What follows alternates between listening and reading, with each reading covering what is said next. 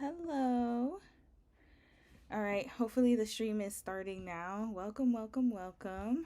Hi, everyone. Welcome. Happy Saturday. Let me put the chat up. Ooh, Lord. Why do I sound like I'm out of breath? Okay. We'll get the chat up. I hope everything's working, y'all. Okay, yeah, the stream is working. Okay, let me check my phone. Make sure the stream is proper. Let us check and make sure we're live right now. I hope yep, I am. I hope everyone's having a great Saturday. Let me make sure the volume's good. Okay. We'll get the chat up. Okay, good. You can hear me. Yay. All right, so I'll just wait for a few people to join. I'll wait for a few people to join. Hold on, let me stop recording. Yes, no recording. I can't record this. Damn, maybe I should record this stream, eh? I feel like I should. Okay, I'm gonna record this stream. I hope I have enough storage space. All right, welcome everyone. Hey, hi Ali, how are you? Hope you're having a great Saturday. Oh yeah, I'm a bit late on the stream, but there's a reason why. I'm about to show you. Well, you guys could probably hear her right now. Hold on. Hi Sophie, how are you? How are you? How's everyone doing? I hope everyone's had a great week, y'all. We got 2 weeks. Wait, when is Christmas? 2 weeks? Yeah, 2 weeks until Christmas. 2 weeks until Christmas. How's everybody? Well, I mean, I know not everybody celebrates Christmas, but how's everyone's holidays going? Cause yeah, still holiday season. All right, I'm gonna wait for a few more people to join before I introduce our new family member. You okay? It's okay. I'm gonna have you down soon. Don't worry. I'm gonna put you down soon. All right. Yeah, I'll wait for a few more people to join. It's okay. Hi Rose, how are you, sis? How are you? Okay, I think my baby wants to get down. Okay, I'm gonna introduce you guys to my baby right now. This is Mimi. Say hi to. Okay, she wants to get down, y'all. Say hi, Mimi. You scared? I think she's scared. You scared? It's too high. Okay. All right, you guys. Here's my new baby, Mimi. Okay, you guys see her? All right. I think she wants to get down, y'all. So I'm gonna let her get down. She does not like to be held, which is good for me. She kind of likes to lay down and do her own thing. Oh my God. Yes, we did, y'all. We did. I announced it I think 2 weeks ago or so. I announced it, but yeah, new pet, my first one. Y'all pray for me. It's very hard, y'all. I'm not gonna lie. It's not hard because she's actually not bad. Like, she's not too bad. Like, right now, she's under my bed. I don't know what's going on here. She's just trying to get to know Dom and I. In the beginning, she did cry. Like, we could hear her, like, when we got her. But now she's not crying anymore. I think she's just getting used to her environment. But she loves her dad. She loves me, too. But she really loves Dom. Like, as soon as Dom comes, she's like really happy and stuff. So yeah, we got her today. She is too cute. Yes, thank you. She's so cute. I don't know where she is now. She's probably under the bed somewhere. I'm gonna get Dom to get her soon. But he's taking a shower, so I'm gonna hold on a second, y'all. Let me just make sure she's okay under the bed. I don't know where she's at. Mimi. Okay, here she is. Come. You don't wanna come out? Come out. I think she likes dark spaces. I don't know where they had her before, but she loves to be in my closet or under my bed. Yeah, so I think she wants to sleep. So anyways, you're going to say bye to her now. I'm going to let her do her thing. Say bye-bye. Bye-bye. Look. Look at the camera. Say bye. Bye-bye. Okay, she's gone. I'm going to let her do her thing here. It's oh, that's why females love men. Okay, that made sense because I'm like, Dom did say that. I was like, what is going on here? Like, why is she? Yeah, they love men. I don't know why. Yeah. So yeah, she is a female. So yeah, that makes sense. Yeah. So, hi, hey, okay, Janae, how are you? Yeah, I'm a dog mom now. Oh Lord. Oh boy. Yeah, it's I'm not gonna lie, it's hard because I don't know what, like, I kind of know her routine. Sorry, y'all, I'm fixing my turtle. This is why I'm a little messed up today because I didn't even have time to do anything. I know her routine a little bit, but it's like now I have to create new routines for her because she's not in where she was before, and she was on a farm before with lots of kids and lots of people, lots of animals. I think she's used to being around noise, and Dom and I are not noisy people. So it's just a different environment for her, but she's gonna get used to it. As long as she stopped crying, so that was good for me. That's good enough for me. And then now she's just kind of like, she's not really eating much. She just ate a little bit. But we got her food out here that she can eat, and I think she's just trying to get to know her new surroundings. So I'm just giving her that space to do so. Hi, Mocha Island. How are you, sis? You said my cat hates men. I heard cats do not like men. I don't know what it is. I've heard cats are very particular. That's what I'll say. I'm not gonna lie, I do want a cat eventually. Dom doesn't want a cat, but I don't mind having a cat because I love the little like cat toys and stuff. I think it would be cute to have a dog and a cat, kind of like Garfield. I know I watched too many cartoons when I was young, but Garfield and Odie, I thought that was really cute. But yeah, it's just a fantasy. Hi, user. Hello from Germany. Hi, Helia. How are you? Hope you're doing great. Hi, Imani. Let's see. Azinet, I hope I said your name right. You said, what did you name your dog? Mimi. Her name is Mimi. So capital M-I, capital M-I. We're going to have to do 2 capital M's. Yeah. I have to get her. So I haven't taken her out too much today because I want her to get to know this environment first. But I'm about to take her out. After the stream, I'm going to take her on a walk. We're going to walk a little bit together outside and then just get her acclimated to the neighborhood and stuff. So it should be nice. Hey, at the brighter side, at the Depth Studio, sis. Hey, sis. You said, hey, girl, you got a new pet. Yes, she's under here. I showed her a little earlier, but she was itching to go under the bed. So yeah, she doesn't want to. I guess she'll come out soon. She gonna come out soon. Dom's gonna take her soon, so I'll have him show y'all again. Yeah. Hey, Saint. Hi, Pseudo Chic. You said, I made even though YouTube didn't want to send out no notification. YouTube didn't send out a notification. They be late with it, y'all. YouTube be weird. Even for me, like, when I subscribe to other YouTubers, I don't get their live stream alerts. So I usually, like, it's usually when I'm on the YouTube app, then the live stream will show up. Yeah. Hopes of Happy. You said, can't believe I caught the live today. Hi, everyone. Tuning in from Nanaimo. Hey, how are you? I actually saw your comment on a video. It was so crazy because I wanted to respond to you. And then I lost the comment. Like, I was looking all over for it. So I'm so happy you joined. And welcome from Nanaimo. Hey, you're not that far from me. We're like neighbors, practically. So happy to wait. Hold up. She making noise. Wait 1 second, y'all. So this whole stream, I'm sorry, y'all, but I'm gonna have to go in and out. Okay, she's just playing. Mimi, no. She wants to. Hold on, y'all. She want to chew something. Hold on. Let me get a toy for her.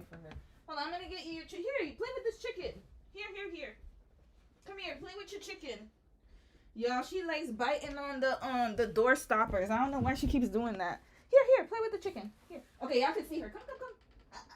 Now she wants to come. Okay, you guys can see her now. Hey, say hi. Hi. Here, play with your chicken. Hi. Okay, she's looking everywhere but the camera. There you go. This is her right here. Look at the camera. Look. Mimi, say hi to your family. Hi, family.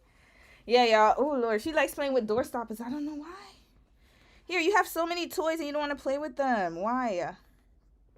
I think she just likes to play around.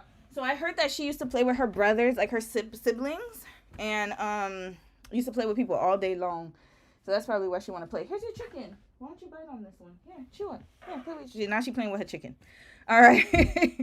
Hi, Devonda Pittman. Hey, sis. How are you? RKO Love. Hey, happy weekend. Happy weekend to you, too. All right, Deja Rue. Hey, sis. Hi, Imani. Saint at S27, thank you. She's really, really cute. Very, very cute. And she's quiet. You know what? Like, she doesn't cry. She doesn't complain much. So that's really good. So I'm really happy about that. I was worried because y'all know I live in an apartment, so I don't want her to be barking all the time. But she only barks when she's excited. I've noticed that. Oh, and she barks if she doesn't like something. Okay. Like, I have this okay, so I'm gonna tell y'all, I bought this this dog, like a place where they could poo, right? Like this indoor simulated grass mat, so it looks like grass, so it can simulate outside, so they'll be able to poop in peace, right? I put it out for her, right? So then I put it out for her, she stepped on the grass and then she jumped out and she started barking at me. I'm like, oh, okay. And I thought it was because she was excited. But she barked at me and then she turned around and then I was like, okay, let me try let me try it again. So then I put a pee pad on top of the grass and then she went because I guess she's used to seeing the pee pad, so she's like, trying to get comfortable. And then I think she felt the grass, and she started barking at me again. And then she left again. I was like, okay, yeah, she don't like this grass. So I'm starting to get to know her. She's starting to get to know Dom and I. So it's been pretty fun. I spent all morning, like I got her this morning actually. So we spent all morning just playing with her and talking, like getting to know her, kind of like feeding her and stuff. And then now like, yeah, now she's like kind of playing with her toy under my bed. I don't know why she likes that little area, but let her play. I'm gonna let her play. Yeah, she's very fluffy. She's so cute. I know, so stinking cute. I'm happy I got a dog. I don't regret it. I know it's day one, but I am really happy. I've never owned a pet before because my mom did not like pets. Like, she only liked birds, but one time we did have a dog and we had to rehome him because she like did not want the dog in the house. We tried it, but every time our dog would get on our bed, she didn't like it. And so yeah, Haitian parents can be a little iffy with pets. So I never had an opportunity to have a pet. I used to just play with my friends' pets or cousins and stuff like that. So now to have my own is it's very fun. So yeah, I think she's trying to get outside, but you gotta wait for your daddy, girl. He gotta take a shower and then he'll come get you. Yeah. So, hi Shani, hi Dilly Ellie. I hope I said it right. Yeah. So Mimi said absolutely not for the grass. She's already letting she run this house, y'all. She's running this house already. But I'll keep y'all updated on my pet escapades. Christmas shall be fun. That'll be interesting. Oh, and I feed her. Oh yeah, I'll tell you guys what I feed her. So they gave me pet food to give to her. Her previous owners, they're breeders, and okay, I think she's playing with the chicken. Yeah. So her previous owners. But wait, hold on a second, y'all. She making noise. What is she doing? What are you doing, Mimi? Oh yeah, she's playing with the chicken. Okay. Yeah, so her previous owners, they gave me like the kibbles and stuff, the dry food. Yeah, you see there she goes, she's barking here. She playing with that chicken. Y'all gonna hear her barking, y'all. She's playing. I don't know why she's fighting that chicken like that. Okay, so yeah. So they gave her kibbles, but then I got her some raw, like some turkey meat and lamb and stuff like that, more healthier food. So I'm gonna mix and match it. So I'll have her eat kibbles sometimes and that kind of food, so she'll get used to it. So kind of wet food, dry food, soft food, like different types of food, right? So yeah. Thank you. All right, y'all. If y'all hear barking, y'all know what it is. So yeah, and then Dom's gonna come get her soon. Yeah. So let's get started, y'all. Oh Lord, I think we're enough on this stream. Oh Lord, there's a lot going on in the this. What is going on, y'all? Can somebody tell me like the end of the year? What is going on? Why is there so much drama? Like Ace and Shelly, let's get right into it. We're going to talk about Ace and Shelly first. So how we're going to break this stream up is we're going to talk about Ace and Shelly first, because I know like that was the most like I guess talked about news yesterday. Then we're going to head over to talk about I want to touch on, and I'm really glad you're here, sis, about parasocial relationships. I know I've been meaning to talk about it, but we're going to talk about it a little bit more in depth today. And also Nick's interview. And what else did I have? Tim and Brene, the update. Oh, Lord, there's a lot going on. Okay, so today's stream is about to be a good one. Now, let's get into Ace and Shelly, because honestly, y'all, and shout out, before I start, shout out to the people, or to the my people who keep sending me stories on Discord. So, Devonda, sis, you always send me stories. Sasha sent me the story too. I saw who else was on the thread. Whoever else sent me stories, I know I seen a few. Oh yeah, that girl from Yonda sent me a story as well. We'll probably cover it tomorrow. I'm not sure if I covered it today, but yeah, y'all keep if you want to reach out to me, please reach out to me on Discord. I know it seems like it's not the best way because I know it takes time to respond, but I see it. I see all the messages and I try to respond as fast as possible, as much as I can. And also another thing I have to mention, the Taylor Swift. Yes, y'all, that when I tell y'all I filmed 5 hours of content. 5 hours. So this is why it's taking me so long to edit, because it's a lot to cover. But the second part will be out this week very soon. And then the I didn't forget about Maze Lee. I filmed it. I just have to edit. That's gonna be out too. So bear with me, y'all. I was a little behind because work is working. Work is working, and I have to always put a disclaimer out there that I'm not a full-time content creator. I actually have a job, and my job is very demanding these days because they've given me more responsibilities, which is something I asked for because I'm trying to increase my skills, especially in projects. But that comes with time, right? So that's less time that I have by the time I'm done with work. Whew, so much to do. But anyways, I'm gonna get caught up, y'all. So bear with me. And also, we might do a Christmas live stream. Don't hold me on that. We might do a Christmas live stream. I want to bake cookies. We're gonna do a bake and chat. So Dom's gonna make Korean food, and I'm going to make some cookies, bake cookies. So we'll see. I don't want to make a promise, but so far it's looking like we're gonna stream on Christmas Day. So y'all stay tuned for that if you can. Hi Shani, how are you, sis? All right, so let's get started on Ace and Shelly. Okay, now let me put my screen down. We're going to get to the nitty gritty, y'all. Nitty gritty. No more talking, just watching, because we got a lot to cover. So before I start, oh Lord, Ace and Shelly broke up, y'all. Okay, to be honest with you, am I surprised? No, I am not surprised at all, because I always knew that, like, y'all saw that I did so many Love Island live streams. I think I did it when Love Island, like around the time where it ended. I did a deep dive into Love Island, especially Ace and Shelly. My thoughts about their relationship. Y'all could go watch it, run it back if you haven't watched it yet. So my opinion, I will give it to you guys, is I'm not shocked. However, I didn't think that it would happen this soon, but I'm not shocked. Actually, I thought it would happen sooner. But after Thanksgiving and after they spent Thanksgiving together, I was like, oh, okay, they're getting really serious. I was like, okay, they're pretty solidified. And then boom, breakup news yesterday.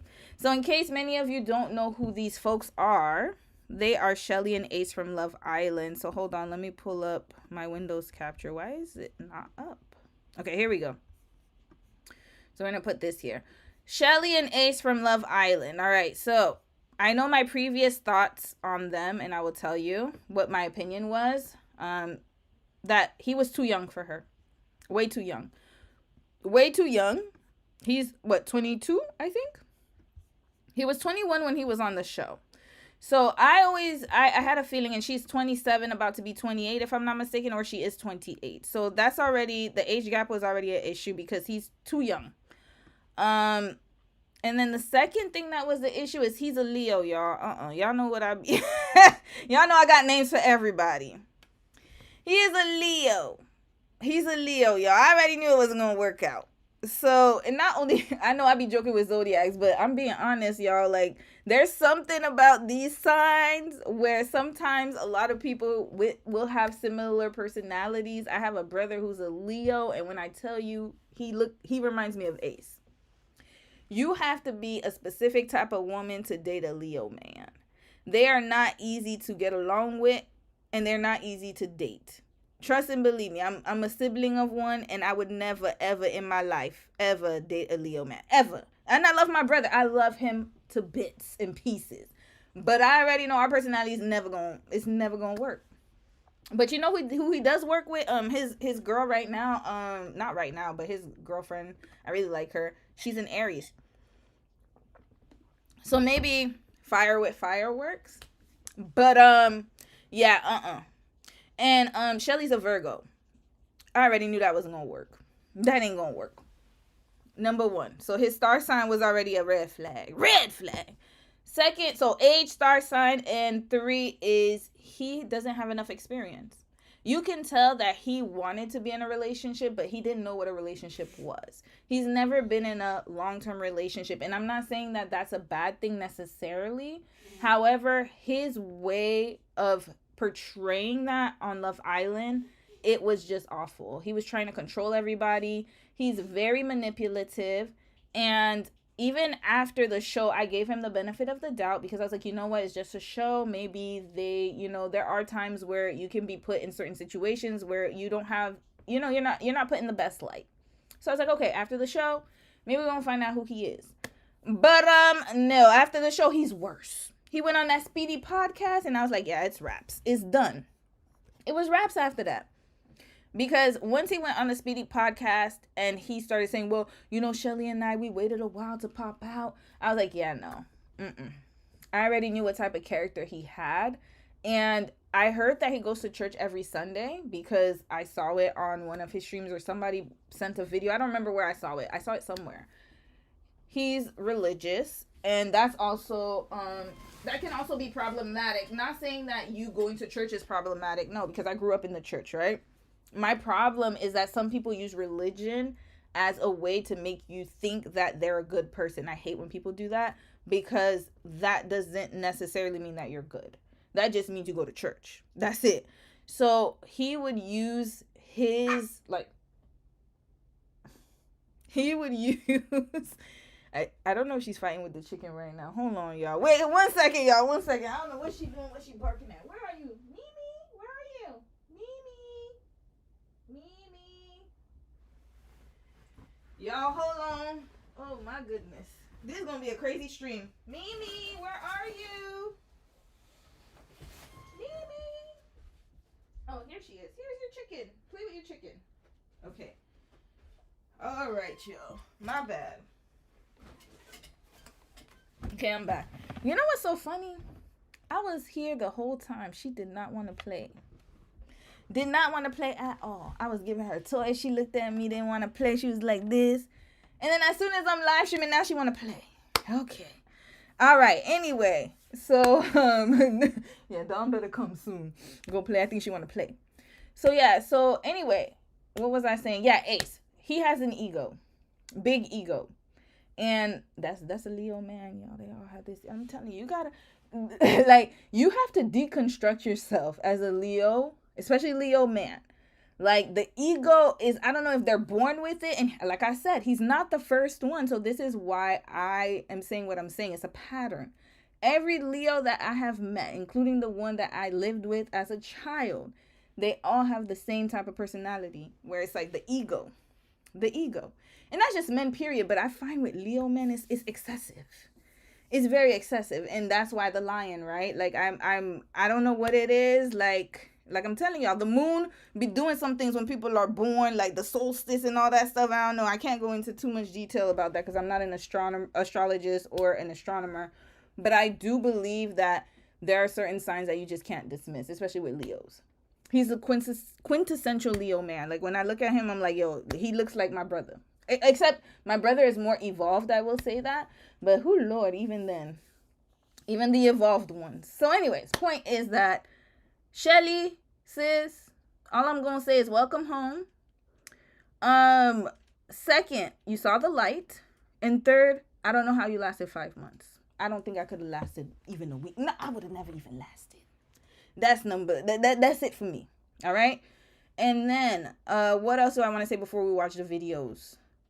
Okay, we're gonna go frame by frame, and I'm gonna tell you guys what I've been thinking for the past few months, because I've made it a mission not to talk about Love Island because there's just so much going on, and also people are very extremely parasocial with this season's cast, and it's very extremely alarming. There's like breakup rumors about Nick and Alandra like every other day. It's like people just don't want to get off of the show. And that's the reason why I haven't spoken about it, is because I don't want to attract those type of individuals to my channel, because it's very alarming. And the amount of children who are watching Love Island or who have watched, like, it's like people just cannot detach. I don't know why. So I'm gonna read a few comments, and then we're gonna get into his interviews and into like the breakup and what Shelly said and kind of figure out what happened. And yeah, and then that's what we're gonna do, and then we're gonna move on after that. Mimi saying red flag. Maybe I should have her bark whenever I say red flag. Devonda, you said, yeah, they would go on a podcast, especially Complex Cooking interview, and they were throwing shots at other couples on the show. Yeah, because he wanted to be the best. He wanted to be the best. He wanted to be the best couple. He's the type of person who's very performative, and I knew it from The Villa. I had a feeling because of the way that he would manipulate all the situations. And usually at the scene of a crime, it would either be Ace or Sierra. They were both at the scene of every crime. If anything happened, you can count your bottom dollar. Ace was involved or Sierra was involved. These two are the same. Just two sides of the same coin. I would say Sierra was a little less extreme, but they're the reason why season 7 was ruined, to be quite honest with you. They didn't let people organically get together. It was like everything was a scheme and a scam. And so now, this is what happened. So now I don't think he could get over the backlash, especially like when you grow up in a religious environment. I'm being honest with y'all, there's a lot of people pleasing. So it's like when you grow up in that type of religious environment, people pleasing is at max, right? So I think that it got to him, especially the public's perception. But the problem is he doesn't realize that he's the one who initiated all of this vitriol. Like literally after the show, people would have moved on. But nope, he went on the Speedy podcast. Reignited it. The cooking show. Reignited it. And then him doing that whole... We're gonna get into it, y'all. I'm gonna stop yapping. All right. You said you talking is making her excited. Probably. You're right, actually. I didn't even think about that, okay, Janae. Maybe she thinks I'm talking to her or something. That's quite possible. Joe Jackson was a Leo. I'm not surprised. I'm not surprised at all. Hold up. You know what? Let's do a little quick Leo man run before we get on Ace and Shelly. Leo celebrities. Let's put famous Leo men. Here we go. All right, let's look at this list. Daniel Radcliffe. Hold on. You know what? Let's not even do that. Famous birthdays. I like to look at this website. Leo men. We gonna get in. Look at all these men. All right, let's get in. Let's get into it. I don't know you. I don't know you. Daniel Radcliffe. Cole Sprouse. I think I know. Chris Hemsworth. He's a good Leo. I actually like him. But we don't know him in private. But he seems like a really good stand-up dude. He's probably evolved. Is he an August Leo or September? August. Okay. No, he's probably... You see, he's one of the ones I would be like, okay, he's not bad. Let's go. Arnold Schwarzenegger. Red flag. Look at this one right here. Arnold Schwarzenegger. Look at him. Y'all want to see? I talked about it in the Taylor Swift case study. Hold on. I hope y'all could see the... Oh, yeah. Y'all could see the website. Arnold. Let's put his mistress. I can't put all his ding on. Schwartz mistress. Yeah. Here we go. He had an outside... Look at this one. Look at this one. Look at this big titty woman right here. This is who he cheated on his wife with. She was their house. Look at them. He did her so dirty, y'all. She was their housekeeper. She had a whole secret side baby with him, and the baby lived in the house, and nobody knew that he was the father. Raising that baby like, and his wife knew nothing. Or maybe she didn't. She didn't want to say nothing, but it sounds like she didn't. And guess what? That side baby looks the most like him. Look at that side baby. Ain't it crazy how side babies always look more like the dad than the actual kids? Hold on, we're gonna look at his kids, y'all. The kids till this day, they don't like him. I might need to do a case study. They didn't even invite him to their wedding. Like, I think one of them got married recently, and he didn't even invite him to the wedding. They act like he doesn't exist. Oh, hold on. This is too big. Wait a second, y'all. I went too far. They act like this little boy don't exist. Look at that. He looks more like the daddy than the daddy. Look at that. Hold on, where he at? And he's a bodybuilder like his daddy. Look at him. Side baby. There we go. All right. So anyways, Arnold. I got sidetracked. Red flag. Then Austin Butler. Red flag. Keep going. Matthew Perry. Red flag. He passed away. Y'all want to know what he did in his last days? He wrote a whole book. And then he talked about Keanu Reeves. Why didn't Keanu Reeves pass away? Why is Keanu Reeves still alive? And then guess who passed away? He did. Terry Crews, red flag. Wrap this list right up. We didn't even need to go any further. We don't need to go any further. Jason Momoa, red flag. Continue. Marlon Wayans, red flag. Didn't he just get into it with 50 Cent? John Stamos, red flag. Steve Carell, I don't know too much about him, so we're going to leave him alone. Matt LeBlanc, I don't know too much about him. Patrick Swayze, he was a good one, so we're going to leave him alone. Ben Affleck, red flag, and we're going to get to him and J-Lo today. Who else? Robert De Niro, red flag. Ain't he the one who kept having the babies with the sisters? Yeah, it was him, and now he got an Asian girlfriend. Have babies all over the damn place. How many kids he got? Hold on, Robert De Niro. How many kids does this man have? 1, 2, 3, 4, 5. Okay, he got 5 children. I remember he left his wife of many years, Grace. Wait, when did they get a divorce? 2018. They were together for a long time. Yeah, he was with the sister. Yeah, this was his wife right here. Many years. And then they got a divorce. And now he's with this woman. Girlfriend. Yeah, Tiffany Chen. This is his new girl right here. Whew, Lord. All right. How many red flags we going to go through? Oh, Jason Statham. I don't know too much about him, so we're going to leave him alone. Keith Powers. He seems really nice. I mean, he's with Ryan Destiny, and they seem like a cute couple. Antonio Banderas. He's been married to, what's her name? Melanie Griffith, I think that's her name. Okay, we're going to leave him alone. Who else is on this list? We're going to go. Jesse Williams, red flag. Look at that. Look at that blue-eyed demon right here. Blue-eyed demon. Robert Redford. I heard some stuff about this one. Oh, yeah, he's a red flag, too. Okay, that's it. That's enough Leos, y'all. We didn't even get to the rappers. We're going to do the rappers, and then we out of here. We're going to get to Ace.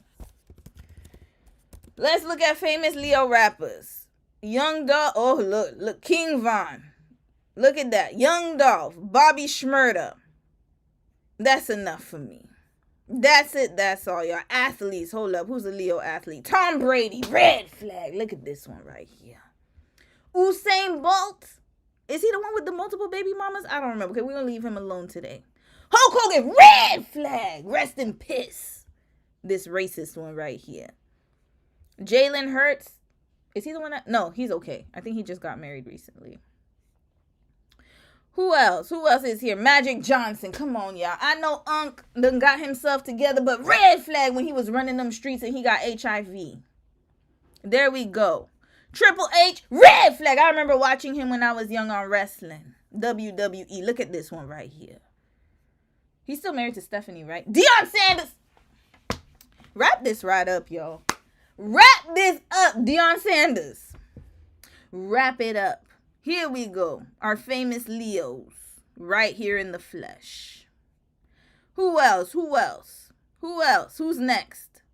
That's it. All right, we're done with these folks. So these are all Ace's star sign brothers. This is what I'm trying to tell y'all. There's a pattern here. Now let's get to their breakup announcement because that's very important. Let me put it up here. They broke up yesterday, I believe. So Ace and Shelly. And it's all over the blogs, y'all. I'm really shocked. It's all over the blogs. Hey, Blue. Oh, Blues is here. Okay, we might watch a little bit of her stream. All right, here, let's watch E-News. Love Island's Ace Green and Shelly Basanthe have called it quits. I'm tired of them using these AI voices. This is straight up AI. They don't even, the laziness. They don't even care to put their voices anymore. They use AI, y'all. Love Island's Ace Green and Shelly Basanthe have called it quits. During the December 12th episode of Sirius XM's Page 6 Radio, Shelly reveals that her and Ace are no longer together, saying... Okay, we're not gonna say it anymore. I thought it was gonna be better. Oh, Lord. Okay. Shelly, what was it? Page 6? Maybe I could find it here. Here we go. All right, let's watch what she said, the breakup.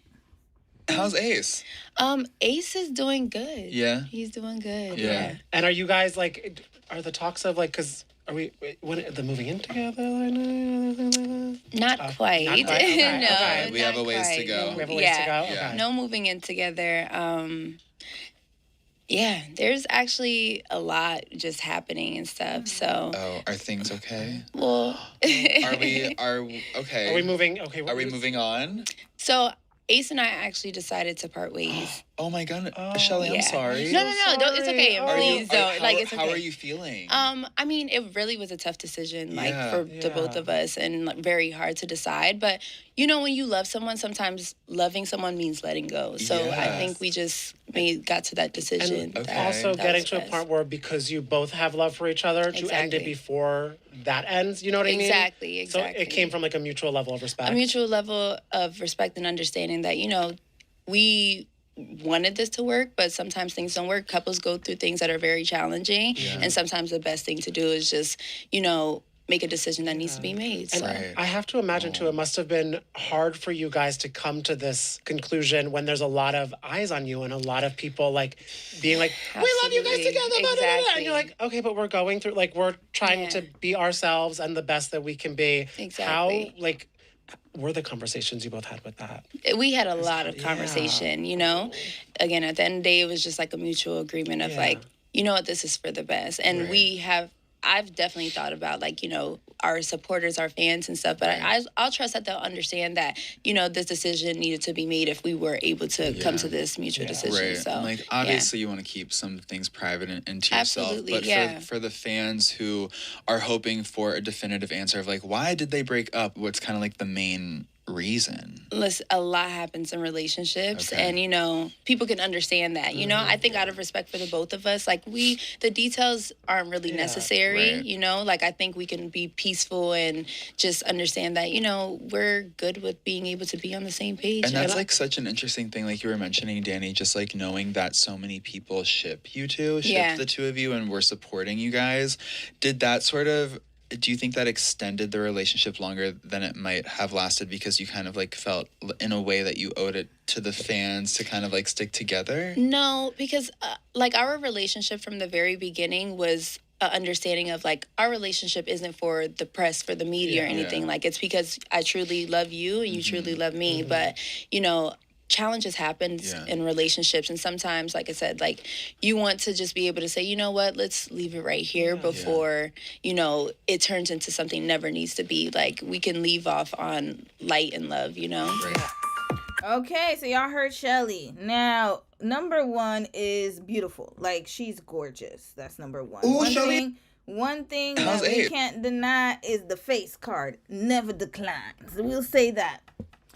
So, the second thing I have to mention, though, is I understand where she's coming from. I actually am happy that she didn't put herself in a situation where she stayed in this relationship longer than she should have, especially if it wasn't working. So I will congratulate her on that. It is a very tough decision. As you guys know, like, social media is not easy. And being on social media is not easy. And especially being on such a public platform in a show like Love Island, where, you know, they were putting themselves as the black love couple. That's what it was. Remember, Ace came out and was talking about all the other couples. Oh, we gonna run it back. Don't worry, we're running it right back. Where he was, you know, pretty much throwing every other couple under the bus, except for him and Shelly and Taylor and Clark, as if they were the pinnacle of relationship goals and everyone else was fake, right? And not saying that they were fake. I believe they had a really genuine relationship, at least from Shelly's perspective. But honestly, y'all, Ace was performative. He's performative as hell. Very performative. He followed everything to the T. And that's how I knew that, something was up here. So now we heard Shelly's side of the story. She's the one who broke the news. Am I surprised? No. Because every time that they had some situation where they had to go to the press, she was the one who was talking. She was the mouthpiece. He's that type of man, y'all. Had her being in the front while he's in the back. That's what he was doing the whole time they were in the villa. And yes, he would do little gestures and things, but they were always under the guise of like, oh, I'm doing for you, so you better do for me. And I didn't like that. It was never just because. So that's number one. I know I keep saying that's number one, but that's really the first one. I got a lot to say about Ace. Then she said in the interview, she just said it right now. She said that there's a lot that goes on in relationships people don't see, and that and I thought the interviewers, by the way, shout out to the interviewers. I thought they displayed a lot of empathy. They asked the right questions. I really felt like the environment was safe enough for her to express herself, and kudos to Page Six for that. Now, another thing I want to mention is she said that they wanted to leave on a good note. Things got bad. Whenever you hear somebody say, you know, I'd rather get on a good note than things get worse, it was bad. Red flag. What did you do, Ace? What did you do? I have a feeling she's the one who walked away. I have a feeling, because he was never going to do it. I'm going to tell you why. He had no incentive to end the relationship because it would look bad on him. People already hated him. So Shelly being with him actually helped him, but it hurt her. It never benefited her to be with him. It benefited him, but not her. So he literally made her get more hate than she deserved. That whole Huda situation, Ace. I told y'all, he was at the scene of every crime. Nicolandria being fake, Ace. He's the one who was at the scene of every single incident. He was always there somewhere in the mix. When you're with that type of man who likes to control things, he's playing everything like a chessboard, like it's freaking Game of Thrones or something, then how do you think he's going to approach life? That's just what it is, right? So, unfortunately for her, I think it took her 5 months too long to realize it, but hell, we all live and learn, and I'm really proud of her for making that decision. It is not easy, because that's a lot of money on the line, y'all. That's a lot of money on the line, but she chose integrity, and for that, I will always, always, always, always be proud of people. It's not easy doing that. And guess what? She gonna get even more brand deals, because one thing we love is somebody who has integrity. So I will say that she's seen the light. I never thought she was a bad person to begin with. I done showed y'all the breakdown where I felt like it was Ace getting into her head. I'm glad she's finally awoken from the days or the whatever he was putting, the spell he put on her, and that she's able to break free. So I'm really happy for her. All right, I'm gonna read a few comments before we hop into other videos of them, and we're gonna dissect them. At Cassie, hey, you said I think their relationship was fake. I don't think it was fake. I mean, I respect your opinion. So everybody has their own opinion about it. I think it was fake to a certain extent. But it was very performative. I'll say that. But I think it was more coming from him than her. And that's why I'm kind of careful about saying fake. But I do think I agree with you that it was fake to a certain extent on his end. I don't think it was fake from her. And I think she was really genuine about it. But it's possible that, you know, maybe she did, you know, fall into certain things because of him. And I always got that feeling from her, because when she showed up at the villa, in the first few weeks, she was a different person. And then as soon as she got with him, she became more calculating, strategic. And again, sometimes who you get with will bring out the worst in you. That's why you always have to be careful about the type of person you entertain. They will bring out the worst in you. Somebody could either bring out the best or the worst. And everyone has those character traits, right? But when you're with somebody who has a similar personality like Ace, it is very easy for you to get on their level. And I think she started to feel stifled. A lot of opportunities she probably missed because of him. And not only that, but remember, after Love Island, she was the only one on the press runs by herself. She was the only one who was solo. Everyone else was in their couple. That is very embarrassing. Even Brian showed up for Maya, damn it. And that was the fakest relationship yet. And even he had enough sense to show up for her. But Ace was nowhere to be found. And I think that those type of little like red flags were things that she should have noticed. But again, like, you know, when you're under a spell, if you've ever been into a type of situation where a man manipulates you, I can see how she was blinded, right? So I don't know, y'all, but it was definitely some type of mind control going on. Shelly is being coy in this interview. She is. I don't think she'll ever spill tea. She's not that type of person. But there'll be clues somewhere. Trust and believe me. Trust and believe me. On the brighter side, 91. I'm gonna keep calling you at the Dev Studio, sis. That's how I know you. I'm holding out hope that Shelly and Alandra can heal their friendship. I think Ace got in the way of her bag, especially after the Speedy interview. I agree. I was so angry about that. He was the reason why their friendship is no longer. He was the main reason, y'all. That was it. That was it. If it wasn't for him, they would have still been friends till this day.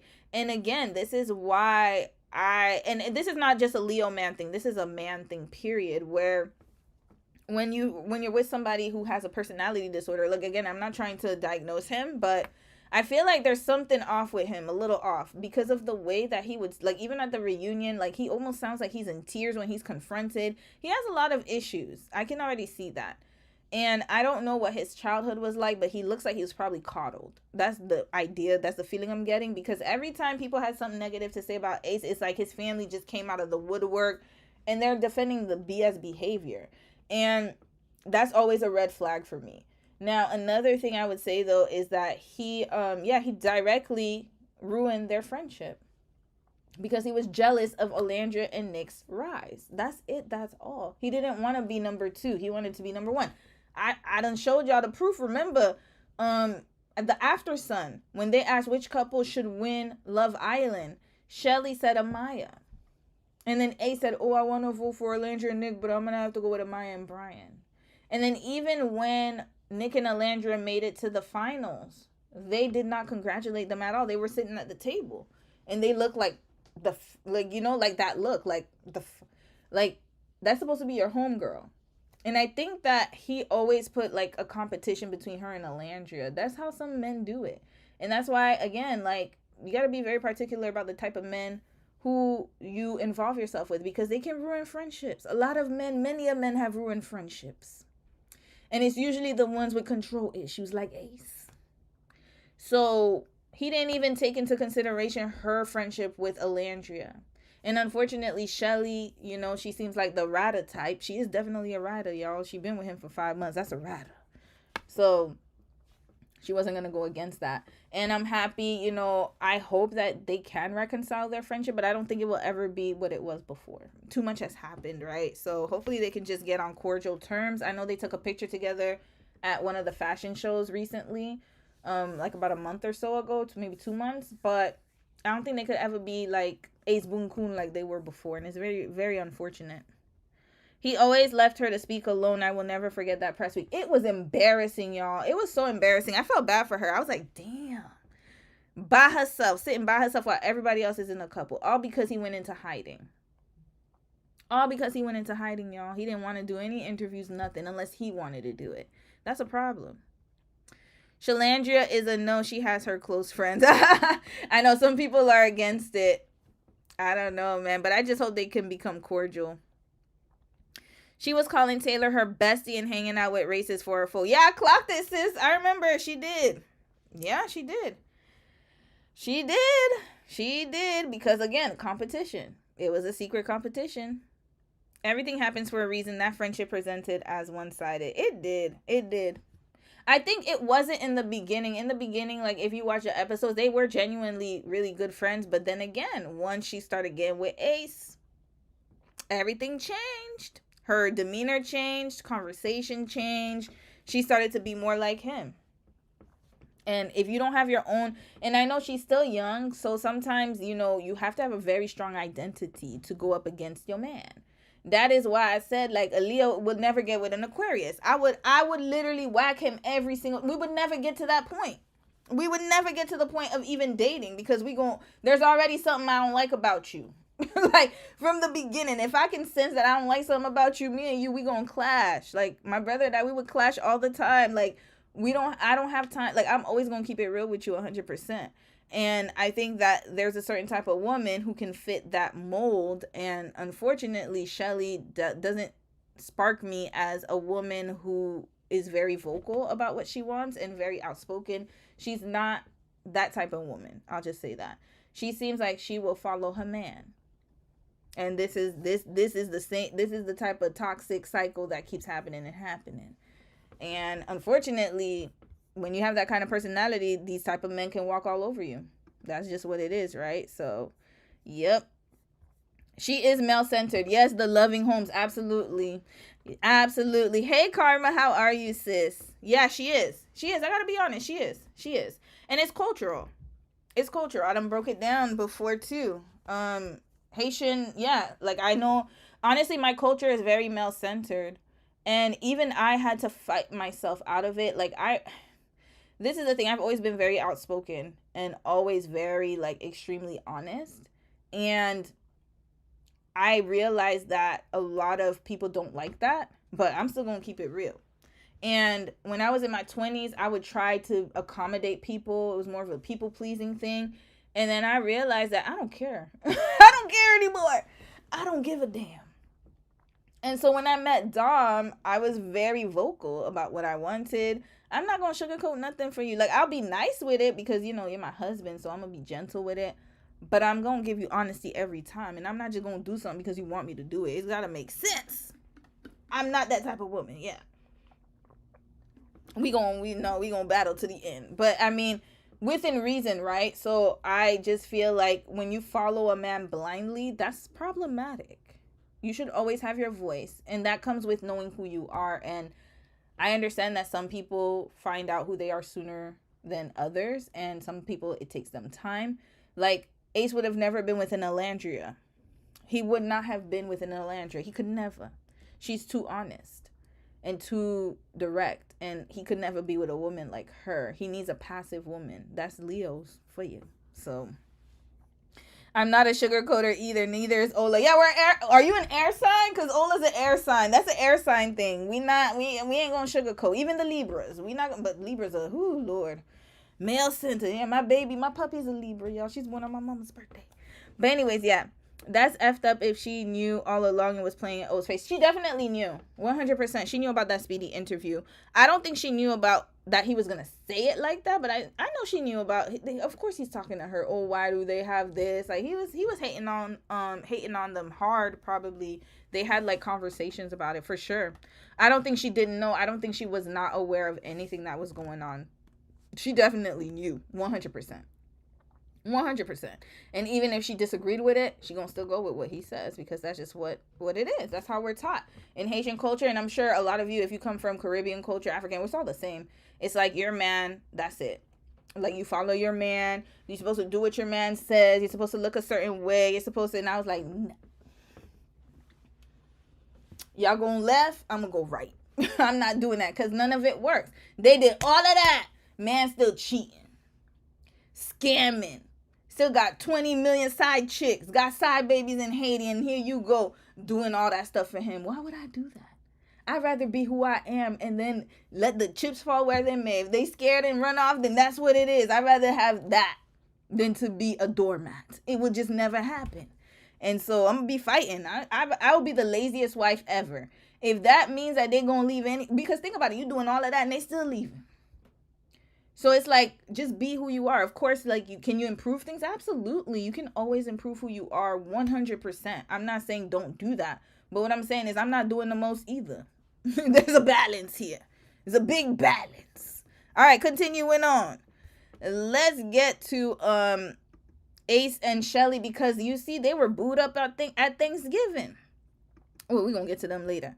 It was Thanksgiving, and Ace and Shelly, they were booed up, y'all. They were booed up. Let me see if I can find it. Here we go. This is them with matching outfits on Thanksgiving Day. Remember, so I saw online, I saw the discourse online. Thanksgiving was 2 weeks ago, y'all. 2 weeks ago, 3 weeks, almost 2.5 weeks ago. Thanksgiving was 2.5 weeks ago. And Ace and Shelly, they had matching outfits. They went to see each other's families.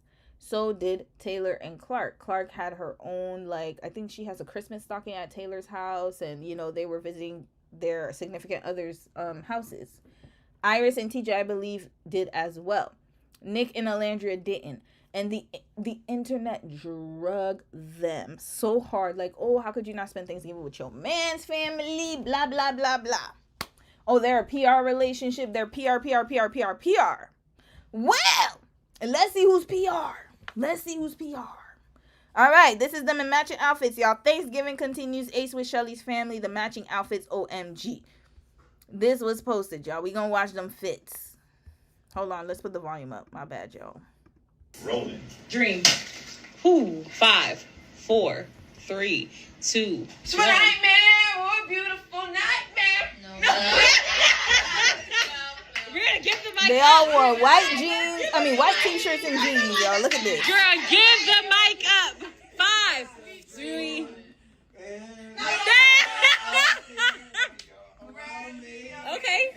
Okay.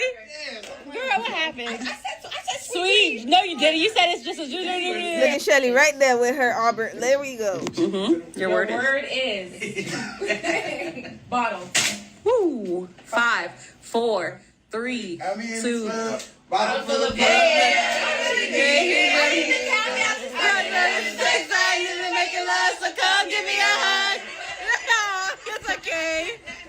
It's okay.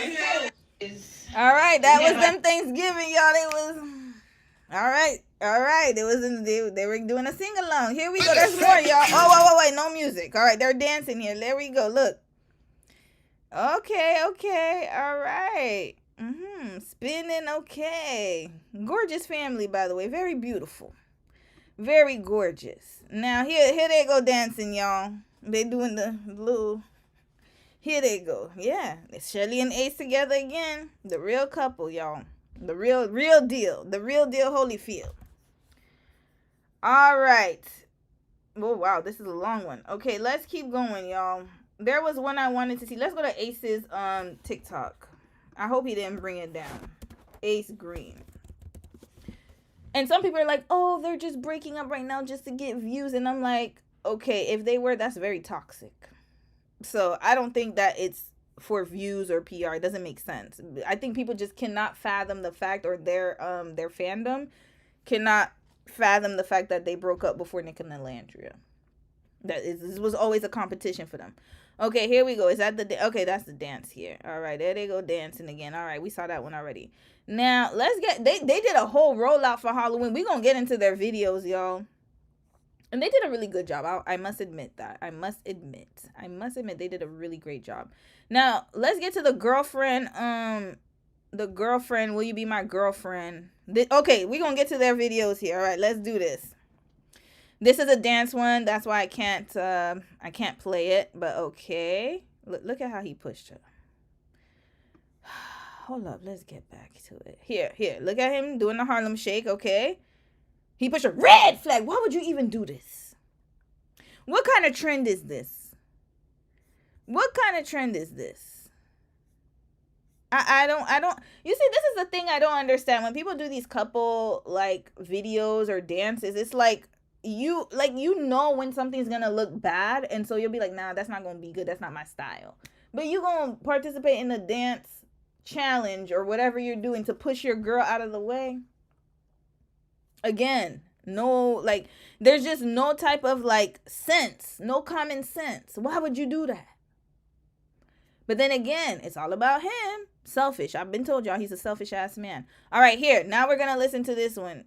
Here. This is him in is he playing his song Clock It? Let me not. Yeah, I woke up. His song Clock It. I'm not playing it. He looked like the copyright strike type, so I'm not gonna play it. But here, this was them in the Maldives. I don't know where they were. I don't remember where they were. Shelly's gorgeous. They were somewhere in the islands. Okay. Here, woke up this morning. We gonna clock it. All right, Ace. Continuing. Okay. Is this a song? Yeah, you see, I'm tired of it. All right, the wham in a circle. That's right, wham in a circle. Okay. All right, look, they're whamming in a circle. Look at her doing the TikTok challenges. They were trying. So let me tell y'all something. Around this time was when he was trying to rebrand Shalace because they were getting hit left and right. This was after the Speedy interview, I believe. And so this came with TikTok dances, but you could see it wasn't natural for them. It just seemed very odd. And I have a feeling that he was the one behind it because he's the dancer.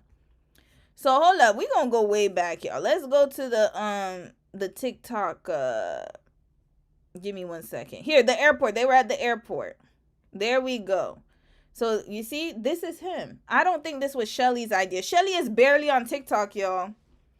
This has him written all over it. Look at this. Look at these dances. That's not Shelly's MO. Let me show y'all Shelly. Let's go to Shelly's TikTok. Stop trusting white women? Okay, we're going to leave that here. What's going on, sis? What happened? Okay, we're going to leave that right there. Put them phones down and meet racism with real concept. What is going on? Why is my feed like this? Okay, Shelly. I love you, white women, but sometimes y'all could be a little funny, so I gotta listen to the video after. Okay, we're gonna play that tomorrow. I'll save that for tomorrow.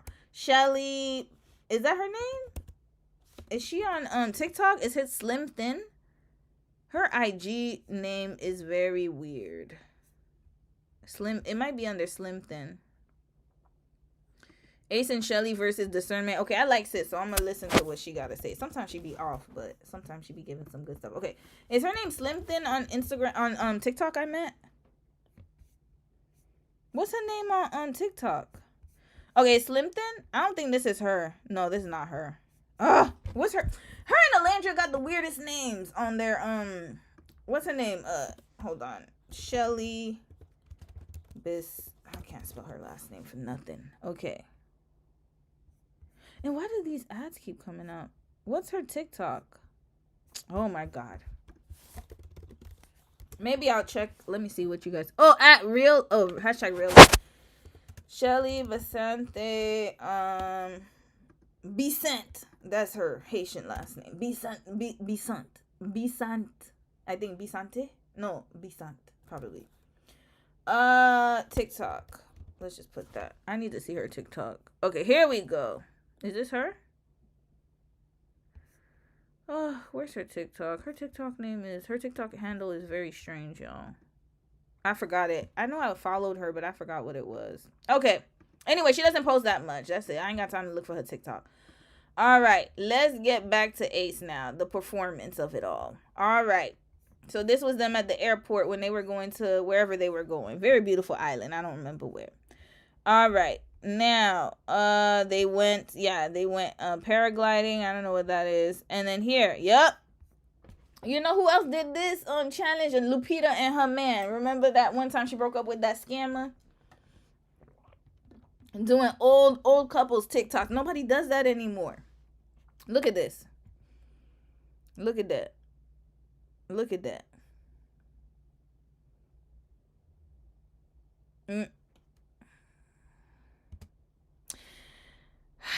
We're going to play it one more time.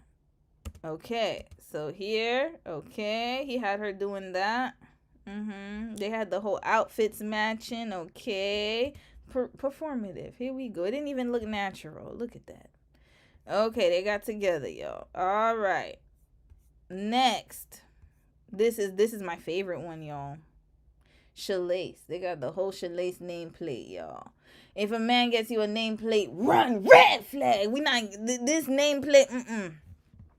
If he gives you a nameplate and you are under the age of whatever age, I like nameplates. Don't get me wrong. I love it, but I know why he did that. This was for branding purposes.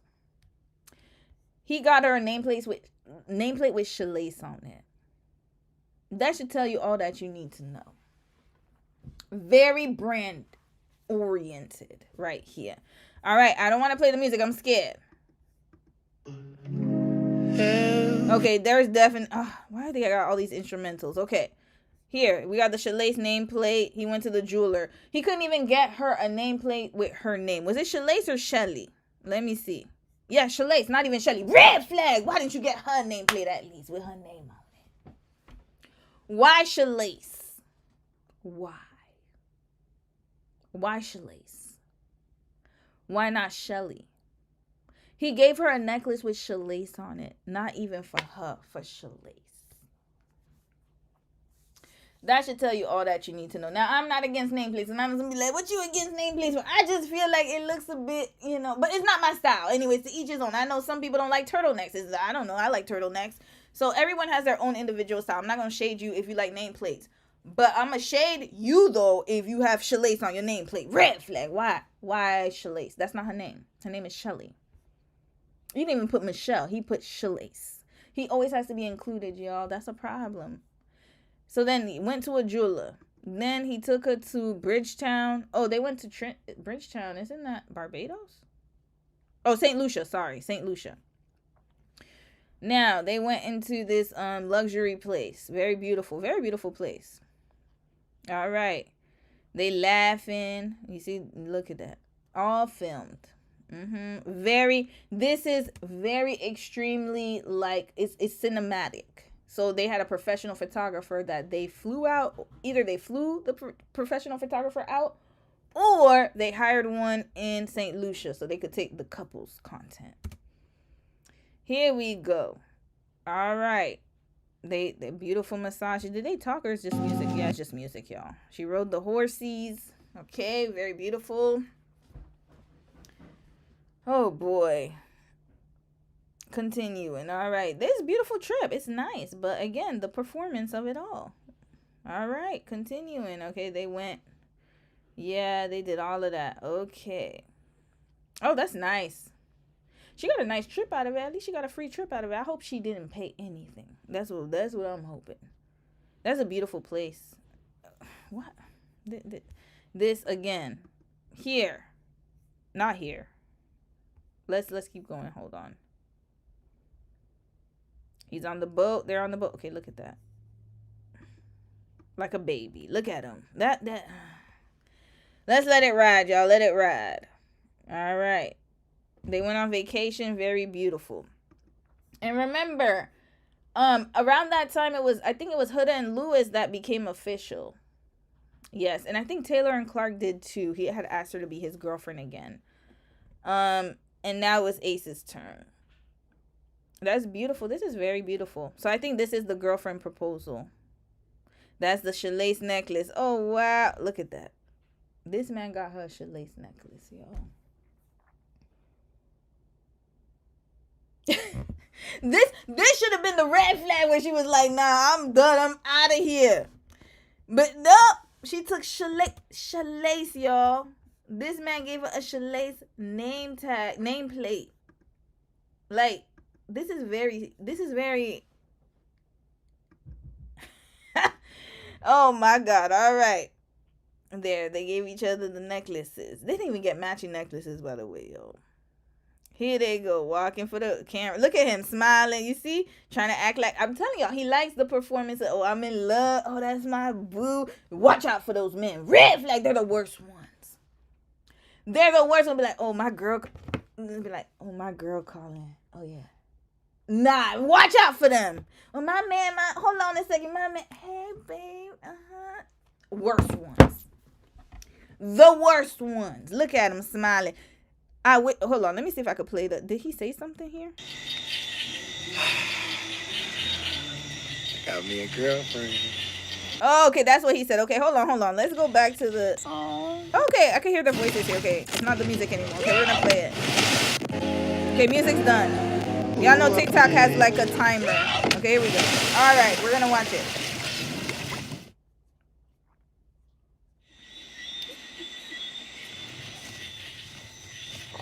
Of course. Oh, that is so nice. Sorry, I got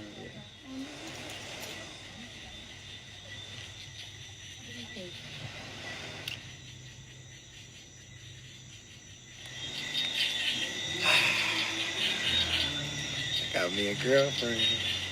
I'm a girlfriend. Like, when are we gonna, like, honestly, okay, I know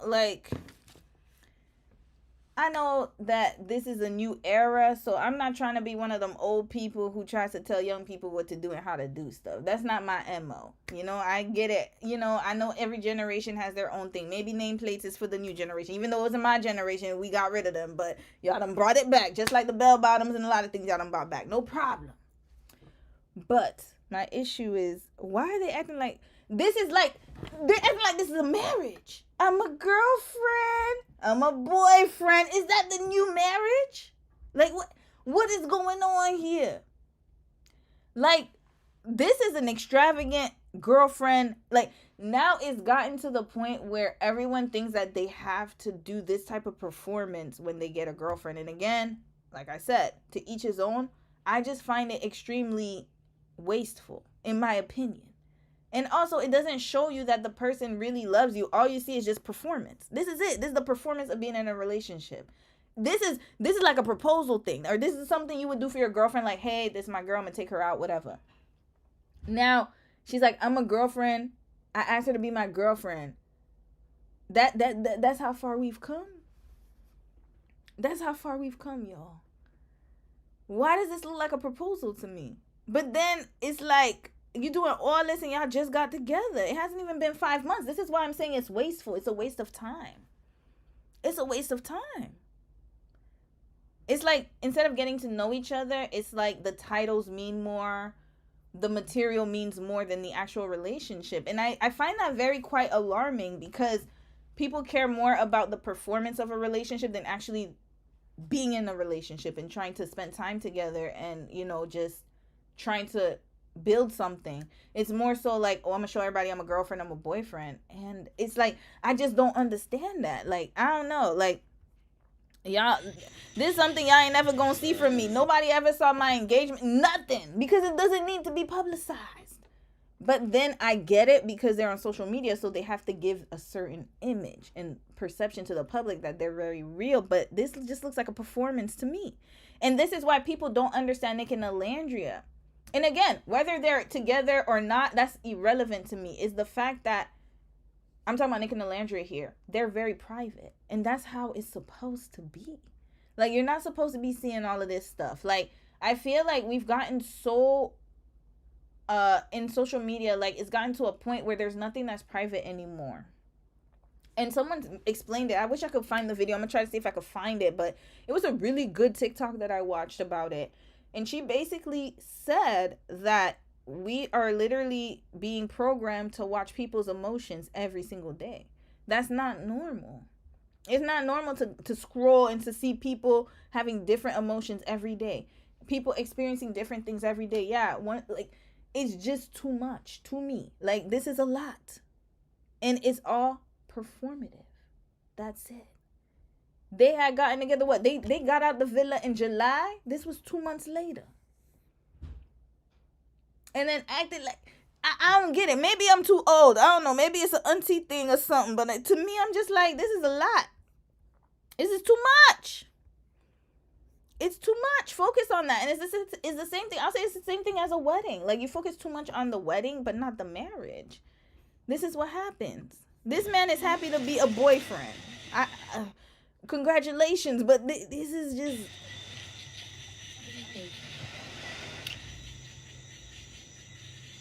I don't know, man. I don't like... Look at that. Just even the sigh, like, I'm a boyfriend now. Like, it's just so, like... Got me a girlfriend. I'm a girlfriend. Look at that. So, anyway, let's continue, y'all. Listen, I know I'm burst a lot of bubbles because, like I said, I understand you want to show your love. I'm not saying you can't do that.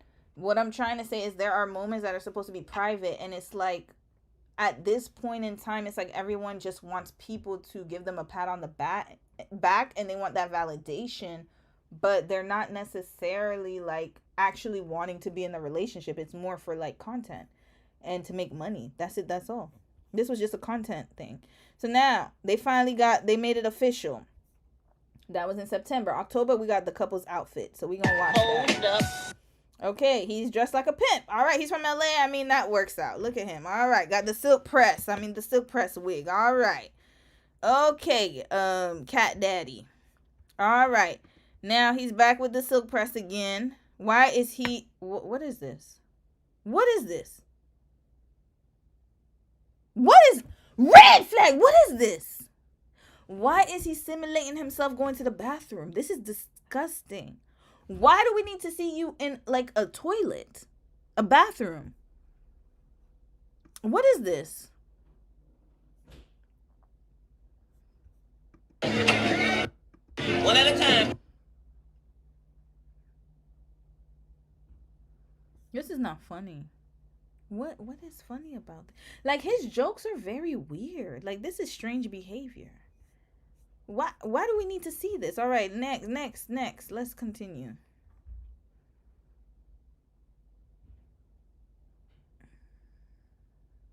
Maybe, like I said, maybe I just don't get the jokes, y'all. I don't get the jokes. I'm too old now. I'm too old.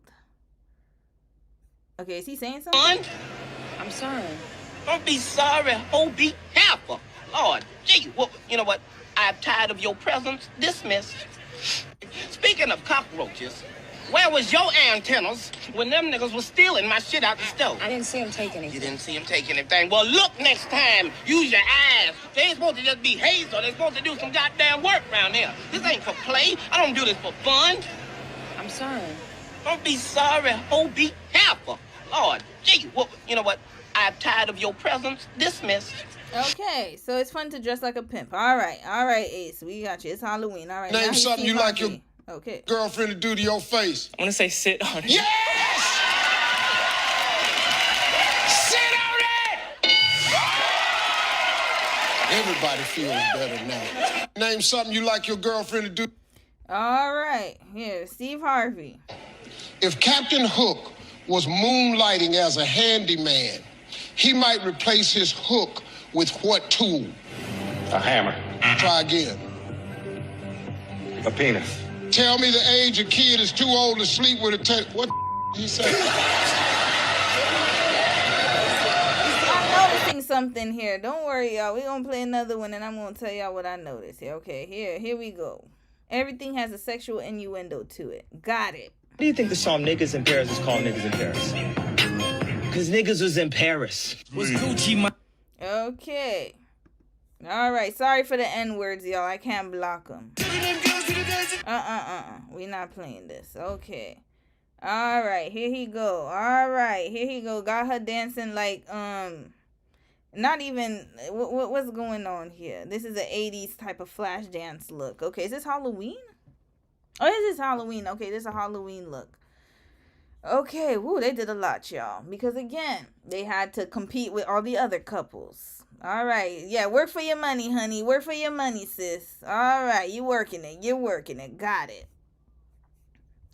Another outfit. Now we got the, what's that movie? What? Sinners. This is the brothers, the twins. Okay, so now he dressed like the twins in Sinners. Okay, how many outfits? This is a lot, y'all.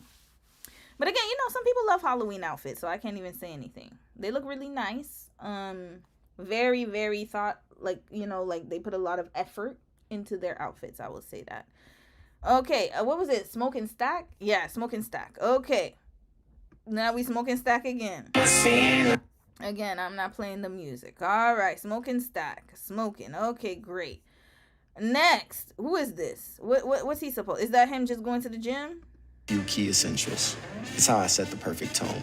It's the ad. Okay. They stay in your ears. Yep, beats. Okay, we're not watching the ad. All right, what is this? What is happening here? Okay, why does he have white stuff on his face? Oh, Ace Tober. That's what he called Ace Tober. Okay.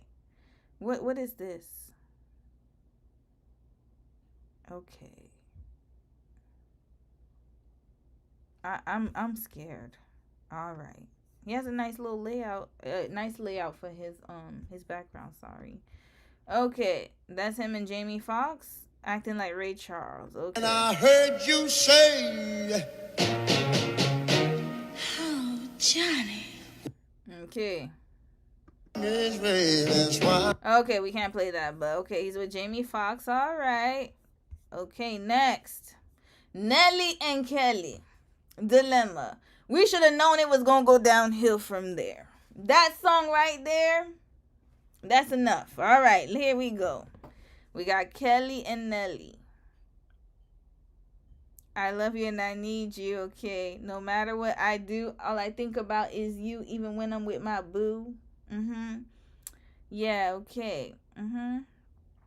Here we go. Okay, they got the Nelly Band-Aid and everything. All right, continuing.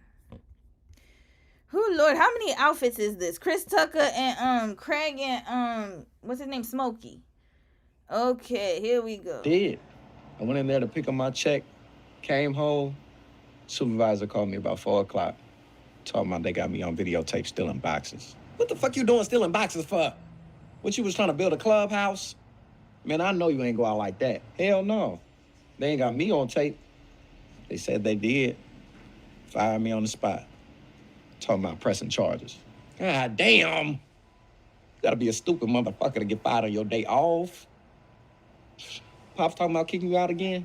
Yep. Oh, god damn. Man, look.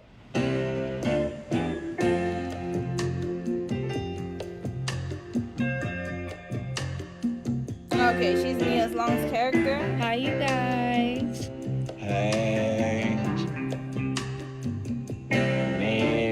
Man. What's up, man? What's up? Why you ain't... Red flag. I'm gonna give him a red flag for this. Shelly looked beautiful as what's her name? Lisa in the movie? I forgot. But why didn't you use Chris Tucker and Ice Cube's voice? This was very flat. The goddamn didn't even goddamn. Like, you didn't even do the Chris Tucker goddamn. Like, this was a waste of you doing it. Why didn't you use the sound bite? You could have used the sound bite. It just did a voiceover. It would have flowed a little better. This looks very forced. I'm sorry. Like, I'm gonna be really harsh. No. I'm sorry. You didn't pass the vibe for that one. All right, next. Is he Obama? Reverend Al Green was here. Okay, here we go.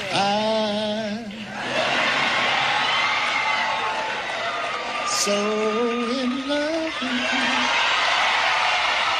you. Reverend Al Green was... Whew, boy, are we done with Ace Toba? Oh, boy. Oh, there's more. Lord. Michelle. Oh, God. Michelle. Michelle. Michelle. Michelle. All right. Michelle. Okay, now, is it done yet? This is the last one. Okay, it's Clockhead video. Okay, all right. So I'm going to tell you guys what I just noticed. The reason I played all these videos. He's a pimp. Again, control over a woman. Submissive. Steve Harvey, he was talking about all of these little jokes that he did. This one was about something that you like done on your face. What was it? Something that you like to put on. Name something you like your girlfriend to do to your face. Something you like your girlfriend to do to your face. Very him-centered. Everything is him-centered. Red flag. It's Ace Toba. Don't you got a girlfriend? Even the Shalace necklace. Ace. He got his name on the back. Ace. This is a Leo man, y'all. Look at this. Name something your girl like to do to your face. Name something your girl like to do. What's the second one here? If Captain Hook was moonlighting as a handyman, he might replace his hook with what tool? And then the tool was penis. Everything. Sexual gratification and pleasure. Continuing. Here we go. He's in Paris. Okay, that's a different one. Then here, got her dancing like she's on, like, I don't know, Magic Night or something. Like she's an old 80s like girl working on the corner. I gotta be honest. Got her dancing like she working for the money. All right. Next, Smoking Stack. This one was more him-centered. Got himself twice. Here we go. Then here, I don't know what he's supposed to be, the Grudge or something. I don't know what this is. This is a very scary character. Okay, all looking at him in the camera with these wigs. I don't know why he like wearing them wigs. All right, next. This was just a celebrity thing. I'm not even going to talk about that. This one. Nelly, I love you. I need you. No matter what I do, all I think about is you. Red flag. Very male-centered. Like, a lot of the songs we listen to, y'all, they are extremely male-centered. Extremely. Like, now that I go back and listen to lyrics, I'm like, y'all ever heard the song Monica, For You I Will? Whenever I listen to that song, I'm like, damn, it's a beautiful song, but my goodness. I will cross the ocean for you. I will go and bring you the moon. Like, that song was just very extremely pick me. Like, so many of those songs. Pick me. This one was big pick me. No matter what I do, all I think about is you, even when I'm with my boo. Here we go. Now, second, all centered on him. And of course, Shelly comes by. Oh, yeah, goddamn. Oh, yeah. Showing her body. Like, oh, yeah. Like, I'm going to get with that. Again, all for his gratification. Next, President Obama. Talking about Al Green, whatever he's doing. This one was a skit, so I can't really say much about it. Okay, but again, centered on him. Then Michelle. Michelle, come here. Michelle. Michelle. Look at that. Michelle. Michelle. And y'all want to know President Obama's a Leo too. So, you know, let me tell y'all something. When Michelle Obama came out and she started talking about marriage is hard, and she just started talking about like how their marriage is not what people think, they're not the perfect couple, and nobody is, but the way she was coming out, I knew she went through it. He's a Leo at the end of the day. I already know. Even if he's an educated Leo, he's still a Leo. Michelle Obama, what's your sign, sis? Let the world know. You a Libra? She's a Cap and Capricorn. Here we go. Cap and Capricorn. Enough. Earth sign. Virgo, Earth. Capping. Continuing. All for his... Look at it. All right. Michelle. All for him. All right, now his clock it video, y'all. We're going to see how many views it's gotten so far. Because, one, he dropped it too late. I don't think there's anything wrong with the song, to be honest with you. But he dropped it way too late. 73K in 3 weeks for Love Island is not... I mean, it's okay, but it's not that great. He should have... You see, he waited too long for people to get to know this song. He should have dropped it from the beginning. But again, ego. Ego was in the way. He was so focused on what everybody else was doing that he didn't work on his grind. This is why he is where he is right now. Too focused on other people. Look at this video, y'all. We're going to watch it. I've never watched it before. So we're going to see it. Here. We got a lot of people from LA. Okay, they're dancing. Okay.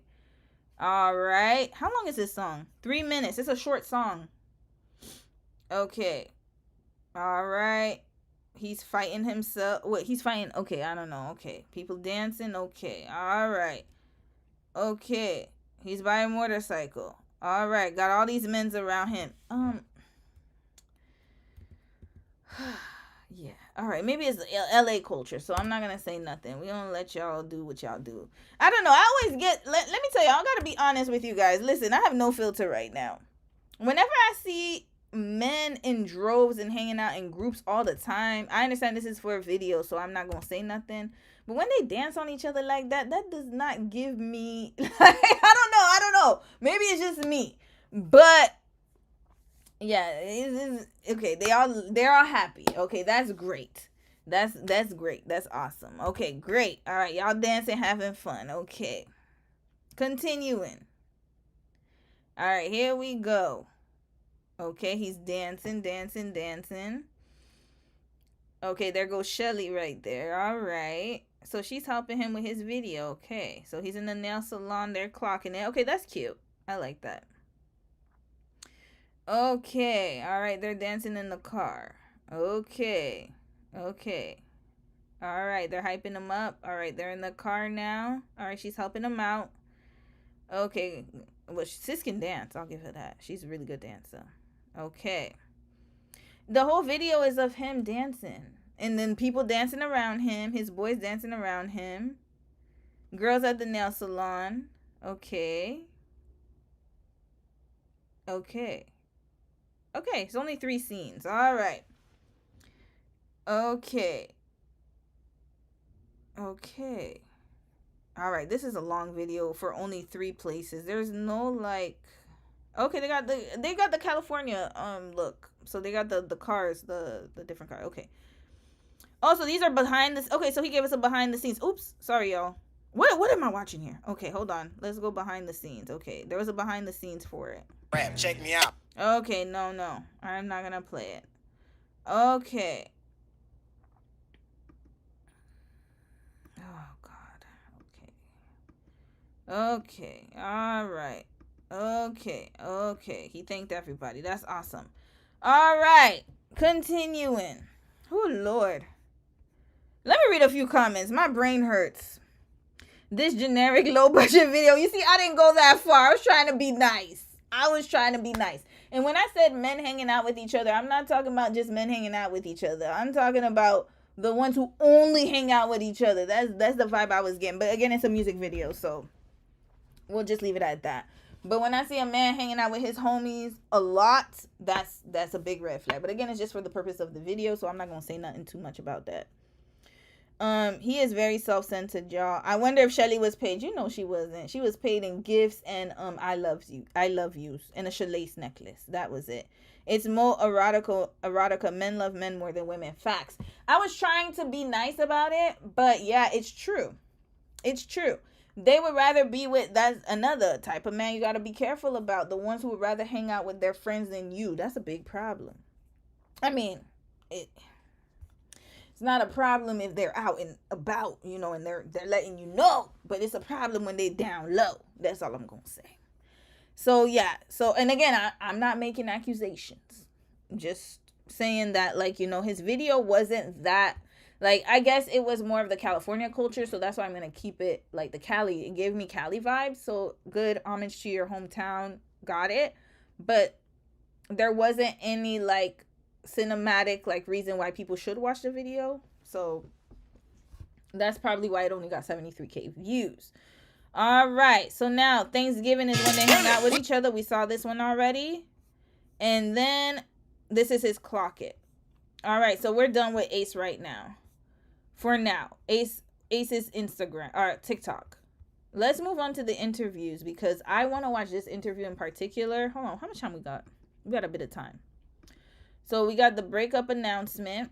And we're going to watch because they were recently on Billboard. So, y'all, they went to France together. They lived together for a few months. Because remember, when they first got out of the, got off the island, they said Shelly was going to move to LA and that she was staying with Ace. And then all of a sudden she got her own apartment. And people thought, oh, she just got her own place. But little did we know that she was trying to peace out. So let's see when she got her own apartment. Hold on. What? The older generation considers the new generation disrespectful because we voice ourselves instead of swallowing our trauma. What new generation? Okay, we'll watch that tomorrow. Hold on. Y'all, there's a lot of videos I want to watch tomorrow. It keeps coming up on my feed. Okay. And Hug, does Eric... All right, let's get to, what was it? What was I looking for again? Oh, yeah, Shelly's new apartment. Y'all, it's been a long morning. My meds, they not working like they supposed to. You know what? Let me take my booster. Sorry, y'all. I'm going to take my booster right now. I think I need a booster to get today. Today's been a very eventful day. Where's Mimi at, actually? Hold on a second. Honey? Honey? Did you take Mimi? Where is she? Can you come and look for her, please? I'm sorry, I'm home. Oh, Lord. I needed that booster because I got to remember. Okay, hold on a second, y'all. Give me 2 minutes. Let me go look for my dog. Hold on. Where's my puppy? Where is she? I think she's on her bed. Hold on a second. I think she's sleeping.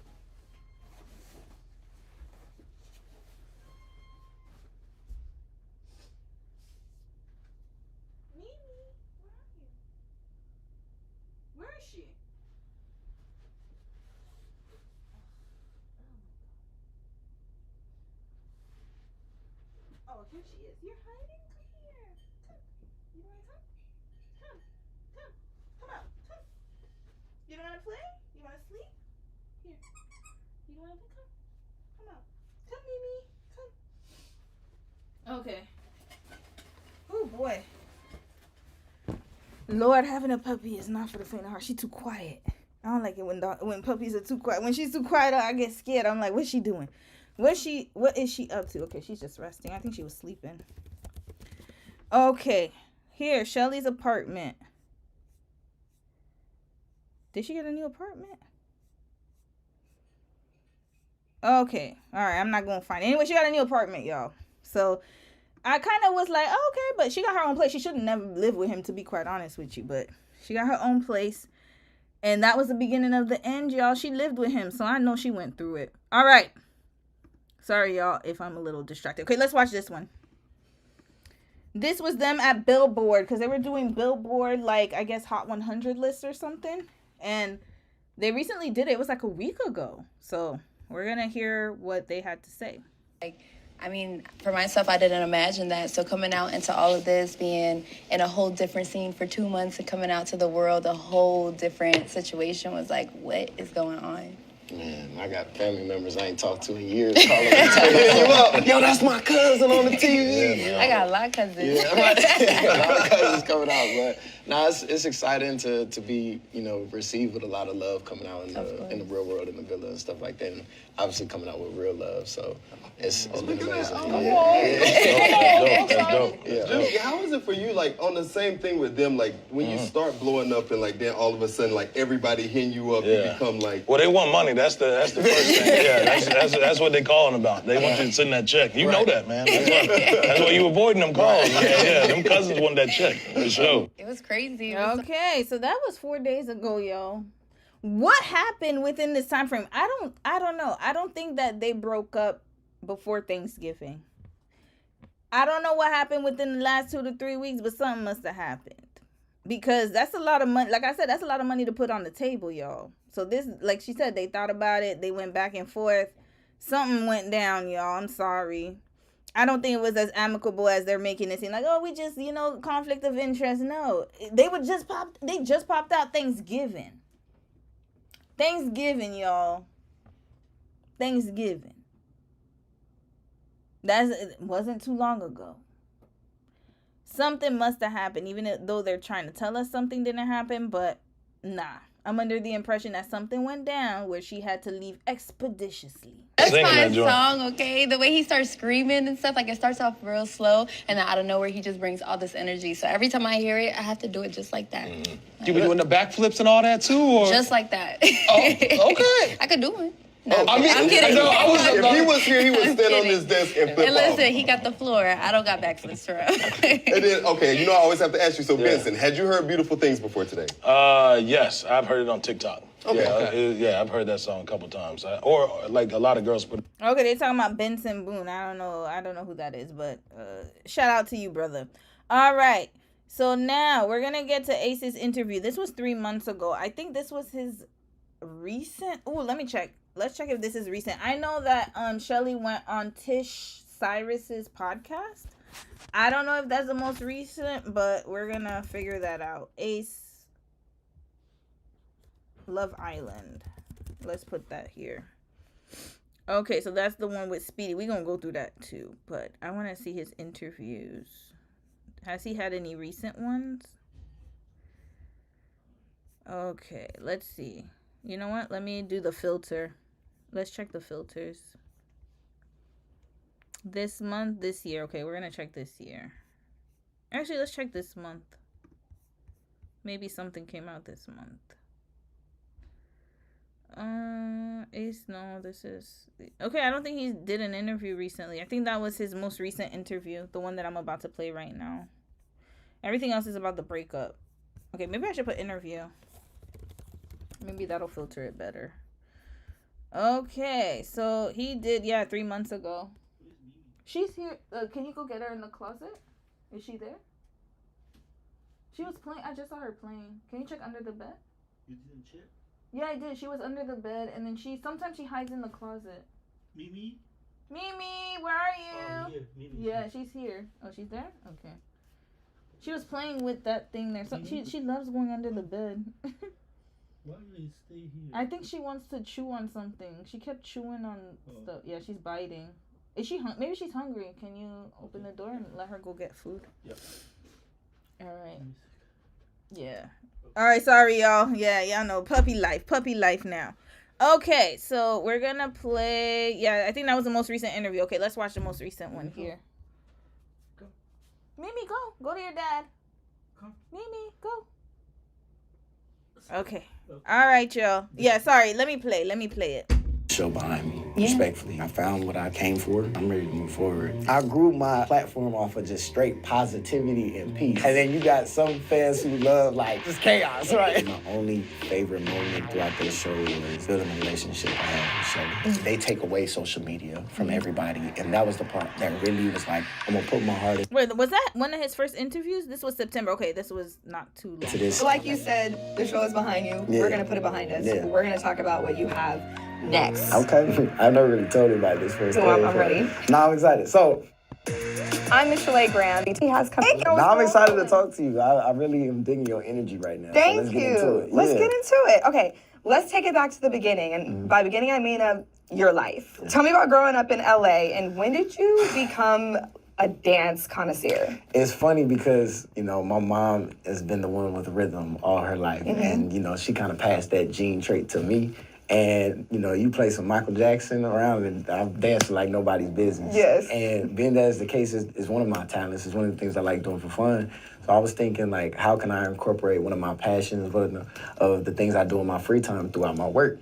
And sure enough, that's when the dance classes started to, you know, rise. And it's been one of my favorite journeys, a part of my life story. And I've been able to connect with a lot of people around the world. And, you know, a lot of people might look at it as surface level, just dance, but for me, it's more than that. It's connecting, you know, different social groups and different, you know, people who don't feel included. And that's been a part of my whole life, is just making sure I'm including people who might be forgotten about. So, yeah. It's about bringing joy, right? Exactly. Bro, it's Frozen?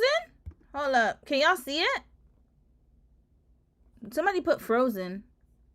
Oh, hi, Star That Fell. Hey, sis, it's back? Okay, just making sure. Okay, it's good. Exactly. Like joy, fun, laughter. I remember just seeing those early clips with you, and I'm like, what is he doing? And then I was like, wait, this is serious. Like, this is serious. This is a business. Like, this is a whole, like. But actually, how it started off, like, I do it for free. Like, I did the teaching of the dances for fun. Like, that's how it really, what I really took pride and joy of. Like, I get off of doing from work and doing what I do and start up my live and stuff like that. So that's the really, you know, the joy behind this whole entire passion that, you know, I've built up. And it's been incredible, for real. Yeah, so tell me, what year did you start doing the dance classes? And, like, walk me through a day. I wonder, is that his only income? That's what I'm thinking. So he has a lot of followers. I think even before he got on Love Island, he had like 1 million followers. So that's actually pretty good. I think that's pretty decent. If you can make a living off of dancing, that's amazing. So I got to give him his props for that. Go to work, get off. Yeah. Go do the fun stuff. It's what I used to do is, I've never really told anybody this. So I'm ready. No, I'm excited. So I used to work at a restaurant in Hawaii when I used to go to school. Yeah. And then I started getting into TikTok, you know. Oh, yeah, because his dad is a basketball player, I think, right? Hold on. Who's his father? Basketball coach? So that makes sense. He grew up privileged in a way. Green's father. Yeah, this is his dad. His dad is, hold on. He's a basketball coach. Alan Kavnes. Okay. Yeah, he's a college basketball coach. Yeah, so he has he has a lot. That's why he's pretty privileged. That's why he was able to go to Hawaii. Hawaii's expensive. It's always been expensive. So the fact that he grew up there, that lets me know that he got a little bit of money. Or his parents do anyway. Seen, you know, people going live and streaming. I was like, yo, like, a personality, I can do this shit. Right. Boom, I went into, can I curse? Yeah. Can I curse? Yeah, you can curse. Feel like my mama in the room. Yeah. I was like, I said yes so fast, I looked at her like, right. Oh, his mom's there. No, okay. No, I was just more like, I got his mom in the room. So boom, I started streaming, and then just, like, for me, I'm a character. Like, I like to do something different every day. One day I'll be a DJ. One day I'll be a blind dating coach. One day I'll be a dance teacher. You know what I mean? So I just like having fun and being a different person every time I go on live. And how it really started was, you know, a group of, you know, individuals in Pakistan. Shout out Al, Gujar, Babar, Johnny, Sajwal, Zayn. Gotta make sure I shout out the squad, you know what I mean, here. But they had all joined my live one day. And, you know, for them, how they got, you know, money was by getting on live and just dancing. Yeah. You know what I mean? And, you know, I really wanted to teach them some swag when they dance, when I brought them up. So I was like, okay, I got to find a way to incorporate them to where, you know, don't send me any type of, you know, monetary gifts when we on live. Send it to them, because that's really what the whole point of it was. But when I started teaching them how to have some swag, started forming a little group, you know, we was known as the Boogies around here. Then we started dancing, and, you know, it turned into, you know, me just wanting to post one of my lives. But I had been doing it since like maybe 2024, 2023, you know, stuff like that. But I keep forgetting he's very young. So he's 22 now. Then 2023 during COVID. I mean, after COVID. Oh boy, he was young, yo. 2023. That was what, 2 years ago? So he was 20. So he was 19. Okay, so he got out of high school and started doing this. Okay. He has a house too. So, I mean, he's making some pretty good income. I posted one of the clips and it took off, and I was like, okay, you know, I know everybody enjoys these videos, but I want to include more people. Like, and that's when I started reaching out to the different social groups. You guys are triplets? So, okay, what's your name? That's why you're gonna be great. Kobe, he never drank water. Michael Jordan never drank water. Just put him in the game. You know, Birdie told me we hit 1 million followers. We blew up dancing with everybody around the world. But it's time to do some new content. And I can't do it all from my kitchen no more. So you're not just a creator. You've turned this whole online presence into a lucrative business. Like, it's become your livelihood. Yeah. Can you talk to us about when that kind of, you know, switch flipped? I love her glasses and her septum ring. Yeah, her style is very unique. I love it. This was like, all right, I'm going to do this full time. Yeah. Honestly, I started doing, you know, my business full time around like 2020. Who said who is he or it? I cannot with you. 2024. You know, I had started, you know, the company. I had started like my own brand and my own business of selling clothes. You know, little other hustling things I do on the side to just, you know, be motivated. Like for me, I don't ever want to be stuck in one box. I like to conquer. Yeah, that's one thing about a Leo man. They are very motivated. They're not lazy. I'll give them that. Leo men, all the ones I've known, they're extremely ambitious. Extremely ambitious. The ones that I know anyways. Yeah, they're not the bums. I don't see them as bums. They try to be the greatest to be. Well, that's probably part of the problem. All different boxes. So then, boom, I know how to rap. You know, I was like, let me drop a track or two. No. Red flag. You don't know how to rap. Listen, Ace. Listen. Okay, you're dancing. All right. You know, you got the people in Pakistan. That's awesome. They you know, they hyping you up. Great. But rapping is where I draw the line. I'm so sorry. I gotta tell you this honestly, my brother. Rapping, you're gonna need to lay it down to the Lord. Maybe he can get your skills up, because the best part of your song was just the clock it part, and that's it. Everything else was just, it wasn't hitting that much. Like, you can do so many other things. Rapping shouldn't be one of them. Like, just leave it to the pros, okay? Leave it to the pros, please. Do not delude yourself. I know Shelly probably told you a lot of like, oh, it's amazing. I love it. I put it on my playlist. Don't listen to her. She lying. She's just like she's not a Cap and Capricorn, but she's an earth sign. So I got to find one. I got to find a moniker for Virgos. I'll figure one out. But yes, please do not go down that road. Thank you. Less energy. Y'all ain't know I could dance, can act, and can rap. Check. Who said that? Red flag. You see, he's doing it himself. Okay, Ace. You're supposed to let other people tell you you're good at that. You think you are. When have you ever acted? Y'all want to see us acting again? Hold up. No, we gotta keep it real. Hold on. We gotta keep it real, y'all. Okay, we're gonna play you, sis. Hold on. Whoa, there's so many Shalace breakup think pieces. Okay, Ace, we getting back to you, brother. This is the acting you speak of? Hold on. Oh, no. Y'all know I like to run things back. If you can't stay for just catch the replay. We gonna go through it all. We that's what we do over here. Here, this is the acting y'all he talking about here. This is the one. What's up, man? What's up? Why you ain't at work? Got fired yesterday. I thought you had the day off. I did. I went in there to pick up my check, came home. Supervisor called me about 4 o'clock. Talking about they got me on videotape stealing boxes. What the fuck you doing stealing boxes for? What, you was trying to build a clubhouse? Man, I know you ain't go out like that. Hell no. They ain't got me on tape. They said they did. Fired me on the spot. Talking about pressing charges. God damn. Gotta be a stupid motherfucker to get fired. That's the acting, y'all. Okay, let's get to the rapping.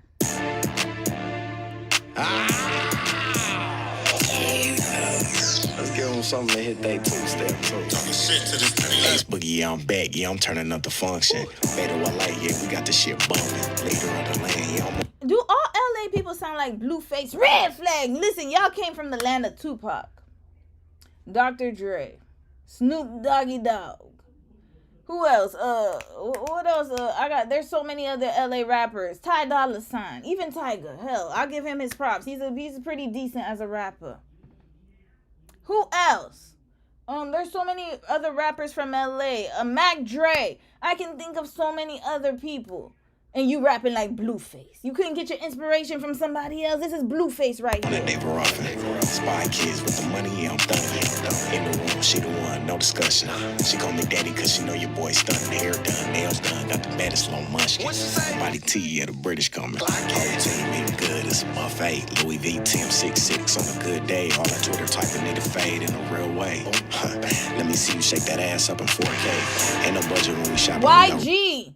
Kendrick Lamar, I'm so sorry. I forgot about the K-Dot. So many great inspiration. And you chose Blueface to be your inspo. Real pay. Come and join the Ace Mob, it ain't too late. Shutting down Magic City on a Tuesday. We real known in the city, ain't no who they.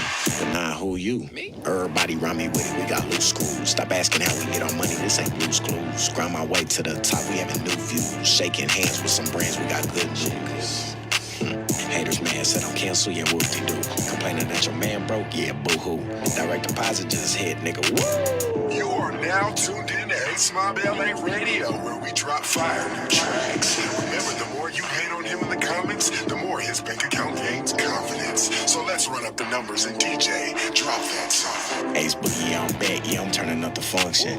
Beta LA, yeah, we got the shit bumping. Leader of the land, yeah, I'm on that David Ruffin. Spy Kids with the money, yeah, I'm thumping. Spy Kids, y'all. Spy Kids in the rap. You see, this is what happens when people don't tell you the truth. Taylor hyping him up. Oh, that's the best. Oh, yeah, my brother. Oh, yeah. Even Nick was hyping him up. They all hyping this man up. Can't rap from the Spy Kids. Spy Kids, y'all. He added Spy Kids in the rap. She the one, no discussion. She call me daddy cause she know your boy stunned. Hair done, nails done, got the baddest long munchkin. What she say? Body T, yeah, the British coming. Okay, that the Body T, he know the British coming, y'all. Oh, he had another diss track. Oh, okay, y'all want to hear more? Okay, because y'all, yeah, he wants more. Okay, here we go. There's another rapper because you know some people gonna think I'm hating on him. That's just one-off song. Okay, we gonna listen to another song and you're gonna make your own judgment and assessment. Keep going. Yeah, man, I got all this energy. Y'all ain't know I could dance, can act, and can rap. Check me out. Ace Boogie taught the world how to dance. Come take her. Oh, that's the Clock It. Oops, wrong one. I don't want that one. It's another one. Hold on. There was one he did a diss track after they got off of Love Island. Where is it? I think he took it down. Hold on. We might be able to find it on Instagram. Oh, we gonna look for that. He did a diss track, y'all, on all the Love Island folks. Hold on. Hold on. We're gonna find. Oh no, we got time tonight. I got time anyway. Oh, Janae's so pretty. Oh my gosh, she's gorgeous. Good for her, y'all. I'm so happy she got over the whole Kenny situation. I had to tell her with love that she needs to heal, and I'm glad that she has not been entangled in any other situation and she focused on herself. I love that for her. All right. She's a Sagittarius? All right, that makes sense, y'all. Ooh. Oh, Lord, I got some private people up here. Okay, so, what was I looking for again? Ace Green Rap. Here we go.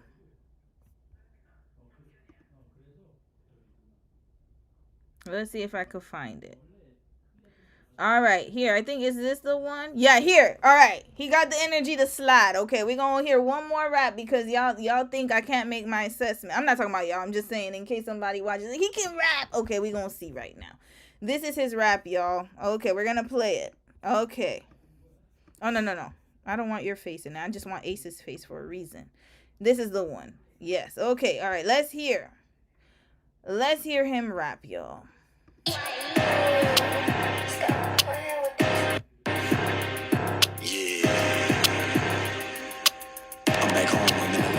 Popping it, I'm with my girl, they'll drop 100 bands, I'm dropping it. Me and mine stay out the way, but yeah, we clocking shit. We love all the hate, cause now the pockets are squatting bricks. I don't don't care for the gossip and the feedback. When it was face to face in the villa, they all creep back. We outside and peep that. Opinions, you can keep that. Everybody was talking to the front, yeah, I need that. I'm on time and riding around with the seat back. Greasy ass fingers in the comments, it's time to squeeze back. The hype jokes is mad funny, y'all can keep that. Joke is, I stack my money, now y'all can't reach that. Hating on the next man, nah, I can't be that. No, I got my reason for things, you can believe that. 24 hours in a day, but y'all ain't see that. So I'm the ringleader, huh? Okay, yeah, I'll be that. It's Mr. President of the program, now I'm locked in. I'm Mr. Triple W Dog, can't be boxed in. I'm president of the program. Hold up. I didn't mean to do that, y'all. Sorry, we gotta listen to his rap again. I am so sorry, y'all. I gotta bleed your ears again. I'm sorry, guys. We gotta bleed through the ears. That was my fault. I'm so sorry. President of the program. Remember, I did a whole breakdown on Taylor when him and Clark went on that 20 versus 1, and they was talking about, oh, you're gonna have a 360 deal if you join the program. He really thought that he was doing something. Like he's a mafioso or something. Red flag. You're not El Chapo. Who are you? You're not BBQ. Barbecue. Y'all know Barbecue. We saw him in Haiti. You. That's not you. You're not El Chapo. You're not Mr. Rosito or what's the crime family, the mob family, the mobsters, Al Capone. You're none of them. Why he acting like he doing something? President of what program? The kindergarten program that you're running on TikTok? Okay, continuing. We're going to watch this again. Sorry, y'all. We got to listen to him rap. Well, I know your ears are bleeding. I understand that, but I'm proving a point here. This is what happens with Leo men, the ego. Look at this. I'm back home, I'm in the land, yeah, I'm popping it. I'm with my girl, they'll drive 100 bands, I'm dropping it. Me and mine stay out the way, but yeah, we clocking shit. We love all the hate, cause now the pockets are squatting bricks. I don't care for the gossip and the feedback. When it was face to face in the villa, they all creep back. We outside and peep that. Opinions, you can keep that. Everybody was talking to the front, yeah, I need that. I'm on time and riding around with the seat back. Greasy ass fingers in the comments, it's time to squeeze back. The hype jokes is mad funny, y'all can keep that. Joke is, I stack my money, now y'all can't reach that. Hating on the next man, nah, I can't be that. No, I got my reason for things, you can believe that. 24 hours in a day, but y'all ain't see that. So I'm the ringleader, huh? Okay, yeah, I'll be that. It's Mr. President of the program, now I'm locked in. I'm Mr. Triple W Dog, can't be boxed in. I'm from around the corner with dudes is getting socked in. Ace Boogie hit the swivel, new TikTok dance. Having fun with this life, I gladly will. Y'all couldn't piss off a goddamn Happy Meal. Wish it when it came to this shit. I'm Bradley Bill, just did a Hollywood ass show, now it's back to real. Goofy, stop playing with me. He really thought he slid, y'all. He thought he slid. Sounded like Blueface Jr. Y'all think I'm joking about Blueface? Okay. We really, I'm gonna cut this off after, because I know they're gonna get me. Blueface. The Tatiana. Here we go. Here, this is Blueface right here. This is why I call him Blueface Jr. Hold on, we gonna wait. Here. Where he is it? Okay, hold on. Where he rapping at? Okay, Cardi Mamiana. Okay, here we go. We gonna hear him rap. This is the type of rapping he sound like. This is a she throw that back. But mama told me that. Who listens to Blueface anyways? Hell, there's an audience for everybody. All right, let's get back to the interview. So this is why I did that. Look, let's hear him say it again. Brand in my own business of selling clothes. You know, little other hustling things I do on the side to just, you know, be motivated. Like for me, I don't ever want to be stuck in one box. I like to conquer all different boxes. So then, boom, I know how to rap. You know, I was like, let me drop a track or two. All this energy, y'all ain't know I could dance, can act, and can rap. Check me out. Ace Boogie taught the world how to dance. Come take a class. And, you know, I just like to try new things for real. And that's been my whole business of Ace Mob. You can try it. That's okay, but we're telling you right now, we don't want it, okay? I don't know who's buying it, but that's okay. You know what? I love your ambition. I love the delusion, so I'll let you stick to it. It was making an entertainment company of me being able to do all different things, you know? And do you have a favorite of those things, or are you just really trying to, like, jack of all trades? Jack of all trades, to be honest. I love it. Okay, jack of all trades. Let's see. There's a quote, right? There's a quote. Let's put the whole quote here. Let me put it up, actually. Jack of all trades quote. Full quote. Not interested. Okay. A jack of all trades is a master of none, but oftentimes better than a master of one. Okay. So, oftentimes. It didn't say all the time. You can't be doing too many things, Ace. You got to focus on something. Your dance thing is going good. Keep that. And maybe dabble in other things, but please, no rapping, no acting. It's not you. Do other stuff. You could do other. You know what you be good at? I'm going to tell you, and I told you that in another live stream, but I'm going to say it again. Ace, you're not using your skills. You're very vindictive and manipulative. You need to be on Big Brother, Cheaters, Traders, whatever it is. You need to be behind somebody's reality TV show casting. That's what you need to do. You're going to be a producer. That's your lane. Why are you trying to do things that you are not able, like you don't have the skills for? I promise you, keep the dancing on TikTok because you have a fandom. That's cool. You got the Shalace girlies, you know, even though you and Shelly broke up, I'm sure there's some pick-me ass woman who's going to search for black love and find you. All right? So that's fine. You're still fine in that area. But another thing you should add is be a reality TV show producer. That's right up your alley. Do it. I promise you. You're really good at scheming and scamming. You'll be really good at that.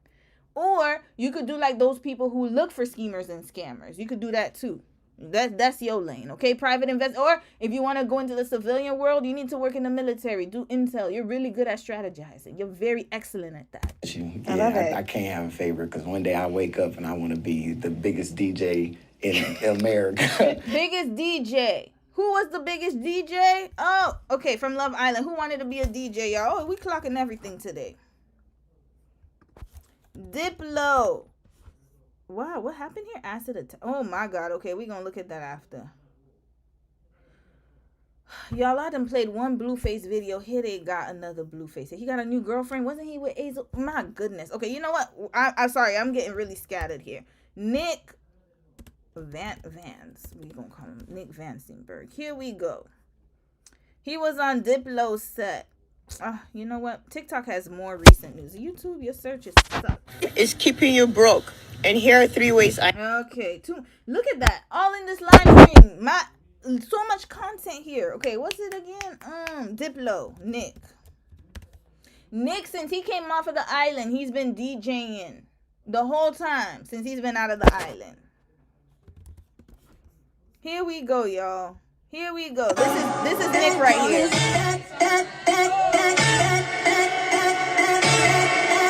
All right, Nick at Diplo set last night. You can't really see him, but he's there DJing with Diplo.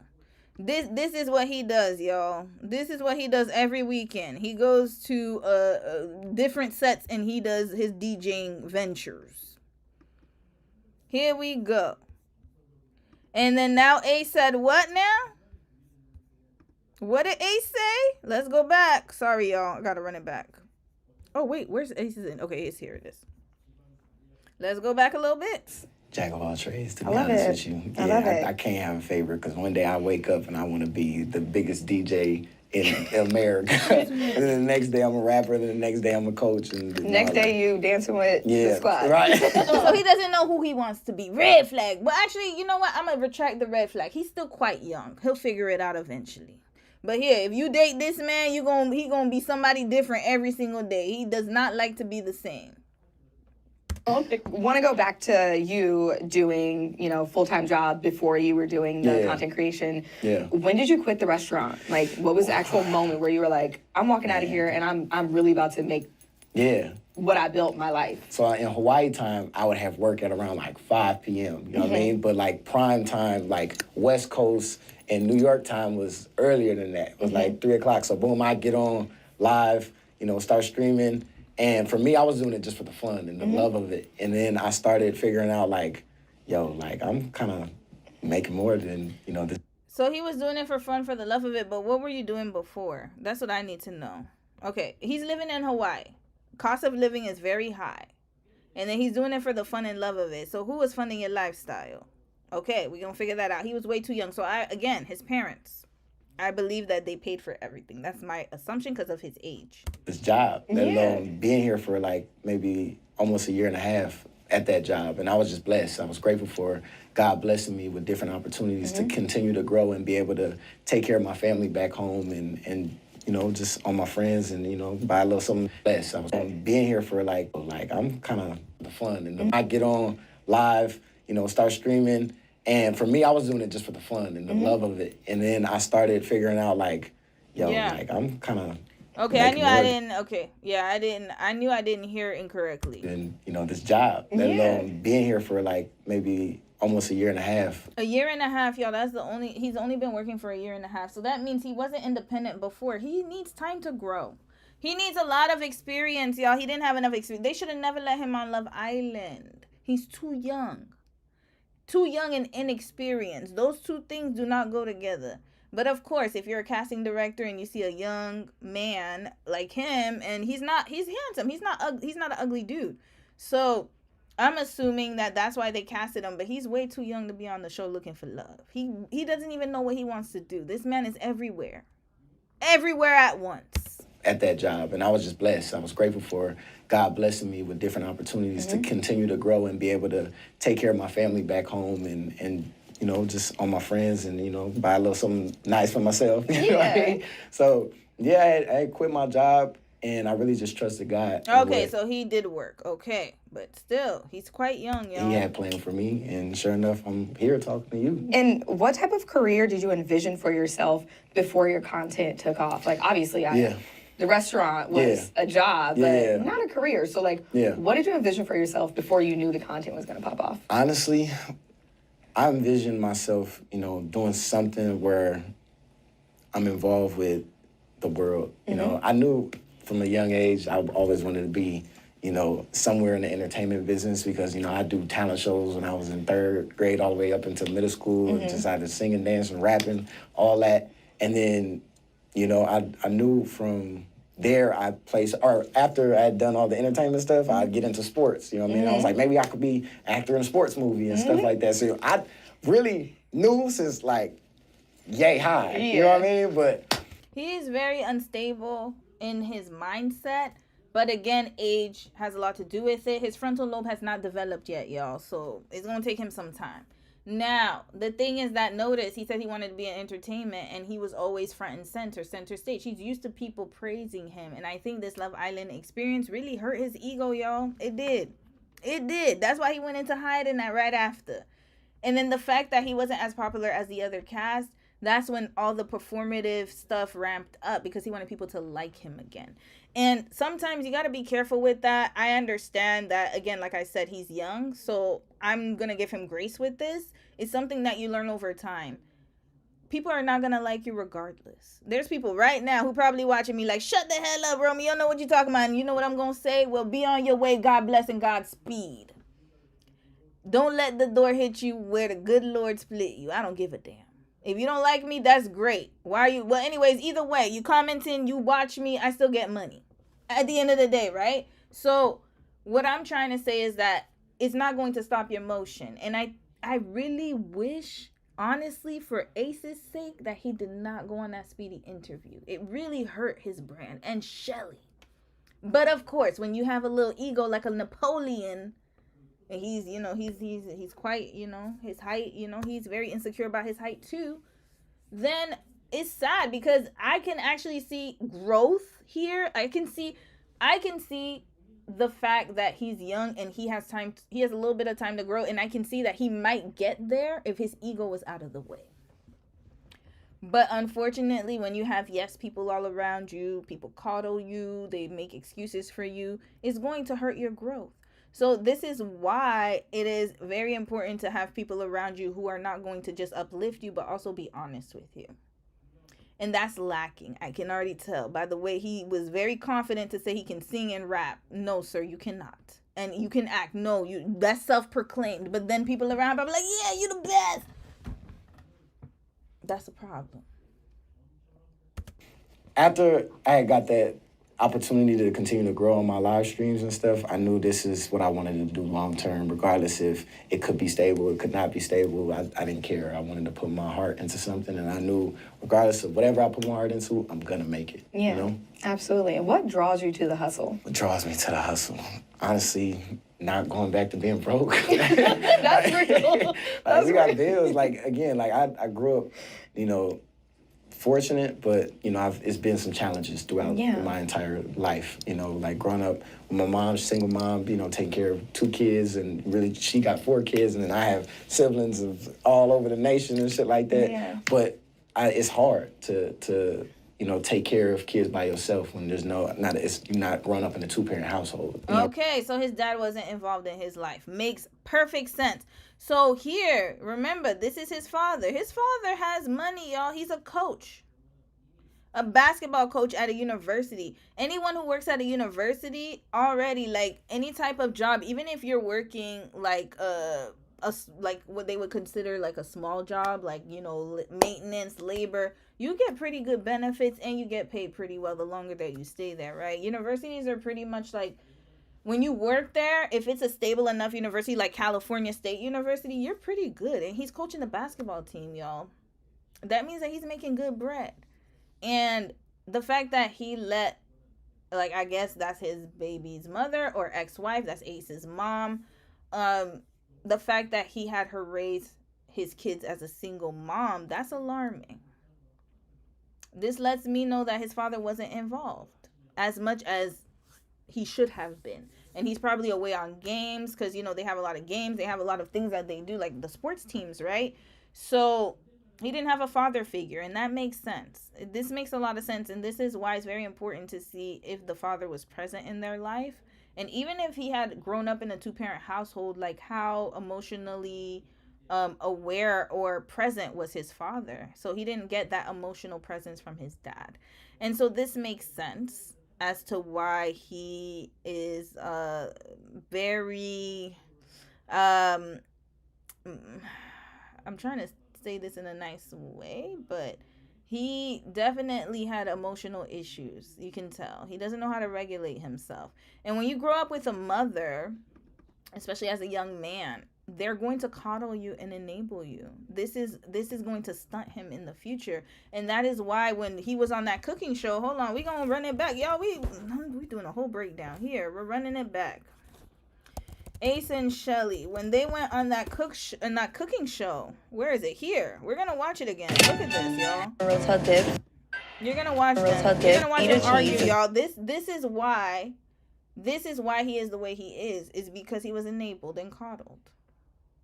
He didn't grow up with his father. He didn't grow up with and again, I'm not saying only fathers can do that, but most of the times it is because mothers, like, they are more loving, nurturing. They're going to, like, not all, but a lot of moms, that's what I've seen, is that they will coddle their sons. They just enable them. And if his mom's a single mom, she probably didn't even have time to do that, right? Time to be around him, time to kind of discipline him a little bit, time to give him that support, right? Whereas, sometimes you need that father figure, especially for young boys. I remember my cousin told me that, and she was like, look, as a single mom, there's only so much I could do, because her son was starting to be rebellious. And every teenager, a lot of teenagers go through that phase where it's like, especially young boys, when they don't have a father figure, they will start to test you. And she said, man, sometimes that testosterone, it just be bucking. And, she had to get him mentors and father figures and people who could be in his life. And good for him. She's very fortunate that she put him in a good environment where he could get that. But not a lot of young boys don't have that.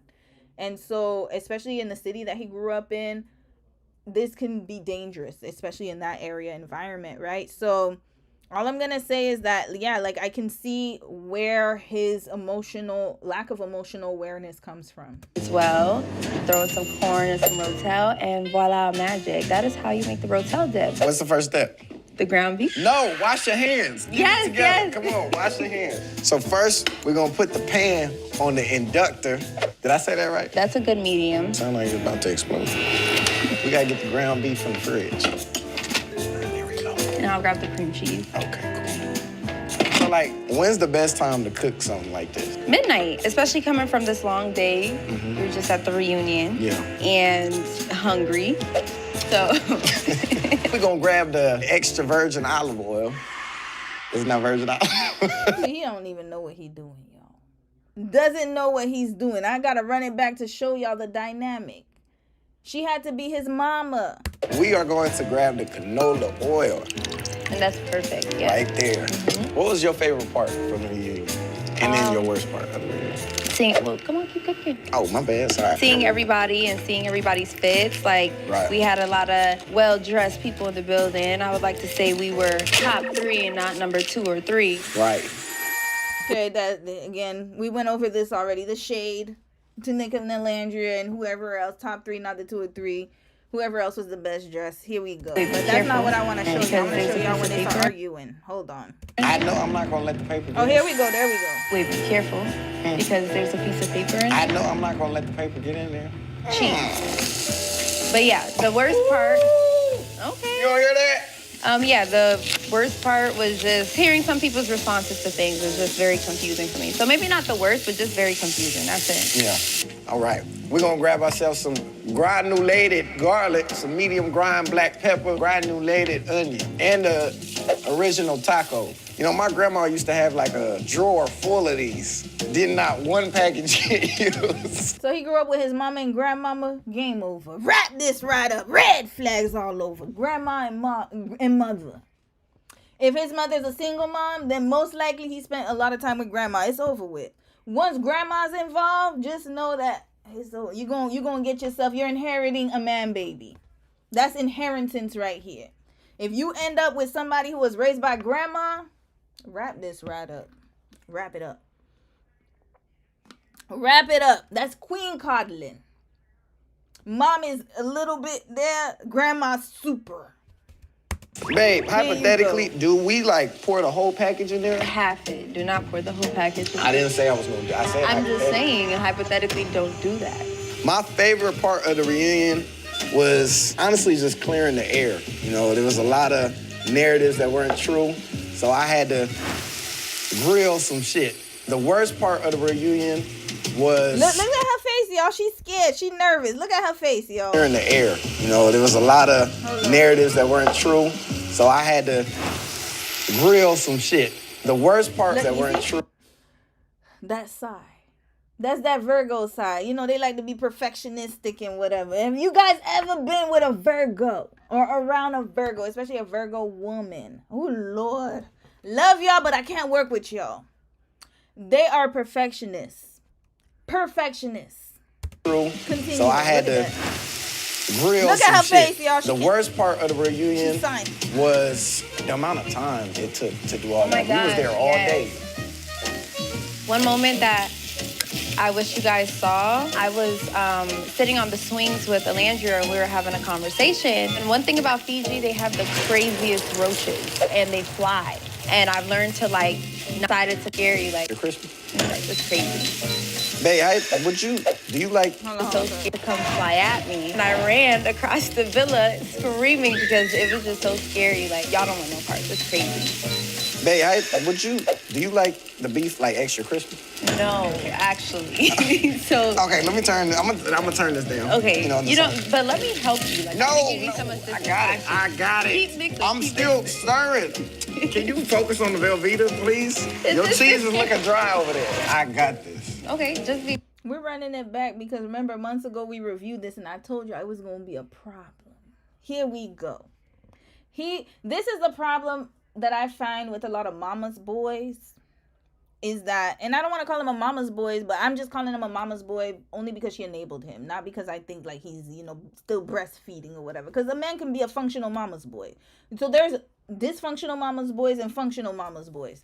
So they can be functional, whereas they can have a job, they can, make their own income, but then at a certain point, there's a limitation.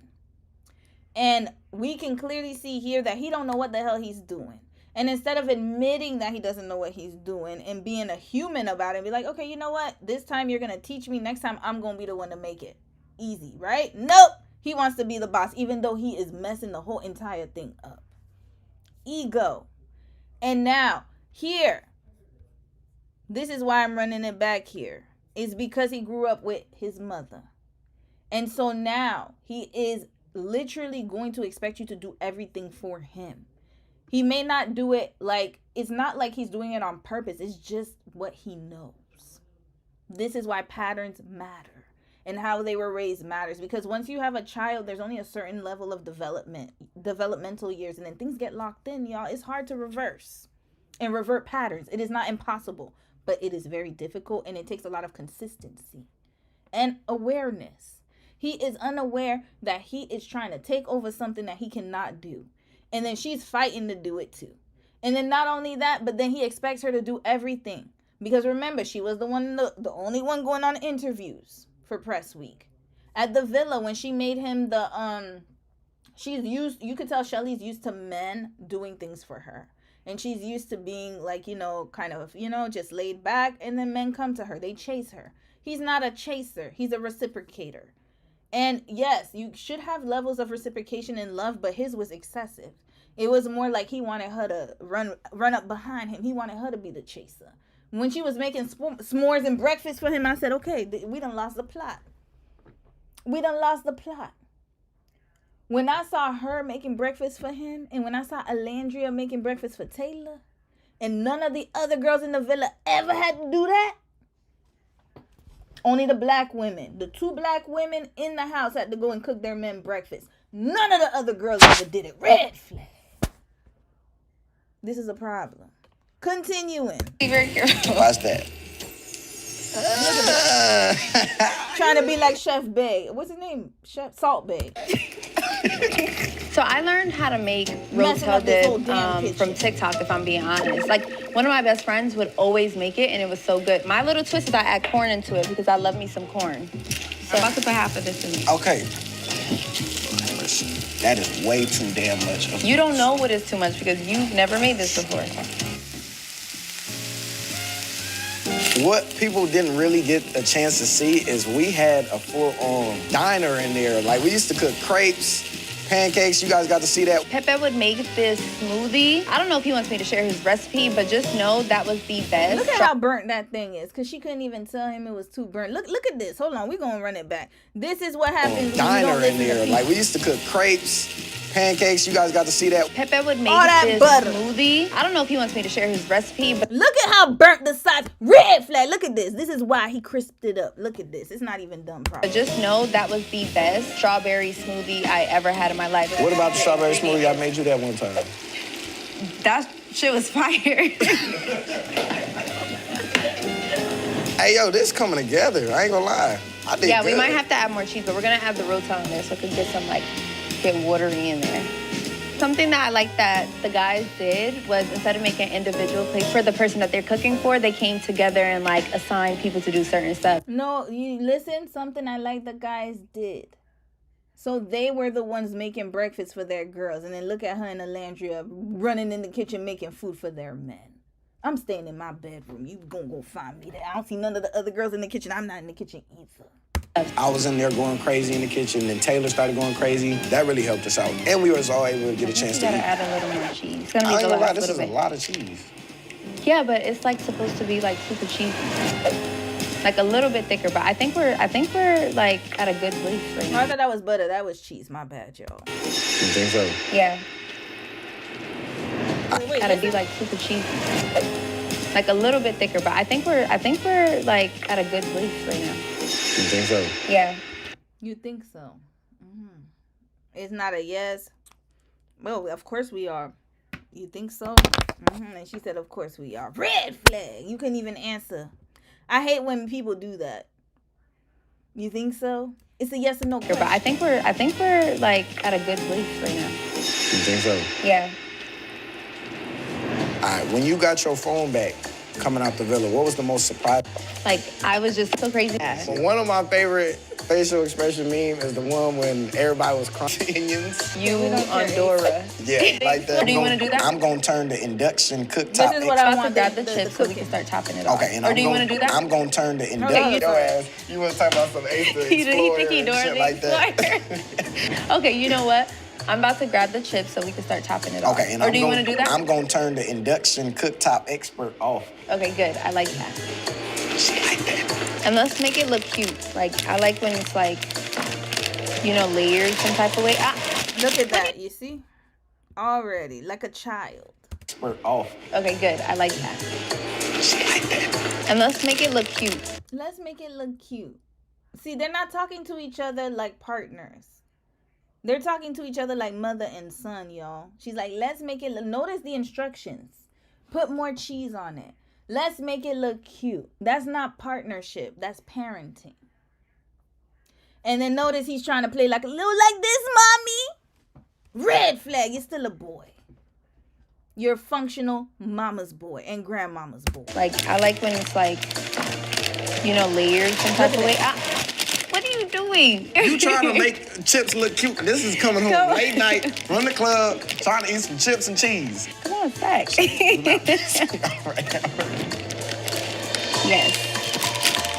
Yes, is that how you do it, mommy? Yes, son. Do it just like that. You put it in there. Put it in there like that. Yeah, grandmama's baby. Go get grandmama something. Just like that. That looks good. That's what you that want. looks really good, That's actually. what you want right there. So neat. So cute. Mm-hmm. Once we stack this like properly, we could top it off with the Rotel. Oh, okay. See, now that look cute. See, but that's what we had to do. You wouldn't We was just not dump gonna it in ever there. get to this level. We no. weren't. Look at It was so bad the producers had to go and make them a plate of damn Doritos. Red flag and Tostitos. This is embarrassing. Embarrassing. That's what we had to do. You wouldn't we was just not dump gonna it in ever there. get to this level. We no. weren't. Look at that shit and look at this. Dumping it was not gonna give us this. Can we stop fighting? As if he didn't start everything. Here we go. He going like he doing something. Look at that. Of course. Once a man does this, run. When they do a little thing, just something minimal, and then you got they do. Oh, look at what I did. Run. Run. Run. He's getting excited because he knows how to put cheese dip on freaking Doritos and Tostitos. He is always excited for the most minimal things. And of course, you know, black boy joy. No, this is not black boy joy. This is just, he wants the attention on him. That's what I'm saying. Like, he's just an attention whore. But then again, it makes sense. He was raised by his, mostly, I can almost guarantee it. I can't put my finger on it, but this looks like a grandmama's situation. Mama, grandmama mixed. The tag team duo from hell. Look at my grandson. Just sitting there looking at him the whole time, praising him. Oh, you're doing a great job. Just like that. What is wrong? Man. Ooh. Like he done made, like he made a 4-course meal. My gosh. Ta-da! Today, we made Rotel dip. We're gonna try it and rate it 1 through 10. Are you ready? Oh.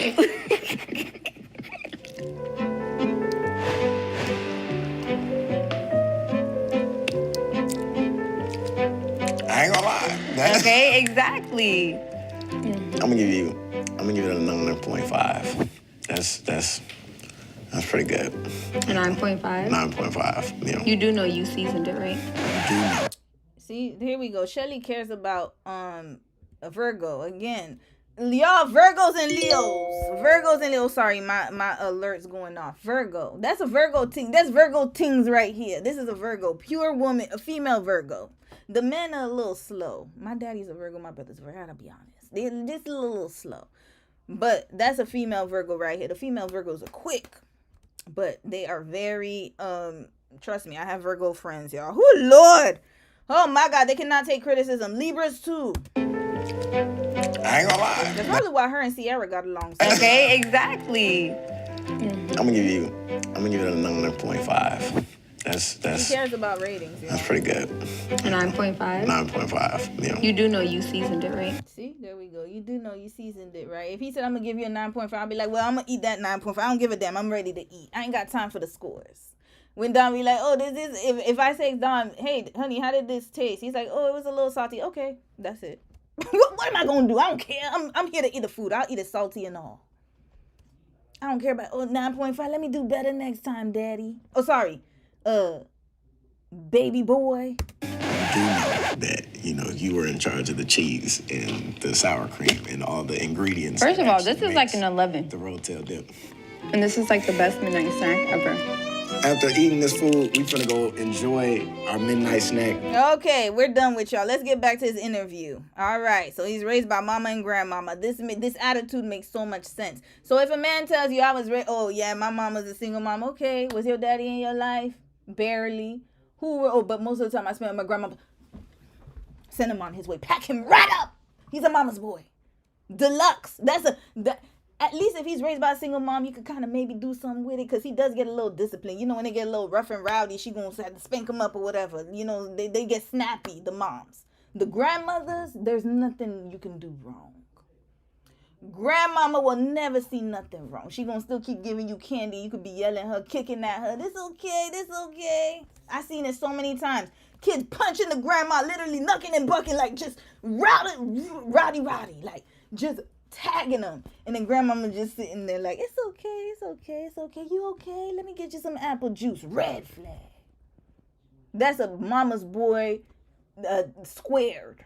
Be careful. And being in this case, my mom, she was always a hustler, always trying to, put food on the table, trying to give us the newest stuff without, making us feel like we can't have new stuff and things like that. So just seeing her, watching her grow up and watching her set an example for me, I knew I had to go 10 times harder, because I don't want her working for the rest of her life. Yeah. And that's my goal, is making sure she's taken care of, my siblings is taken care of, my nieces, nephews, all of them. So that's what I take pride in. That's another problem. He's taking care of too many people. If you marry Ace in the future, good luck, because his money is gonna, Leo men, they love validation. They like when people praise them. They are actually really, I'm not saying they're giving for ego. Some of it is ego, but they are actually really good givers. They do like to give to people. But sometimes it could be for validation's purposes too. He taking care of, I got you, don't worry, I got you. And then you're gonna be poor and broke. Good luck, Leo's wife, and you just gonna sit there and smile. You don't do the Michelle Obama smile. This is what's gonna happen to you. And have joy too. My mom's she was a single mom as well. I have 5 older sisters. Damn. So my mom has 6 girls. Were you the baby? Yeah, sure. Oh, hell no, yo. I have a brother on my dad's side, but we all 7 of us grew up together. I am the baby girl, though. I am the baby girl. I know you spoiled. Don't say that. Ooh, it boils. It makes my... I'm like, I'm not, I swear. But no, I am the favorite, though. Yeah, I figured. I'm not going to lie. The youngest one is what you got to watch out for, respectfully. Yeah, hell no. But no, like, seriously, like, even to your point of just, like, growing up in that type of household. Like, Ace, are you the oldest or the middle child? You giving middle child to me, but I don't see you as the oldest. I don't know. Maybe I'm wrong. I didn't want for nothing. Like, he is. Wait, how is he not young? Didn't we see his siblings on Love Island? Hold on a minute. Didn't we see his siblings on Love Island? We did. They were older than him. Is he not the baby? How many siblings does he have? Okay, maybe he talks about it. But I'm like, my mom's hustle was unmatched. I'm sitting here like, I be crying over spilled milk. You got a black mama? Yes. That's what I'm saying. Yes. So, like, I'm like, I be crying over spilled milk. And I'm like, she was doing it with 6 kids. Like, shout out to you, girl. You did that. You made that. What's your mama's name? Melvicia. Shout out Mama Melvicia. There we go. Yeah. Period. Okay, so let's get a little bit into your Love Island experience. Yeah. So, like we've already talked about, you had a platform. Yeah. You got a lot going for yourself. Yeah. Why did you really want to go on the show? What drew you to the opportunity? Honestly, like, going into that whole experience was, I already have a platform, and going into here, they take away social media from everybody. And that was the part that really was like, okay, I'm gonna put my heart into this, because they were gonna take away that factor of clout and take away the factor of new age dating and take away all that shit. And for me, that was really, really, really what I wanted to jump into. And going into this, it's kind of hard dating when you have, social media presence. Like, you don't know who likes you for you. You don't know. Nobody knew who you were, Ace. Let's keep it real. I gotta be real, y'all. Nobody knew who you were. I didn't even know who you were until Love Island. And I understand, you are dating someone and you'll probably drop. But I promise you, if you did not tell them you were on TikTok, they would not know who you were. You never came up on my feed. I doubt you would come on their feed. Unless maybe sometimes, I know TikTok does location type of algorithm, but I don't see you coming up on people's feed like that. Like, I think you would have been okay. You would have been fine. But I understand your hesitation. But yeah, I don't know. Maybe locally people know you, so I'm gonna give you the benefit of the doubt here. No, like, granted, I might run down on some shit and be like, yo, I'm feeling you, but I don't know if it might be the same thing, you know what I mean? Or what their intent is. And going into this villa, I was like, all that shit is going to be stripped from everybody. Wait, hold on. She said I'm the youngest of 6, and then Ace asked, are you the youngest? Sometimes just... I didn't even catch that. Damn, y'all catching stuff but faster than me. He wasn't paying attention. He just heard 6. Are you the youngest? He a little slow, though. He a little slow. And here, and it's going to give me a chance to grow as a person, get to know people, and, you know, see what it was like dating in the 80s and the 70s and shit like that. Like, I always wanted to do some shit like that. Like, he was like, where they weren't on social media, right, no phones, like, nothing. I You just feel had to like- meet someone where they were at. Exactly. Yeah. You know what's so funny? Okay, I'm gonna tell y'all something right now, and this is very, it befuddles me. You are on social media. You want to be an entertainer. That's what you signed up to do, and yet you don't want people to know who you are, and you want to date like a regular normal person. Then why didn't you live a regular normal life? Red flag. You're just trying. Like, sometimes the sense doesn't make sense. You want to be in entertainment, but then you want to date somebody like the 70s and 80s, and you think that is going to happen to you? People who are more off-screen usually date like the 70s and 80s. That gives you more chances to do that. I'm not saying that it's a guarantee. But you're on TV. I mean, on TikTok at least. And then you got on Love Island. So you think a reality TV show is going to give you that 70s, 80s experience without the screens, even though you're on TV. Logically, it does not make sense. So that's how I know he's talking a whole bunch of caca right now. I mean, like, everybody talks about, cheating on social media and shit like that is new age dating. And like, the only cheating you had to worry about back then was the woman across the street, right? Instead of around the world. That's as far as they can get. Exactly. So, like, going into this, I'm isolated to deal with emotions and deal with, you know, getting to know someone truly for them. And that was the thing that really drew me to going into Love Island. Yes. And, you know, going back to, like, you know, you having a platform, your platform has grown so much since you've been on the show. Yeah. Has your approach with your content changed at all since being on the show? Have you done anything differently? Are you more mindful, you know, with this new audience that's now with you? For me, I post with intent. You know what I mean? Every post means something to me. Like, there's a story behind why I want to post. I don't just post bullshit just to post. So that's why. You don't do that, Ace? Hold up. Let's run it back. Wait. What did he say? Changed at all since being on the show? Have you done anything differently? Are you more mindful, you know, with this new audience that's now with you? For me, I post with intent. You know what I mean? Every post means something to me. Like, there's a story behind why I want to post. I don't just post bullshit just to post. So that's why I was very careful coming out the villa. And plus, I wanted to spend time with family, friends, and There's intention in your post, Ace. What? Hold up. Ace Green. Where we at? Okay, here we go. There's intention. Okay, we're going to do pre-Love Island because that's what he's talking about here. There's intention, y'all. This is intention. Okay, let's see his whole thing. Okay, he was doing a lot of dancing, a lot of dance studios. Here. Why I can't be in nobody boom shakalaka videos. Okay. This is intentional. Okay. All right, let's continue. I think he's talking about his dance academy. POV. It's 2 a.m. and you got two. It's with the extra O, Ace. Too excited to eat before walking in the house. Okay, you dropping food. That's very insightful and inspiring. I'm inspired by the food you just dropped. Here, he likes to dress up for Halloween. Me talking to fine shit one day in.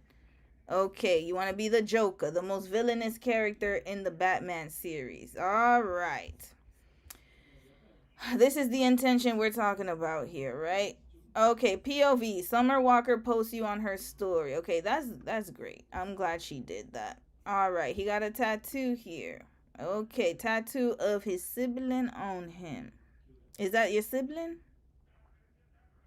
Who is that? Oh, you got your family on you. Oh Lord, is this like Brandy? Oh no, he got historical figures. Is that Jackie Robinson?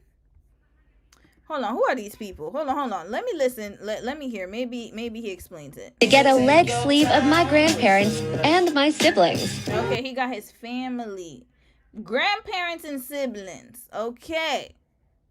Come with me to get a leg sleeve of my grandparents and my siblings. I done told y'all, he's a grandmama's boy. I knew it. He was raised by grandma. He didn't even get his parents on him. It's the siblings and the grandparents. Got his whole family on him. This is like Ray J and Brandy. Remember, somebody told me that, and I spent time laughing. Hold on, Ray J's Brandy tattoo. This is what it comes down to, y'all. Like this. What is going on here? You got your siblings and your grandma. I said, baby, I'm a dog, I'm on my break it in. Okay. All right. So he said he does inspiring content. We're gonna believe him. Obviously my girl Shelly, but when you see me post, it's gonna have some intention behind it. So that's one thing for me that I'm always gonna be able to keep, because the content ain't gonna never stop when you got a creative mind. Yeah, absolutely. And what's it been like to merge these two audiences, right? You had what, like 1 million followers on TikTok alone. Yeah. And those people grew from your original platform. You come out, it's double that and some of Love Island, fans. How has it been to merge these two groups? It's weird. I will say that. It's weird because, like, I grew my platform off of just straight positivity and peace. Yes. And then you got some fans who love, like, chaos. Just chaos, right? So I'm kind of merging those two groups. And that one is like, Ace, we want you to go back to what we doing, yada, yada. And then we got a new group who's like, Ace, I need you to get on your shit for real. Like, get on some menace shit. You know what I mean? And it's like, for me, I've always, stood firm in who I am as a person. So being me is never gonna change. So if you're gonna join the Ace Mob, you're gonna have to. So remember, it's him. He said, being me is never gonna change. So who he was in the villa is really who he was. But remember, in the Speedy interview, he was trying to say, it was manipulated by production. Got it. Get with it. Yeah, absolutely. It's like you're two, like, exactly. They on your shoulder talking to you because it's like, I got it in me, right? But peace. But I got it in me, but peace. Exactly. No, that's real. All right, let's get into the real tea. Okay. What are some of your favorite moments about your experience on the show? I will say my only favorite moment throughout this show was building a relationship I have with Shelly. Like, again, she taught me how to deal with, expressing myself and being confident, or I've always been confident who I am, but like being confident about something even when it's hard, like dating her has been, I will say, a journey, throughout this whole entire experience. She's taught me how to love properly, and, how I express my love is real out loud when it comes to her. And it's just been, I don't know, it's been different for me, because usually, like I said, like outside the villa, usually I don't deal with emotions. Like, I feel the emotions. And Oh, we knew that already, Ace. All right, let's rewind. Sorry, I let him talk too much. We're gonna run this play-by-play. Favorite moment throughout this show was building a relationship I have with Shelly. Very beautiful. Again, she taught me how to. She taught me how to. So you didn't know how to do none of that. This is a problem. She became his surrogate mama. This is why I am very hard on functional mama's boys. Because those skills should have been learned already, at least to a certain capacity. At 22, you're supposed to just be growing in those skills. You should already know that. He didn't know. That's a problem. No one thought to teach him. The people who birthed him could not teach him that. Or they didn't have time to. They were on survival mode. So this is why it is very important before you have children to think about these things. Because now you got your kids running amok, expecting other people to raise them. This is not right. She taught me. Everything you're going to hear, she taught me, she taught me, she taught me. All for him. What did you teach her? Nothing was going this way. Everything was going this way, towards him. This is why I'm very hard on the grandmama's boys / mama's boys squared / functional mama's boys, whatever y'all want to call them. Oh, that's real. All right, let's. I will say, like, again, she taught me how to deal with, expressing myself. That's something you're supposed to learn from your parents. You never knew how to express yourself. And being confident, or I've always been confident who I am, but like being confident about something even. You should have known that before. Again, this young man was 21. When it's hard, like dating her has been, I will say, a journey, throughout this whole entire experience. She's taught me how to love properly. She's taught me how to love properly. Again. She's teaching him. So she spent most of the relationship as a mother, like teaching him. That is not your role as a partner. It's supposed to be two ways. So this is why he needs time to grow. She would have never been able, she would have been a perpetual mama's boy. She would have been enabling him. And I'm happy that she decided to leave. That's one thing I'll say about her, is she's smart. At least now she is. She was a little lost there, but she woke up real quick because she's not the type to teach. She already knows these things. So she needs somebody who's on her level so they can grow together. He's too low. And I'm not just talking about his age. It's his mindset. And, you know, how I express my love is real out loud when it comes to her. And it's just been, I don't know, it's been different for me because usually, like I said, like outside the villa, you know, usually I don't deal with emotions. Like I feel the emotions and I feel if it's too much for me, it's overwhelming, I dip. Like you dip. You see, that's a problem. That's a problem. Because in relationships, you're going to deal with emotions all day long. It's not, you're going to have to deal with emotions. You must. It is difficult for you to be in a relationship and not do that. You should just be single at that point if you cannot deal with emotions. But to be honest with you, it's not just relationships. Work, you're going to deal with emotions. With friends, you're going to deal with emotions. Parents, the emotions they rule us. We have a lot of emotions that we tap into on a daily basis. And so the fact that he didn't even know how to emotionally regulate himself is not something that I see as abnormal because, again, he was raised by mama and grandmama. And this is what happens when you enable and you don't teach. He doesn't know how to argue and how to, how to talk to people, how to have discussions. He doesn't know how to control his emotions. And we could see it in the villa. He would always get upset, always get angry. You saw his little scowly face. He would get upset, get mad. He doesn't know how to control and regulate those things. This is a dangerous person to be in a relationship with. That is why it is important that people get therapy. I will always advocate for it. If your parents didn't teach you that, that's okay. You're going to learn, but don't be unaware of that. And now that Shelly's gone, I hope that he doesn't have another woman teach him and he can actually go get the help that he needs. He needs to learn how to regulate himself. It's a problem. Yeah. I'm over it. But in this instance, nobody's going to ever understand what we went through in that villa. And that's why I take what we had very, very seriously. Trauma bonding. Yes. I can't wait to keep growing. Babe, I can't wait to keep growing with you, baby.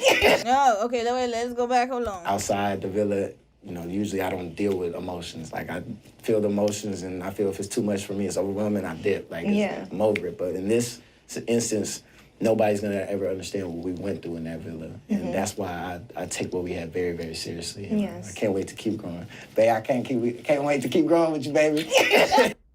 Well, Ace, I'm sorry to tell you, future Ace, my brother, past Ace, she packed you right up out of here. Green flag, she packed you up where you belong. You need to go somewhere else with that. You expected her to be to be like your writer. Not only your writer, but to be your everything. She's teaching you. She's basically your surrogate mother.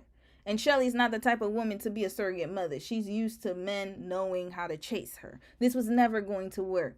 And look at him. Well, I hope you stay with me, babe. Let me continue taking your resources so I can just continue doing what I'm doing. I love it, Shalais. I love it, Shalais. Okay, so we watched this love story blossom, right? Truly organically. It was really beautiful to watch. I was so beautiful. You see what was beautiful about it? He had her in the kitchen making food for him. Then he had her fighting with Amaya. Because that's the only reason her and Amaya got into it was because of his scamming ass. He was in everybody's business trying to destroy connections, sending people right home, packing them right up out of there. Then, when it came time to him to actually pick Shelly, he made her work hard for it. That's when she started cooking in the kitchen and she did the s'mores. So I wanted to show you that I care about you and This is the love that y'all was looking for. This is what I don't understand. And it's something that irks me is because we could clearly see that this couple was not, I think it's just because they were black love. Is that what it is? Because I don't see anything about, I forgot about the Huda thing. When he had her thinging on his behind, he was like, he was doing all this and this.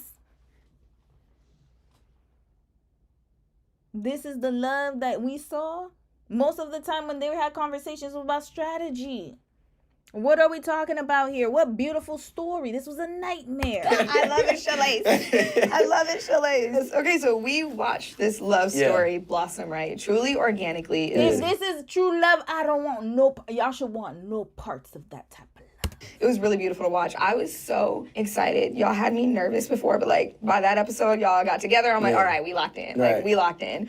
How does it feel to bring that relationship into the real world? And how have you kind of maintained like yourself? And, you know, you had so many things going on, but like you said, like really focused on just growing what you guys started. Honestly, just keeping things private. Wait. Like, and I understand we found love throughout, you know, a TV show and stuff like that, but it's been about really getting to know each other in the outside world. And I date with intention. I was very careful with that inside the villa, and I still was like that before the villa and even being on the outside. So, you know, just getting to know each other in the outside world with the outside noise and how we... Keeping things private, you say, Ace? That's what you saying? You said keeping things private.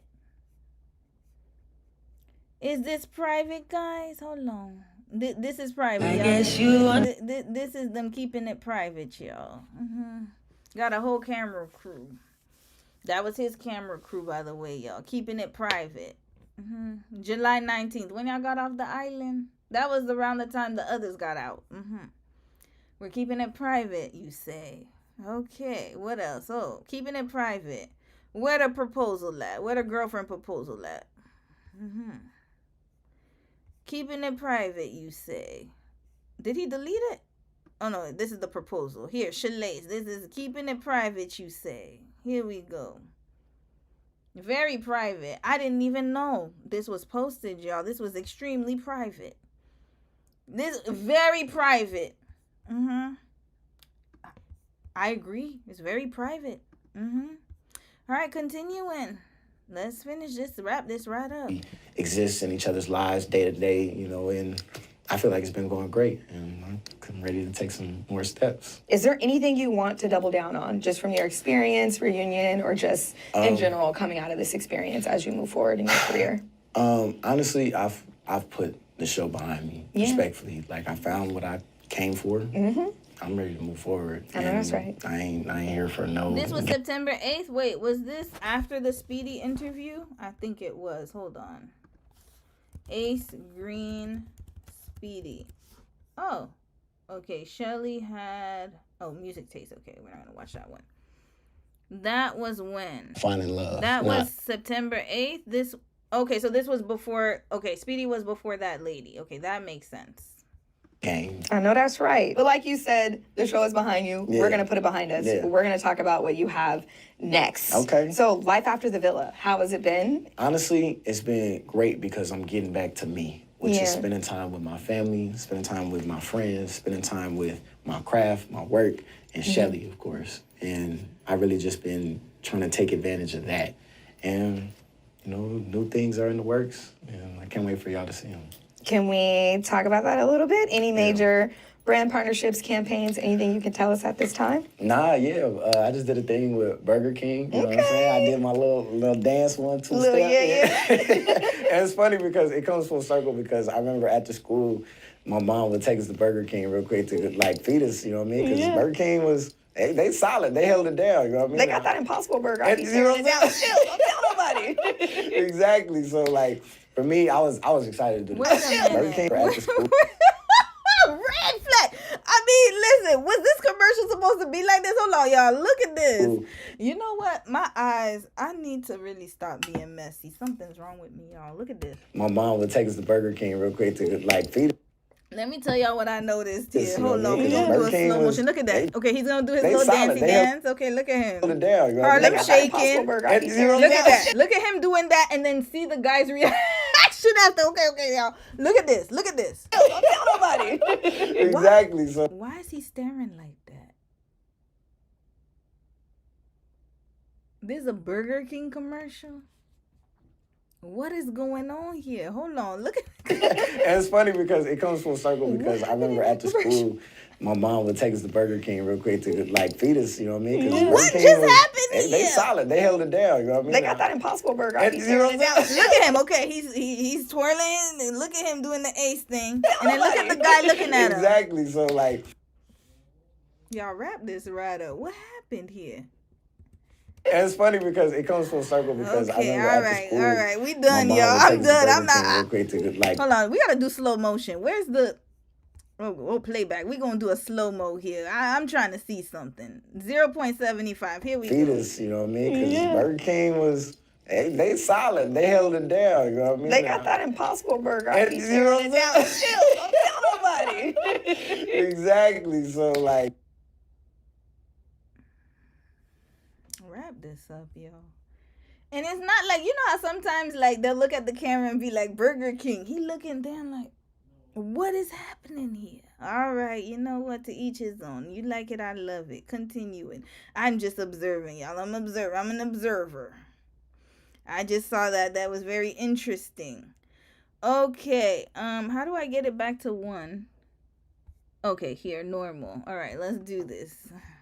like for me, I was excited to do this partnership with Burger King because again, it comes full circle to that commercial didn't do you any favors, Ace. We know how y'all get down in LA. We know how y'all get down in LA, man. Listen, that's all I'm gonna say. I'm gonna keep my mouth shut. Partner with as well because I'm not just gonna partner with people who I don't feel represents me. To be that it's a part of the VMAs too. What? Are you serious? So you going to the VMAs? Exactly. What you talking about? Is you cool? I'm gonna give you a I'm gonna be at the VMAs. I'm gonna give you a suitcase. Exactly. Now we're gonna be at the VMAs turn. And He said I'm really we all excited. going. Yeah, we all going. Everybody in this room, all the production, everybody would have get in the truck. We pulling up to the VMAs. Let's go. Nah, but I'm super excited to be working with them on this project and. I'm excited. I remember when I was a kid, I used to watch all my favorite celebrities on the VMAs and shit like that doing their performances. So to know that I'm being in the presence of greats, it means the world to me. It's only the beginning. Yeah. It's only the beginning. Okay, so are there any other particular industries or companies that you'd be excited to partner with as you continue to grow your platform? Like, what are you looking to do? Like, what we gonna see? I wanna work with a lot of people. Especially me being from LA, I gotta run through all my LA stuff. Yeah. Like either the Dodgers or the Lakers or like what else do I? Don't say or Dodgers and the Lakers. My bad. We didn't Dodgers and Lakers. Stop playing with me. Yeah, I definitely want to work with all the things that I grew up with first, and then I want to branch out certain brands, certain partnerships and stuff like that. So look.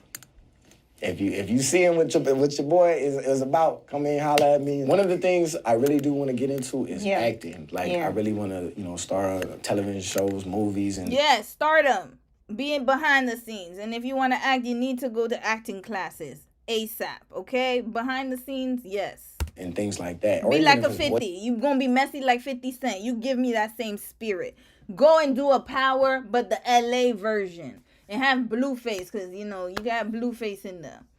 He done gained a few pounds. He could be like one of those, like, the men in jail that I don't know. You won't figure out a character for him. And then you got other folks in LA that Taylor loves you.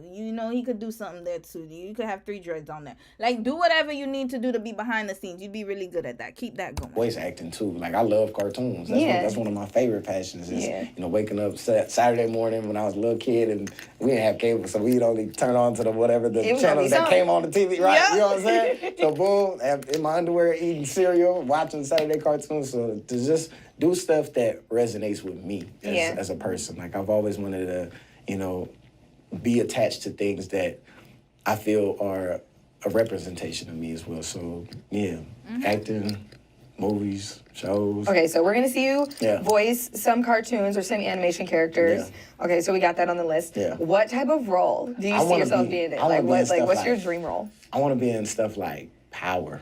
That's what I'm. Oh, you see, I said that 50 Cent. I called it. There you go. Go call 50. Those are some animation characters. Okay, so we got that on the list. Yeah. What type of role do you see yourself being in? What's your dream role? I want to be in stuff like Power.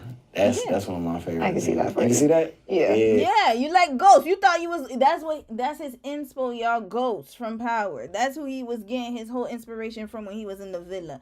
Yes, go. You don't even need to act Ace. You could be yourself. Just be the strategic little midget. No, I don't want to call him a midget.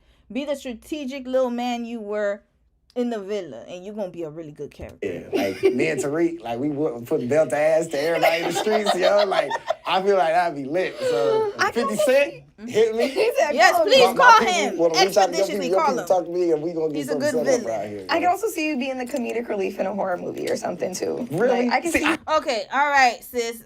You asked the same question 5 different ways. Ace, we packing you up out of here. Good luck and Godspeed. Now let's get to we're gonna still do Love Island. So here we saw this one. Okay, we saw a few of them here. All right, I think we're done with the interviews. Oh wait, Shelly. I couldn't find her TikTok. Hold on, maybe this one has her TikTok. What's her name? This is her TikTok. How many 50 minutes? We're not listening to all that. But what's her name? Shelly B. Okay, finally I found your TikTok handle. Oh Lord. All right, let's get to Shelly's TikTok handle. Shelly B. Okay, Shelly B, we got you, sis. All right, finally found you. I was looking all over for you. Oh Lord. Okay, so the past, remember, they just broke up yesterday, or they announced their breakup yesterday, and they was popping out on Thanksgiving and everything. Okay, let's see her last few TikToks. So this was around Halloween time. See, she does not post. Sis does not post, y'all. Look at this. Okay, we're going to even go with Love Island. All right, before Love Island, let's look at her posting. She posted this on June 23rd. Okay, obviously she was in the villa. So, wait, was this 2024 or 2025? Okay, let's check. I don't remember. Hold on, let's check recently. Before or after the villa. Here, she barely posts. This was July. She only posts she only got since Love Island, she only has 1, 2, 3, 4, 5, 6, 7, 8, 9, 10, 11, 12, 13, 14, 15, 16, 17, 18, 19, 20, 1, 2, 3. That's not a lot for somebody who is an influencer. Influencers usually post at least 1 to 3 times a day. They be on there all the damn time. All the damn time. Okay. So let's see what she's been posting. POV, me at 8:59 when I'm supposed to leave at 9. Okay, she dancing. So this was after Love Island. She was in love or whatnot. This is her dancing. Okay, here we go. Did I redeem myself? Okay, that's her dancing. You can see Ace judging her in the back. Okay, let's see. You know, of course, he thinks he's better than her. Of course. Look at what he's... Okay, he's doing his little dancey dance. All right, okay. She's gorgeous, y'all. Very beautiful woman. Okay, her and Alandria just eating. Makeup routine, okay. I'll watch that later. All right. You're on another flight, okay. She went to Paris. All right. Okay. All right. Let's keep going. Saying a corny joke, then laughing as ugly as possible.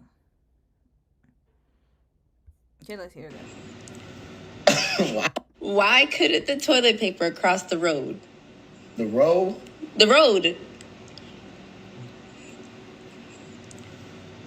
Why are you laughing? I don't get it. Why couldn't the toilet paper cross the road? I don't know why. Just take a guess. I already told you he was scared of shit. No. Because it got stuck in the crack.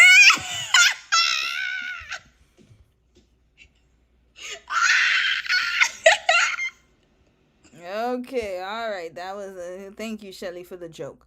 All right, here, Nelly and Ashanti. Here we go, the dynamic duo. That's it, y'all. She ain't got nothing else. What else? Now, I've always loved EO's Vanilla Cashmere scent, but this... Okay, this advertisement. Okay, here we go. Here.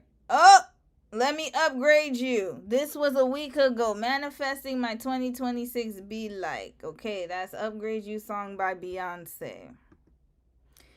What does upgrade mean? Oh, okay. So I think this is around the time they broke up. Queen of Manifestation. And then Taylor wrote Queen C.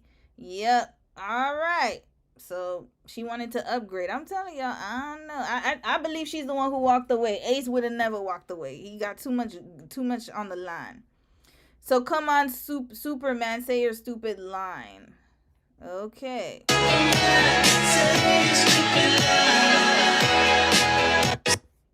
Okay, here. She's still posting, y'all. She popping out. All right, Shelly. Now, I'm going to read a few comments, and then we are going to wrap Ace and... No, we're going to listen to a few more things about Ace and Shelly. Probably 2 more, and then we wrapping them right up out of here. Goodbye, y'all. Goodbye. We're moving on to Nick and Alandria, because that was also another thing. Okay. Yeah, I think this is for tomorrow. Okay, we're going to close this off. I ain't got nothing else on. Okay, we're listening to 2 commentaries on Ace and Shelly. We wrapping them right up. Goodbye, Ace. Good luck. Oh, yeah, I was supposed to show the Speedy interview. Not a lot. I just wanted to show a little bit of a part of it afterwards. Okay, I'm going to read a few comments, and then I gotta head on to the next stories. Oh, wow, she's blonde now? Miri Sparkle's like, well, hey, sis. No, she's not. She always changes her hair. She's a hair switch up. She mostly posts on Instagram. Oh, that's why. Should I check IG? Is there anything on Instagram that she posts? Please let me know. I want to see if Shelly pops up on Behind the Villa or if we see her and Alandria reconnect. I don't know, but Beyond the Villa is done. I don't think so, though, but I know Taylor and Clark are on there. Oh, Miss Devine, I can't even say what you said here. But, okay, we gonna see if that is true, what you said. We're gonna see it. Yeah. I'm just happy she left him. Melanated 483, you said. Shelly can definitely 100% do better than Ace. Yes, he's too young for her. I think she settled. Honestly, she settled outside of the villa. I think that she could have, to be honest with you, no man in the villa would have been good enough for her, in my opinion. Chris was just complacent and he was slow as hell. He's also a mama's boy, so no. And then Ace, and then Austin, please. So it was like that wasn't, I don't think these guys were actually really good for her. I think that she definitely none of the men in the villa, in my opinion, would have been good for her. She deserves somebody outside. Yeah. And I think she realized that. None of them. I don't think any of them would have matched her. None of them. Alandria too. To be quite honest with you, I only tolerate Nick because he treats her well and he's showing that he's intentional about her. But even then, like the way he was moving in the villa, I didn't like it either. So none of the men, to be honest with you, out of all the men in the villa that I would say would be okay, none. Maybe Jeremiah, maybe. But even then, like, we only saw him in a relationship with Huda. I wish that he had been with somebody less toxic. Unfortunately, we didn't get to see his character develop because he was stuck with the craziest person he could have ever been stuck with. So, TJ, I think TJ was good for Iris. And Charlie, please, no, not at all. And Austin, ugh. And then, who else? None of the men. Honestly, all the guys were not that good. This season was terrible. When you compare them to Miguel and Cordell and the other ones from season 6, it's like, it's not even comparable to me anyways, in my opinion. So I think she would have been better off. She's better off in the real world, in my opinion. Now she has more access to different types of men, and hopefully he's not an athlete. I really hope she doesn't fall for an athlete, y'all. I hope so. Crossing fingers. And boyfriend and girlfriend, 22-year-old Ace and 28-year-old Shelly, better known as my club culture clients, have officially broken up. And I'm genuinely not confused at all. Moving in together, there's actually a lot just happening and stuff. So, are things okay? Well, Are we okay? Are we moving? Okay, are we moving on? So Ace and I actually decided to part ways. Wait, oh my God, did you announce that? No. Oh my God, Shelly, I'm sorry. No, it's okay. Please don't. It's okay. How are you? You know, genuinely, I hope you guys broke up on good terms, because if you didn't, and you were the one to go on a podcast and say y'all broke up, he's about to drop a podcast episode on Christmas Day. Like, I'm genuinely not confused. Like, yes, I was rooting for you guys. You were my club culture clients. I was like, this is so club culture. But like, I never thought y'all were gonna be like boyfriend, girlfriend, husband, wife. Like, that stays at the club. Shelly said we have a mutual level of respect and understanding that, you know, we wanted this to work, but sometimes things don't work. Oh my God. Also, it's very club culture of you to announce the breakup on Facebook before he does. Love that. And sometimes, you know, sometimes we be telling y'all that it wasn't gonna work, but you know, that's not our business. Now, OG club culture, you would go back to your friend group that you were with before you got with this man that everybody couldn't stand. But this is honestly outside the club now, so I don't know how that's gonna work, but good luck to you on your genuine endeavors. Today it was announced after... Yeah, she ain't lying, because he threw Alandria under the bus and Sierra too. The two people she was the closest to in the house. And she was left with Clark. Her and Clark weren't that close though, so yeah. Okay, let's listen to this one right here. Of Ace and Shelly's communication style. Especially the day after the challenge. It was very apparent how they communicated that it was going to be a problem. Love is a very unreliable emotion alone when it's not grounded in something stable like respect, honesty, or trust. I'm not surprised that Ace and Shelly broke up. I mean, I called it months ago. It was so obvious the writing was on the wall. I mean, you can clearly see the wolf in sheep's clothing. I'm not going to tell you who, but one of them genuinely liked the other, and the other was like, I'm just going through the motions because I'm going to seize my 5 minutes of fame. She's coming back? It was an opportunity to garner. Hold on a second, y'all. What happened? Is she okay? Yeah, she's okay. Okay, you want her to come back? Oh, she peed. She peed on the floor? Yeah. Okay, just clean it. Yeah, she's supposed to learn how to do it in her pee pad. It's okay. Can you clean it this one time? Oh, is she using the pee pad? No. She's just coming to me? Over there. Okay, come, Mimi. Come. You want to come? You just finished peeing, though. Okay, she'll come. She's here. Oh, Mimi, come here. Mimi, come. Yeah, I might have to end soon. Okay, all right, y'all. All right, we're going to just wrap it up. I'll just listen to the Nick interview, and then I got to wrap everything up till tomorrow.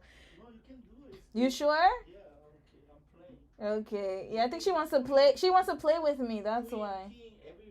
Did she poo? Yeah, she poo. Did she eat? She poo. But did she eat the second meal? Yeah. I gotta feed her again in like 2 hours. But I have the food in the fridge. That's why she's so playing right now. Yeah, she's fed. She's just like me. I get excited when I eat. All right, y'all. Sorry, y'all. I had to do a brief intermission. You could. I'm gonna steal the bowl. Yeah, she's playing now. She's playing now. Yeah, I have all her toys in here. Yeah. Okay, just keep letting her play. Okay, all right. Dom's on daddy duties. Sorry, honey. Y'all, I was supposed to be the one responsible for baby, and look at him. He's and elevate their celebrity status. It was that fucking obvious. But every time you kind of point that out, I get bombarded with all sorts of comments of, you're just jealous. You need to support a black woman. No, I don't, because I do not subscribe to identity politics. I look at the character of the person. I look at their behavior. I don't give a fuck about the color of their skin.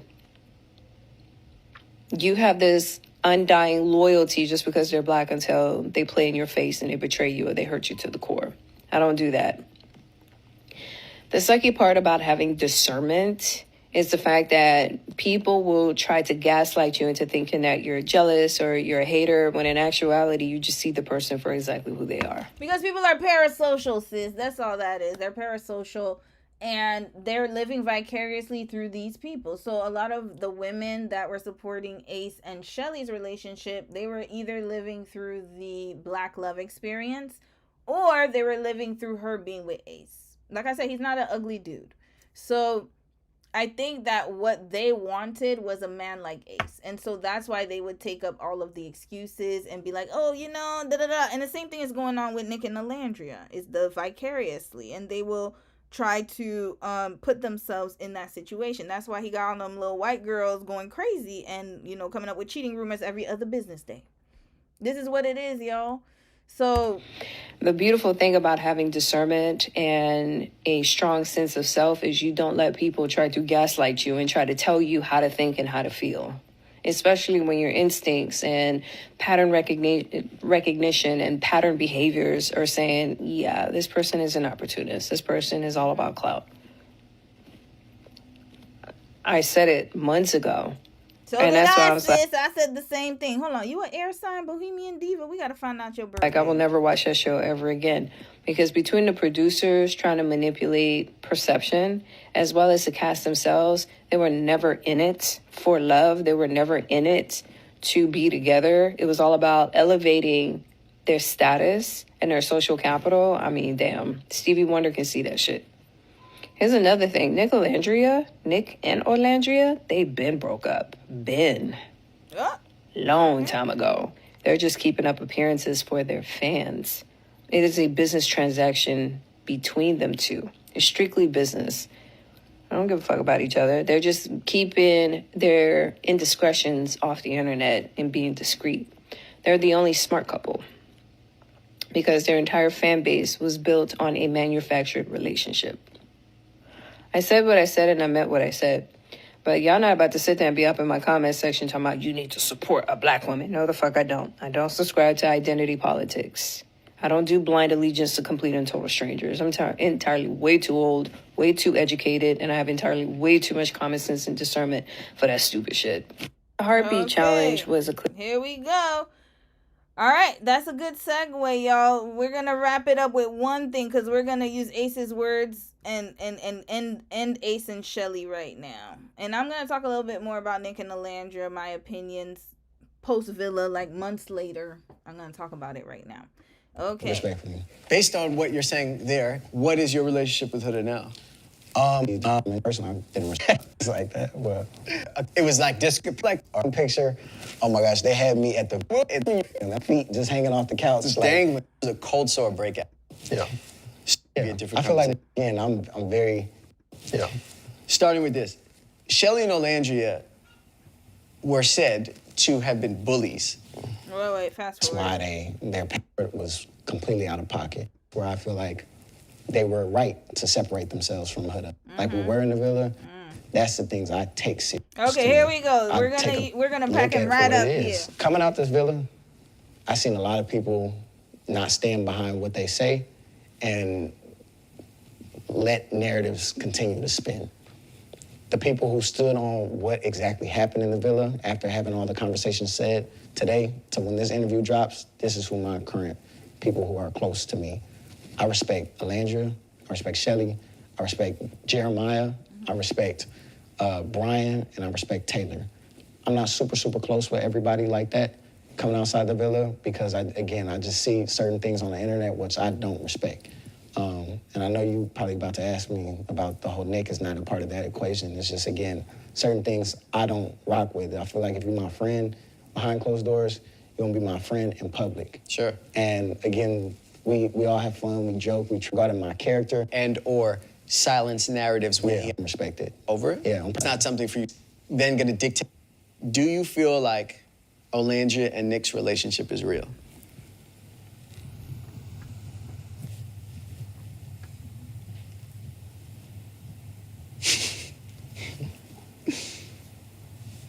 Is this you thinking, or is this your answer?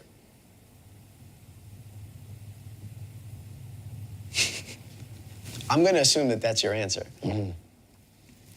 Is that tough for you because Olandria is someone that you consider to be a close friend? Yeah. Yeah, it really is tough for me because, again, she just came out here for Shelly's birthday and we all spent a time together at the club and we all kicking and shit like that. So I have a lot of respect for Alandria. But again, from the last conversation that I've had with, Nick, it was a matter of it's not a romantic spark. They just, you know what I'm saying? They find each other attractive. Nick and Alandria's relationship, you've expressed in silence, you've expressed your opinions on that. Mm-hmm. Do you think that the other relationships that have come from Love Island are real? Yeah, Taylor and Clark. I know that's for sure real. And the other ones, not so much, or? Notice how he didn't even say him and Shelly. Wrap this man right up. I just realized that right now. He said Taylor and Clark. Do you think that the other relationships that have come from Love Island are real? Other relationships. Yeah, Taylor and Clark. I know that's for sure real. Okay. And the other ones, not so much, or? How about your relationship? Tell us about that. Do you think people are aware of the benefits to being in a relationship coming out of it? 100%. 100%. I feel like when people come out this villa and they see, a certain community rocking behind, certain, ships, they're like, okay, let's take advantage of that type of. Certain community behind certain ships. Hold up. Did I? Man, why did I do that? Sorry, y'all. I shouldn't have closed it. Fucking big cat. Hold up. We're going right back to you, Mr. A. Certain communities with fandom names. Wait, what he said again? Hold on. I got to get the exact quote. Let's go back. Sorry, y'all. I feel like when people come out this villa and they see, a certain community rocking behind, certain, ships. Okay. Certain communities rocking behind certain ships. That's what he said, right? What is this? Red flag. What is this? What is this shoelace necklace? What is that? What's that? Let us know, Brother Ace. They're like, okay, let's take advantage of that type of thing. It's just like, you're going to... You know what? Let me let him talk. Let's do this. Okay, we're doing a voiceover, y'all. Here. Hold on. Fast forwarding. They're like, okay, let's take advantage of that type of thing. It's just like, because again, we just, like, she just came out here for Shelly's birthday, and we all spent the year. But again, from the last conversation that I've had, they just in silence, you've expressed your opinion. Yeah, Taylor and Clark. I know that's for sure real. And the other ones, not so much, or? Do you think people are aware of the benefits to being in a relationship coming out of it? 100%. 100%. I feel like when people come out this villa and they see, a certain community rocking behind, certain, ships, they're like, okay, let's take advantage of that type of thing. It's just like, you're going to face yourself in a world of problems, i.e. breaking up, i.e., arguments, i.e. now you got to put on the front for the public like you rock with your partner still and you want to go explore other people in real life, you know what I mean? So that's on them that they're going to have to face at the end of the day, but I don't move like that, and that's why I was very intentional with my time in the villa, because I knew, obviously coming outside, people are going to have opinions on relationships, so I'm going to be very, very, very intentional behind finding this relationship. Coming out of the villa now. It's so crazy. Everything he said about other people ended up happening to him and Shelly. That's wild, y'all. I.e. breaking up. They're like, okay, let's take advantage of that type of thing. It's just like, you're going to face yourself in a world of problems, i.e. breaking up. I.e. breaking up. I.e., arguments, i.e. now you got to put on the front for the public like you rock with your partner still and you... Hold up. Damn, why I keep putting the page down? You gotta front in public like you still rocking with your partner. This was y'all a week ago, Ace. Don't you ever forget it. Don't you ever forget it. Red flag 2 weeks ago. Where were you at? Matching jeans and white shirts. That's you right. So everything he was projecting onto others, it was him. Want to go that's why he was so upset. In real life, you know what I mean? So that's on them that they're going to have to face at the end of the day. But I don't move like that. And that's why I was very intentional with my time in the villa, because I knew, obviously coming outside, people are going to have opinions on relationships. So I'm going to be very, very, very intentional behind finding this relationship. Coming out of the villa now, you and Shelly seem to be in a very happy situation. Yeah. Is it safe to call that a relationship? Is that your girlfriend? Not yet. But the thing is, when people was, going back and forth of Ace is scared of commitment, he's too young, yada, yada, yada. First off, number one, I feel like the whole age conversation is silly as fuck to me, because I feel like I've been through a lot of shit that not the average child is gonna go through. And so there's nobody else who could go through what you went through. Again, we packing him right up out of here, y'all. Everything he's saying here, I just wanted y'all to see months later what ended up happening with all of those things he was talking about to other people. Next It phase. ended up coming right back to him. This is why you got to be careful what you talk about. The way he was talking about those people that he was in close relationship with, and the way that he was fixated on them and acting like he was superior. Look at this. Honestly, what's next for me is putting God first, which I've always done throughout my whole entire life, so I could have an idea of what I want to do as far as acting, modeling, working with certain brands, giving back to my community, and still keeping those same values I had before going on to the show. Whatever God has planned for me, that's what I want to do. And whatever my path aligns with him, then we're gonna do. Beautiful. Yeah. My last thing, and you can be honest, do you regret going on the show? Okay, here we go. All right. What did he say here? Where did he talk about On Shelly the again? real. And it seems like America had a problem with speaking through. And to come out this experience and see, again, that wasn't the main focus. It was mainly focused on drama, and I felt like that being in there. I said, why do I always feel like I'm amongst this drama shit? I don't even care enough to be in this conversation. I don't even care enough to talk about someone else. But again, a lot of influence come to play, and when that's the case, I don't feel this is authentic to me, and I've been authentic since day one coming into there. I'm gonna be unapologetically me throughout this whole entire experience, and can't nobody in that villa who was actually there say Ace was faking it for this, Ace was faking it for that, because they know my character. I have no problems apologizing to people. I have no problem standing on business, admitting, look, I was wrong about this, and this is how shit should go now. I have no problem speaking my mind. So I hope the next interview you go on that you gonna apologize to them folks you was talking about in this interview. We wrapping you right up right now. Good night, Ace. Ace and Shelly, I wish you both the best. And I will do an update once there's one available. We moving on now. Since we're still on Love Island, because of the sake of time, let's go through Nick's interview. It was 16 minutes, so not too long. Not too long. Okay, I'm gonna read a few comments and we getting right to Nick. Nobody. Pseudo Chic, you said nobody. Especially after people started going after their family and doxing, it would have been easy to not have to go through all of that harassment every day. Facts. Yep, Devonda says you're so right. Don't tell people the power of the tongue is a sword if you're not careful. Exactly. Nick and Ola value family, so they wouldn't add their family if they didn't like each other like that. Why be in a fake relationship? At the Loving Homes, yeah, I actually agree with that.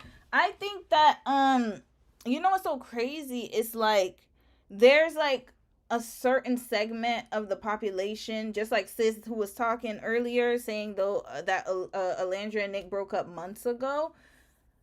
I can see why they would believe that, because a lot of people are saying that they're only seen in the public because of their brand deals, right? But at the same time, we don't know what goes on in the background.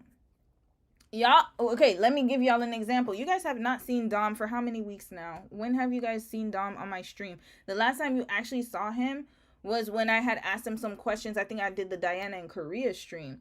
Other than that, you're not going to see him here, but people could have probably speculated, oh, yo, da-da-da-da. You know, people can come up with whatever narrative they want if they really wanted to, right? I don't post on Instagram.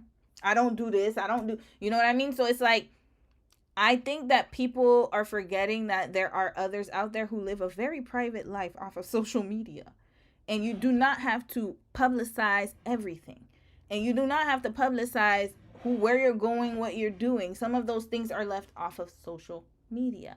And so this is why I can't really say that Nick and Alandria are faking it for PR, because that's actually what couples do when they don't want people in their business, and when they want to keep it private, or when they want to focus on their brand and not on the relationship being their brand. And so they're moving as if they are working on their brands. And so that's why in public you're only going to see brand related content, because they don't want you to see them in a couple. You're not going to see them walking around taking pictures of themselves, right? Unless somebody else takes a picture of them. But most of the times you're going to see them just working. And that's what it's supposed to be, especially for couples who want to remain private. They want to stay out of the public eye, and people are too crazy. We're going to get into that right now. All right, I'll read one more comment and then we're going to get into it. At @positive_voice, you said this is why Nick and Ola went very private, because people feel the need to make false statements and spread Hideous narratives. Yes, exactly.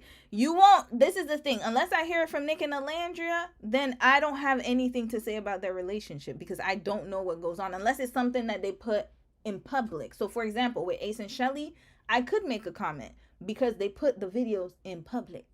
But if they were private, I would have nothing to say. Notice how with Taylor and Clark, I haven't said anything. I don't care enough to look for them, one. And two, I haven't seen anything for me to talk about. I don't just pull things out of thin air. I look at what they're doing and what they're posting. That's the difference. But people want them to post. Why? So they can have something to pick at.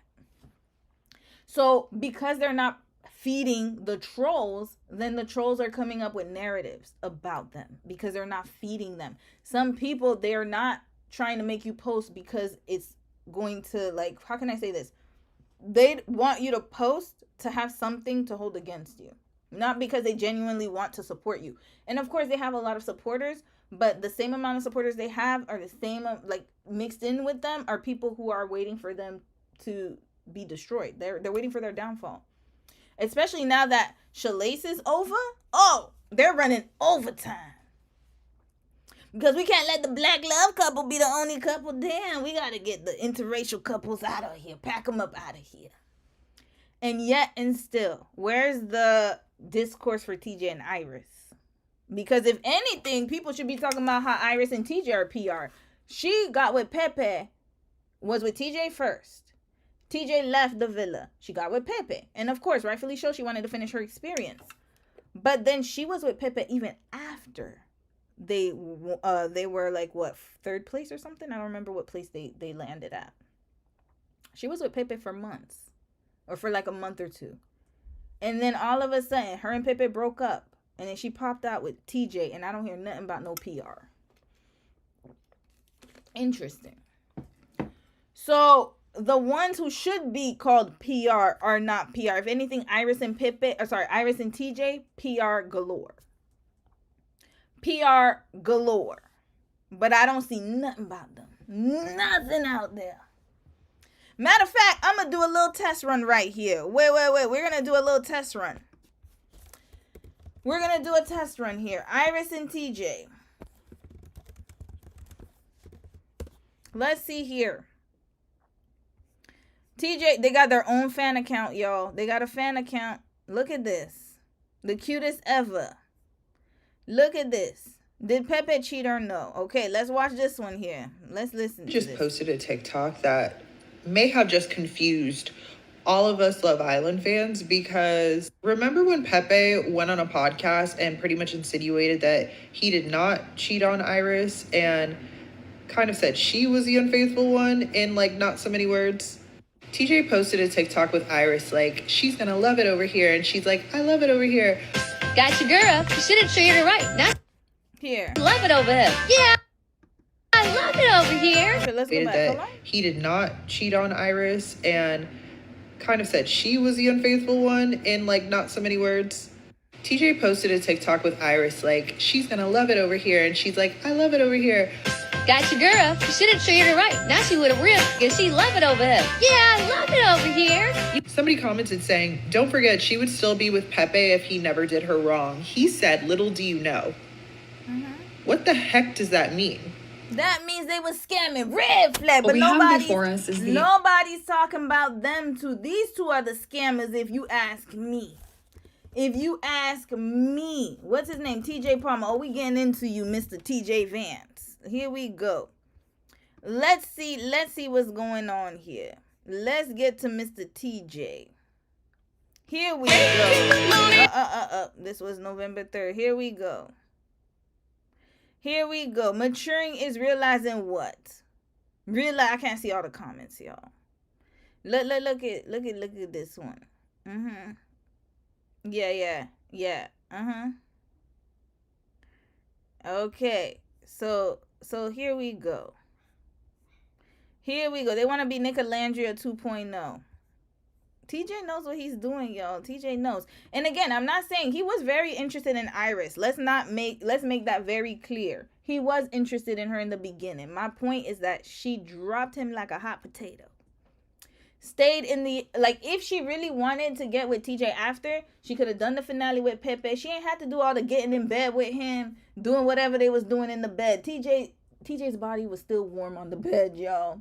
His sheets were not even cold, and she was already laid up under him. Pepe. So they literally had a similar experience like Ciara and Nick, but yet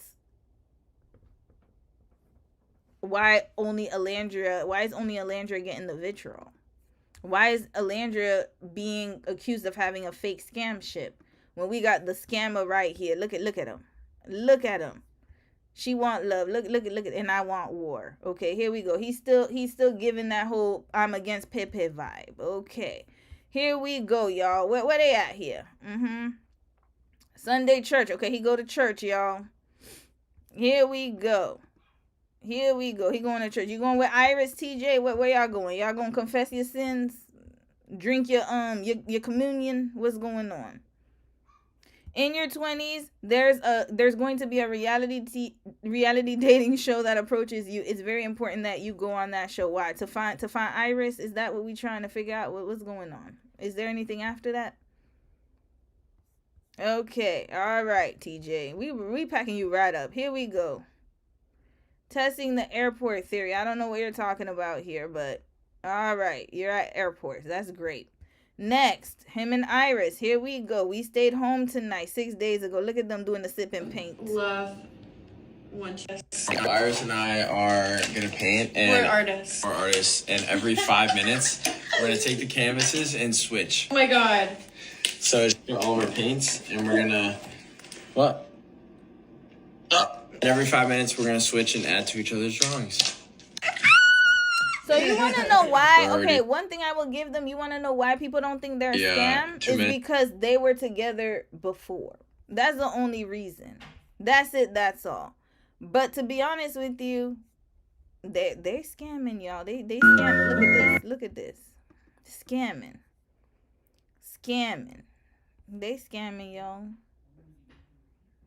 Scamming. All right.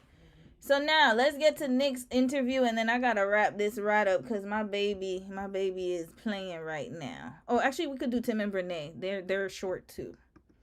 Okay, we'll do Tim and Brene. We did Ace already. All right, let's get into Nick and Alandria right now. Oh, where was it? Where did I go? Hold on. Where's Nick's interview? Oh, YouTube. Okay, here we go. We'll do this one tomorrow. I might have to take J-Lo off. Oh, 2 minutes. Okay, we're going to talk about J-Lo. That's short. All right, let's watch Nick's interview. Oh, no music. I am sitting here in Miami with one of the hottest new DJs. You like that? Hottest? Yeah, one of the hottest new DJs. Also, my boy, Mr. Nick Van.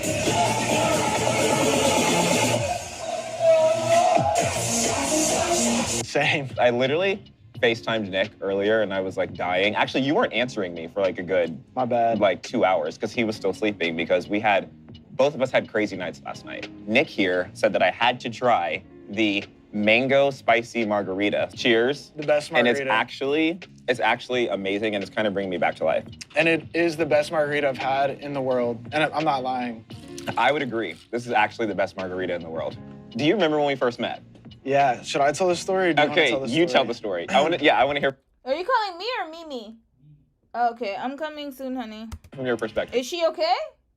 Okay. You tell the story. Twas the night of the VMAs. Was the night. And fortunately enough, Bacardi brought me on to come to the VMAs. Mm-hmm. And Carter was the interviewer, broadcaster. The Bacardi host. The Bacardi host. Yes. And we met, clicked, and now we're in Miami doing this podcast. So it's just funny how we go from meeting at Bacardi, doing an interview, and now we're here. I've never watched the show. And when I met Nick, he was just the most inviting, the most warm, charismatic person ever. Like, you genuinely were just like, dude, I'm so happy to be here. Like, what's up? My name's Nick. How are you? And we just completely vibed. All right, so I gotta know, what is life like outside of the villa now for you? Life is good, you know what I mean? It's less focused on reality TV. It's a lot of, getting into we're going into the 2026 year now. It's focus is like acting, DJing. Acting too? Yeah. Wow, this guy's a triple threat. Who knew? To be Who fair, knew? my IMBD is kind of stacked right now. 35 episodes Love Island, you know. Shit, hell yeah. No, hell yeah. we got a IMDb, Google yeah. commercial. We did Hot Santa with Kim K. It's so dope to see everything that you're doing outside of the show. After being outside of the villa, how are you dealing with just like the spotlight and so many eyes on you and your relationship? Like, how does all that feel? I feel like I have this conversation multiple times a week. Really? Because, you know, there's days that you have like the really good days, you're seeing all the love, and then, you know, you might do one thing and it's, you get a bunch of hate, or it's just a bunch of hate in general. And I actually asked Kim like the other day, I was like, how do you deal with all the hate? I mean, I think at some point, like you care at the beginning, and then, but if you care too much, it's like, you keep going, you're gonna be consumed by it. Yeah. So I think now it's like finding avenues to like, whether it's music, whether it's DJing, whether it's like working out or talking to people like Kim or, you know, my family or my therapist. Then, hey, Okay, he's in therapy. Good for yeah. We love therapy over Yes, and I do too. Kudos to y'all. Green flag for the therapy plug. here. I just started therapy recently. Yeah. And I go like twice a week now. Yes. I feel like even if Shout out Ken Howard. Love you. Shout out. Like, and even if you don't think you need it, I feel like it's just cool to talk to somebody, because Yeah. I feel like as men, we're just not very like open in conversation in general, so with like our feelings and emotions, or at least. This is what Ace should have done. He needed to be in therapy. And I'm glad that Nick is getting therapy. He needs it. Not very like open in conversation in general, so with like our feelings and emotions, or at least me. So Yeah. And you're from here. You're from Florida. yeah, I'm from Miami originally. You're from Miami originally. Yeah. Dude, okay, what was it like growing up in Miami? You know, my mom took me to space when I was 3 years old. I'm just joking. No. We were just talking. I just went to space for the first time like recently, and it was the craziest place ever. So you growing up going to space is amazing. That's a lie. We did not grow up in space, but I actually grew up like kind of near Little Haiti. I don't know that like it was a healthy place for me to be raised. I feel like I was a Your mama raised you near Little Haiti? Red flag. Hold up. Wait a minute. Pause the line. Hold the line. In case it's your first time watching, I grew up in Florida as well. I did not grow up in Miami. I grew up in Fort Lauderdale, Sunrise to be exact. Shout out to Sunrise, Florida, which is not far from Miami. But he grew up in Little Haiti, not the gentrified Little Haiti. He grew up in the real Little Haiti. Oh, he was in Zotown. Okay, this makes a lot of sense. Y'all, he's used to being around black people. Trust and believe me. That area right there, I remember we used to go to Little Haiti when my dad had to buy specific things, like, because my mom hated going to Miami. Like, if we went to Miami, it had to be a specific reason. They would not let us out the car. They were like, you stay in the car. Everybody, mom, everybody locked up in the car. Like we about to get robbed or something. It's terrible. I know. Unfortunately, my mom was very scared of Little Haiti. But Miami used to be real. Miami's not the whatever you're seeing right now of Miami, that's not how it was back in the day. So yeah, he grew up in a different type of Miami. I'll say that. It does not look the same today. Now it's more gentrified, obviously, and there's definitely way more going on, but that was not the experience in the 90s. And he is a Gen Zer, so he's not too far from me, I should say. So going to space is amazing. That's a lot. I don't know that like it was a healthy place for me to be raised. I feel like I was a hellraiser when I lived here. Nope. Little Haiti is wild. I never thought he grew up in Little Haiti. Little Haiti is wild, y'all. It's wild. Wild as hell. And that's the same thing there's so many areas like what was it, Overtown? I heard about all those areas. I never went there though. Like everybody thought Miami was so dangerous, so we used to just stay in Fort Lauderdale. Nobody liked going to Miami when I was growing up. Miami was just for the clubs, like that was it. Like, but we mostly stayed in Lauderdale, so yeah. We did not grow up in space, but I actually grew up like kind of near Little Haiti. I don't know that like it was a healthy place for me to be raised. I feel like I was a hellraiser when I lived here, and I was like. How so? I was like 9 years old and like crashing out in school and like class clown, running on desks and stuff. I can see that. You kind of like watch the show and then you think about like the moments in my kindergarten years and it's like kind of. So that's why he was comfortable being around Taylor and Ace. That's what he grew up around. He likes being around black folks. I'm not surprised. I already knew it, but this adds a lot of context. I thought he grew up in Jacksonville. It all makes sense. When did you first get the spark to want to become a nurse? Because you went to nursing school. Yeah. Yeah. How did that start? I think my mom actually was a model in the 90s, 2000s. Mm-hmm. And then she became a PA, like when I was born, physician's assistant. Yeah. And I was modeling in high school, and I'm like, I do not know what I want to do with my life. Mm-hmm. It's like, oh, you should be a nurse. Like, it's super safe. And it's like, okay, try it. It was cool. Like, So your mom is the one who just inspired you to become a nurse? So we're living like parallel lives, kind of. She never went on Love Island when she was younger, but like.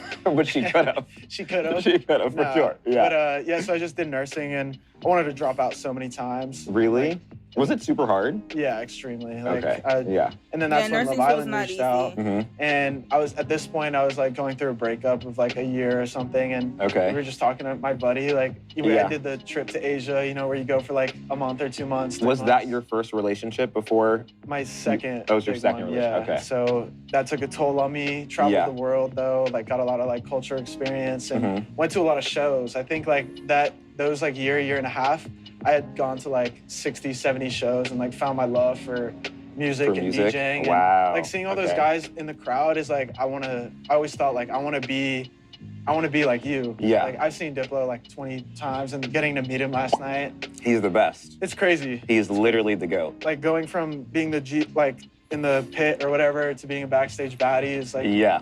So being a backstage baddie, I love it. I'm shaking it on stage now with John. Okay, so what was the first artist or what was the first song that made you feel like, okay, wait, I could do this. I want to be a DJ. What could do this? I think it was, honestly it was like those days in our little like 4-bedroom house where we just whip out like our $100 Serato board and we would just like rip it and 15 of our homies, like all dudes, just like in a dark room. This sounds like the straightest. Wait, in a dark room at 3 a.m. Yeah, my windows Actually, shut. this sounds kind of fun. Maybe I should come next time. Phones in a bag, like just ripping. This sounds like a dark room. Do you know what a dark room is? It's like a boiler room, kind of. No. Like a dark room, like at a gay rave. The dark room. Wow. But I guess that's. I'm gonna have to take you sometime.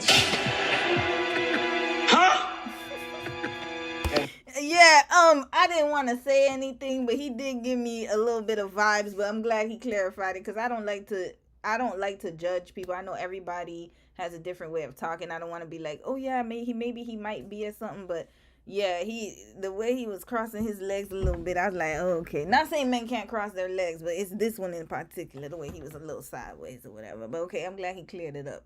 It's where like, we'll talk about that later. That's for a different podcast. That's for a whole different time. Because when he started talking about dark room, I'm like, what you talking about dark room? Yeah, he got excited when he heard about them 15 men in the room. A few more of these, and maybe we'll tell Nick about the dark room. Oh, hey, didn't see you there. It's me, Carter, and I'm interrupting the show. Or 5 years back, and like a song where it like really inspired you, or like what made you fall in love with music first? Because like I think back, and it was Destiny's Child, Say My Name, Beyonce. Okay. And I was like 5 years old, and like, oh my God, I love music. Say like in the EDM space, like for me, like EDM's like my passion, and I think there's been a few moments, like Calvin Harris at Ushuaia and Ibiza. Wow. That was like peak moment. Tomorrowland, France, in like the Alps, and I think it was like Armin van Buuren. Yeah. And on this outdoor stage, like in the mountains, and I think just like Armin's a legend. Yeah, just like the whole scene was just so cool. And actually, growing up, my family's from Belgium. I'm half Belgian, and a dream of mine since I was like 11 was I'd watch like the Tomorrowland Belgium recaps. Yeah. And just be like, I want to go there someday. And I think that like those moments, and each festival had its like special thing. Might be a Pisces thing, because Dom loves EDM and Tomorrowland too. That's how I know about that whole festival. I think they had a fire this year, and they had to do the stage like within a short amount of time. But yeah, EDM is very popular. I didn't know how popular it was until he would listen to EDM and stuff like that. It's just... All right, yeah. So that makes sense. Tomorrowland is I think it's in. He said Belgium, but I feel like it's in Germany. No. Okay, I'll have to check. Hold on, Tomorrowland. It's in Europe for sure, but I don't know where it is. Yo, people go crazy. Oh, yeah, it is in Belgium. It's crazy, y'all. Look at them crowds. It's wild. Like, Tomorrowland it's like nothing you've ever seen. I've seen it, like, on TV, and I'm like, oh, hell no. I don't know how people go there and not be claustrophobic. All right. let's continue listening. Just cool, just cool shit. Dude, well, it's amazing now because you going from being in the crowd at these festivals to now you played one of your first shows, did you not? Yeah, at Insomniac? I've played 3 shows now. My first festival was Insomniac. Your first festival was Insomniac. It's crazy. How did that feel? How was that? And how did that come about? I mean, I partnered with Beatbox and we did like the art car, and I wasn't expecting much, but it was like probably 5,000-6,000 crowd. That's insane. That's pretty great. Like going from 15 guys in a dark room to You guys keep going back to this dark room. 15 guys in a dark room. Yeah, it's not. Is there something else you want to tell us? No. It's super straight. Super straight. Bro, no, super straight. I super swear to straight. God, No. Yeah. Super straight, bro. Yeah.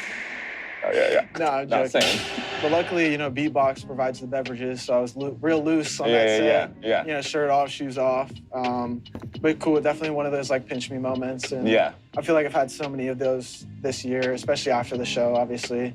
Like so many cool opportunities and people to meet. So. Well, I'm so glad that you're really taking the DJ thing seriously.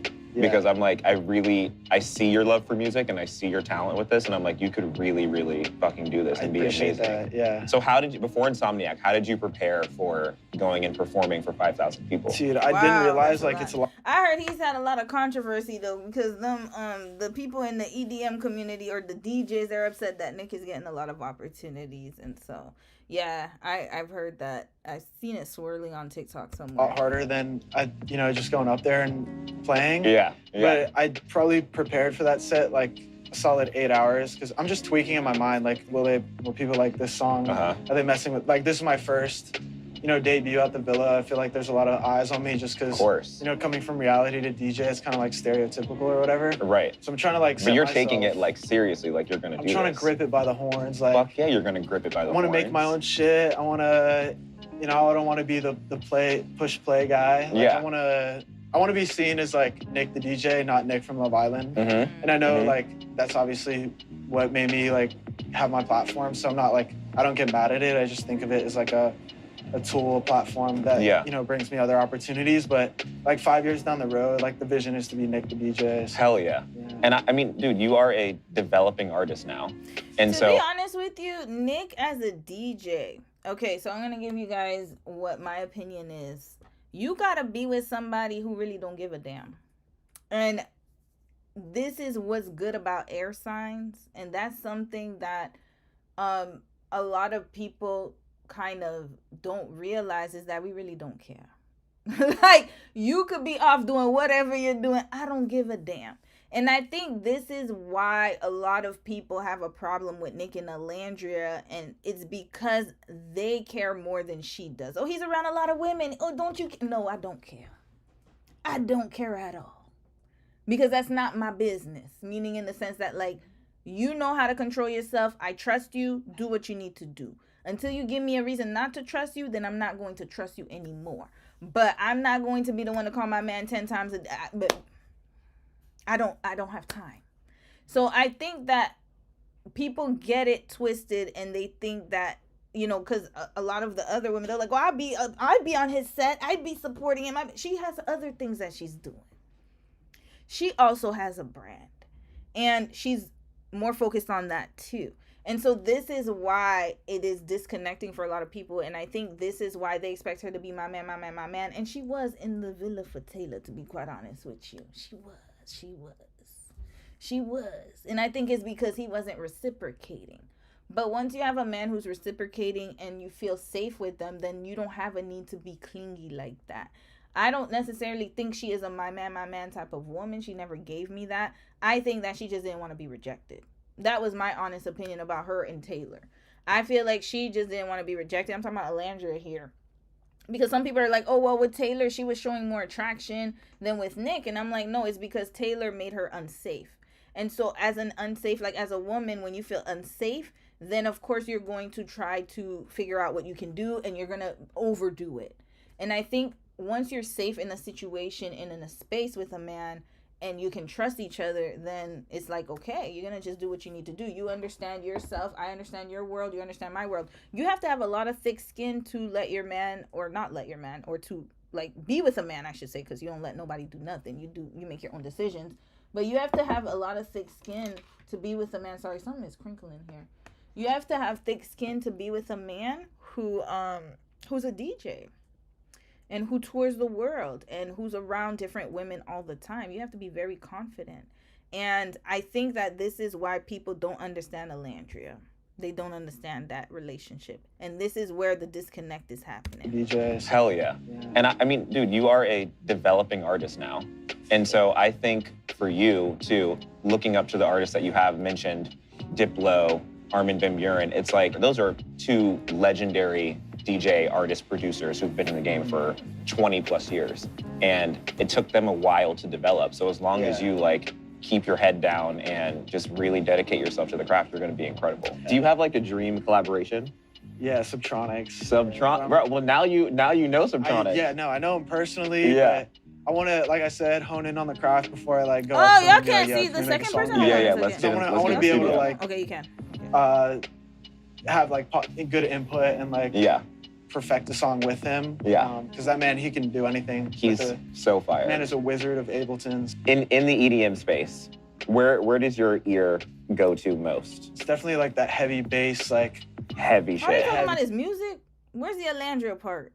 The dubstep. We might have to fast forward. Yeah. The first person who made me fall in love with dubstep was Skrilla. It's like below you going on a college tour. Yeah. And then 2 years from there, you playing Coachella. Nick Vance, main stage, Coachella, 2027. Watch. You heard it here first. So also, I wanted to ask, what artists are you listening to right now that you're like in love with, besides Subtronics? Besides Subtronics? Yeah.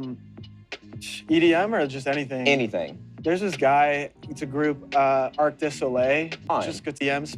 They're on the Sorry, I gotta skip a little bit. Okay, Okay, here we go. Yeah. No, I have a lot of friends who are loving Odd Mob. Yeah, really fire. Okay, and I also have to ask, how are you and Alandria? Of course. Great, yes. Our girl. My backstage baddie. Yes, the other backstage baddie. Yes. She's good. She's always there supporting you. Yeah, she came to my very first set ever. She's like massively supportive through all of it. You know, she texted me today. She thought I was DJing tonight. Wait, so she went to his first set. Did we even see that? Was that the one? I don't think we saw that. The first set, that's the 5,000 people. Hold up, we're gonna find out on TikTok. Let's see. Oh, is my internet not working? Oh, shoot. Wait a minute. Y'all can't see nothing? He knows plenty of men are here. Yep, he does. Hold up. What's wrong with TikTok? Let me make sure my internet working, y'all. What is going on? Okay, it's working. I think it was just TikTok. Nick Van's first set. And let's put Alandria. Let's see if we can find something. When was this? Hold on. I might have to find it on my phone because they're not going to show it here. Okay, we're going to keep watching this part. And then I'm going to try to find his first set. So I didn't know about this. You see? So they're doing things low key. And he said that she messaged him Friends today. who are loving Odd Mob. Yeah, really fire. Okay, and I also have to ask, how are you and Alandria? Of course. Great, yes. Our girl. My backstage baddie. Yes, the other backstage baddie. Yes. She's good. She's always there supporting you. Yeah, she came to my very first set ever. She's like massively supportive through all of it. You know, she texted me today. She thought I was DJing tonight at like the Nylon House. I was like, yeah, no, sorry, I don't have that much aura, but like, hopefully next year. Yeah, next year. Next year is gonna happen. But extremely supportive, and I think it's cool, like being in a relationship that like you're just supportive in all ways. Like she's doing her thing with her awards and her high fashion, dreams. And she is absolutely crushing it. Yeah, absolutely. And like I knew it too. Like, coming out the villa, she's like, will I have to go back to the elevator? She did elevator sales. She's like, will I have to go back to elevator sales? I'm like, I swear to God, right now, you're not going back to elevator sales. Nope. I didn't even see like the, social media or whatever at that point. I just knew like, she's a superstar and she's fucking crushing it. So it's so amazing to see you guys and how much you guys love and support each other. It's a real story of finding love with someone, and I just think it's such an amazing thing for everyone to see. And so why do you think people are so invested in your guys' relationship? It's so many different things. It's one, like watching the show, you're watching, what you think is a lot. Like, we spent a lot of time together, and you're watching every step of the relationship. Have you ever watched it back? No, just the finale. Just the finale, okay. But I think like it's the interracial aspect. People are like just curious in general. I also think it's like the dynamic of coming off, like, you know, I hate to say it, but like one of the bigger shows of the year. And there's so many eyes on you and so many people who think that they know you. And there's like good things to it. There's bad things to it. I'm glad he brought up the interracial aspect. That is very true. So he's right. And now I realize, like I said, remember when he did the racism post and I said that wasn't enough? I think he's realizing. He's finally realizing, because his answers before, I remember when they used to ask him, his answers before were like, oh, like, you know, it's okay, we'll move past it. Like, he was very, like, lackadaisical. But now you can definitely see a shift in his directness and that he's not sweeping it under the rug. So the interracial aspect 100% is because he's in love with a black woman. That's it, that's all. And she's not just black, she's a dark-skinned black woman. And like I said, Iris is not getting the same treatment. Not at all. And there's a reason for it. Amaya, if anybody's a scam ship, it was Amaya and Brian. Yet, crickets. I don't hear nothing about Amaya being a scammer with Brian. They even won $50,000 each, right? Was that it? It was $100,000 and they split it $50,000 each. Nobody talked about it. Money was involved, yo. But they're fixated on Nick and Alandria. And that's because Nick is an attractive white man and Alandria is an attractive, beautiful, dark-skinned black woman. That's it, that's all. Yeah. So it's definitely sometimes a lot. Yeah.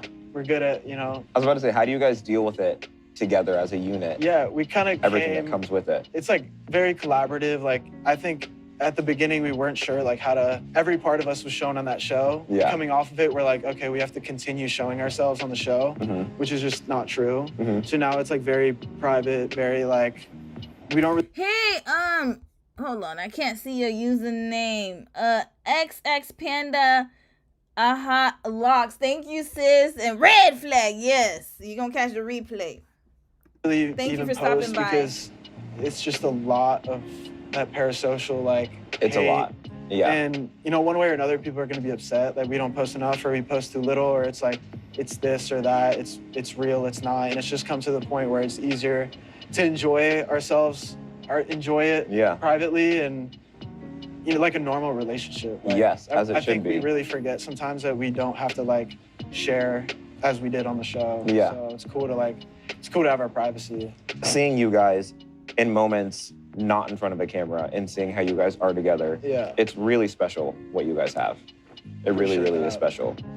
And also, you brought up being in an interracial relationship. I mean, I just think it's so incredible for the world to see two people who look like the two of you guys being in such a loving relationship. It's like, it's really, really beautiful. So I did this tour like the first 2 months after the show, and we went to like 35 different cities or 40 cities, whatever it was. Met so many people in person, and like the amount of letters we were getting just about that simple like fact, it was like so healing for people. Dude. And you know, she comes from like a town in Alabama where like, you know, people who look like us aren't together. Dude, we're all from the South. Yeah, exactly. We're all from the South, So it's cool. I think it's really healing for people, and I know that because that's what I hear from people, and I've had some like. Not him and Alandria both talking about healing the world with their relationship. Okay, so I'm gonna say red flag. I gotta give a red flag here. Red flag. Oh, red flag? Red flag. Sorry, my tone was a little big. Okay, the red flag is not because I love their relationship, so, you know, they are keeping things off screen. I'm gonna believe what they're saying. The healing the world thing, though, one thing I would say to Nick and Alandria is don't feel responsible for being people's healers. Like, no. And I think this is where the parasocialness comes from it. And it's a lot of pressure because now people are putting that pressure on you as a couple. Like, don't mess it up. Don't do this. Oh, he's not going to like it if you let him outside. Alandria, why you not at his DJ set? Nick, why you not? You see, this is what happens. So I think that I understand where they're coming from, where, you know, they want people to see the positive interracial relationships, but at the same time, you shouldn't be responsible for holding that standard for people. Just be in love, and that's enough. And I'm happy that they got off of social media and they're not showing that aspect of their relationship, because it would have been way worse. Think about it. It's really bad now. It's extremely disgusting. So imagine how worse it would have been had they shown their relationship. And people are looking just to pick them apart. I'm telling y'all, it was never going to work in public. I'm glad that it was Alandria who made the decision to privatize it. I hope y'all know that. It was definitely Sis who did. She doesn't want that attention, and I understand that. But yeah, the healing the world thing, I get it, and I understand the concept of it. However, I just don't want them to be pressured to live up to that standard. Because it's not their relationship that's going to heal other people's trauma and their bad decision making or their relationships that went bad with a white man. No, that's them that got to fix that. You can be an example, yes, but at the same time, like, I don't want them to feel like they have that, like, that's a lot of pressure to put on your relationship. It's a high standard. And it's the same thing with the black love thing. It's the same. I would say the same thing with Shelly and Ace when they were putting black love or, oh yeah, black love. Yeah, that's a lot of pressure to put on a relationship.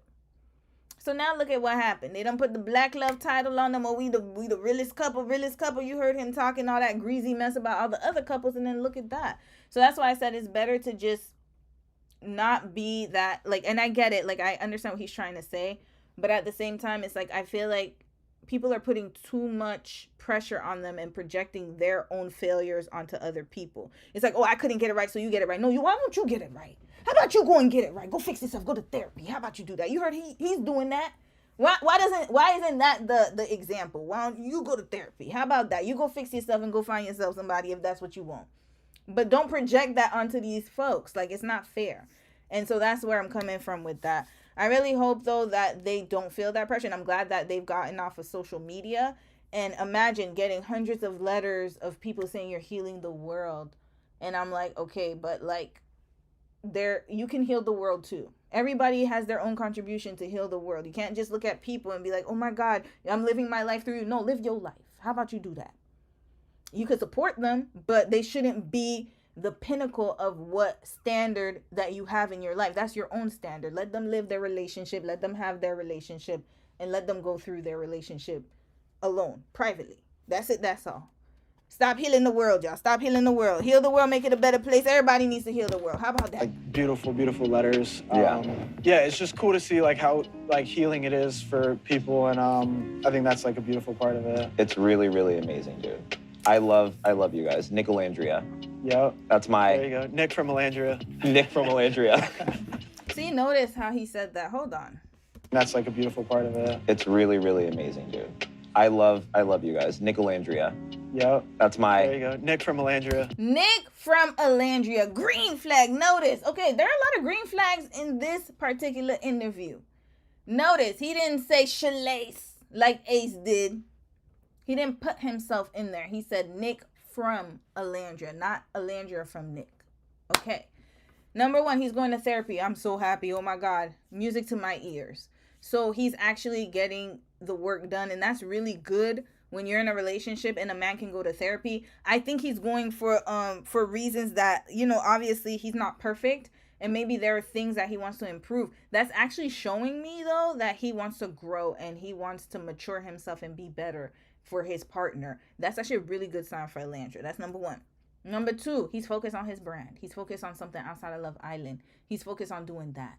He's not being a busybody and focusing on other people's relationships within the villa. He's past that, which is great. And then number three, he and Alandria are still going strong backstage. And sorry, he called her backstage baddie. And they're still going strong. They're just not showing things on social media.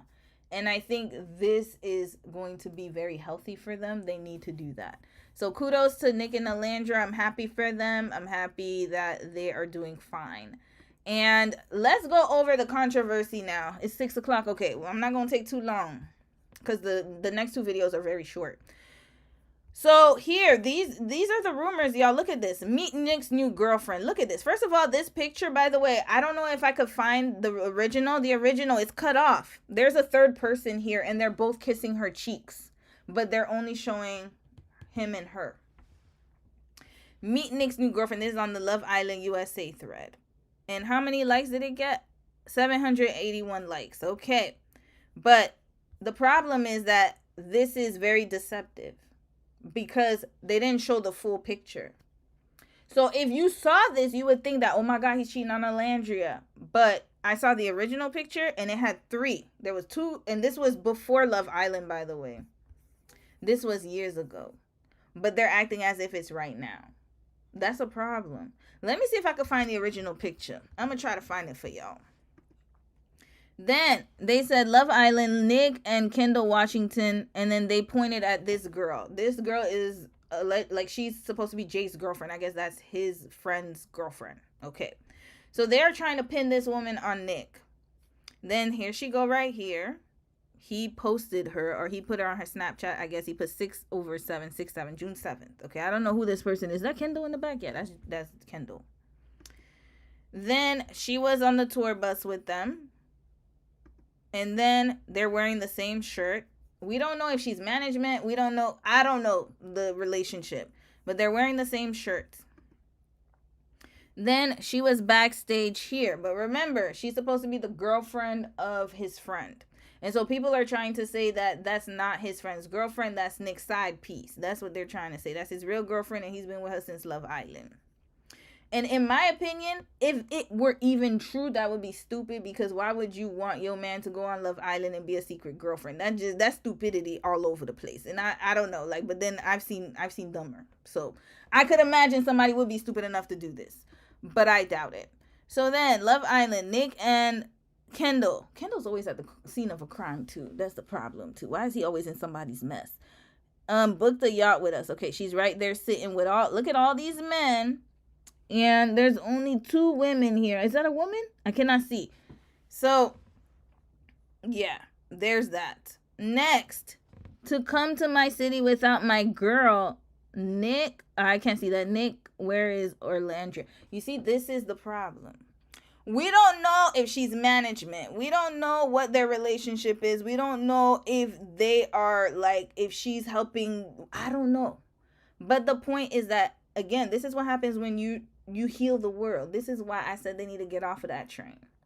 Stop trying to be like the standard that other people want, because look at that. Where's Orlandria? He's working. It's daytime. He's working.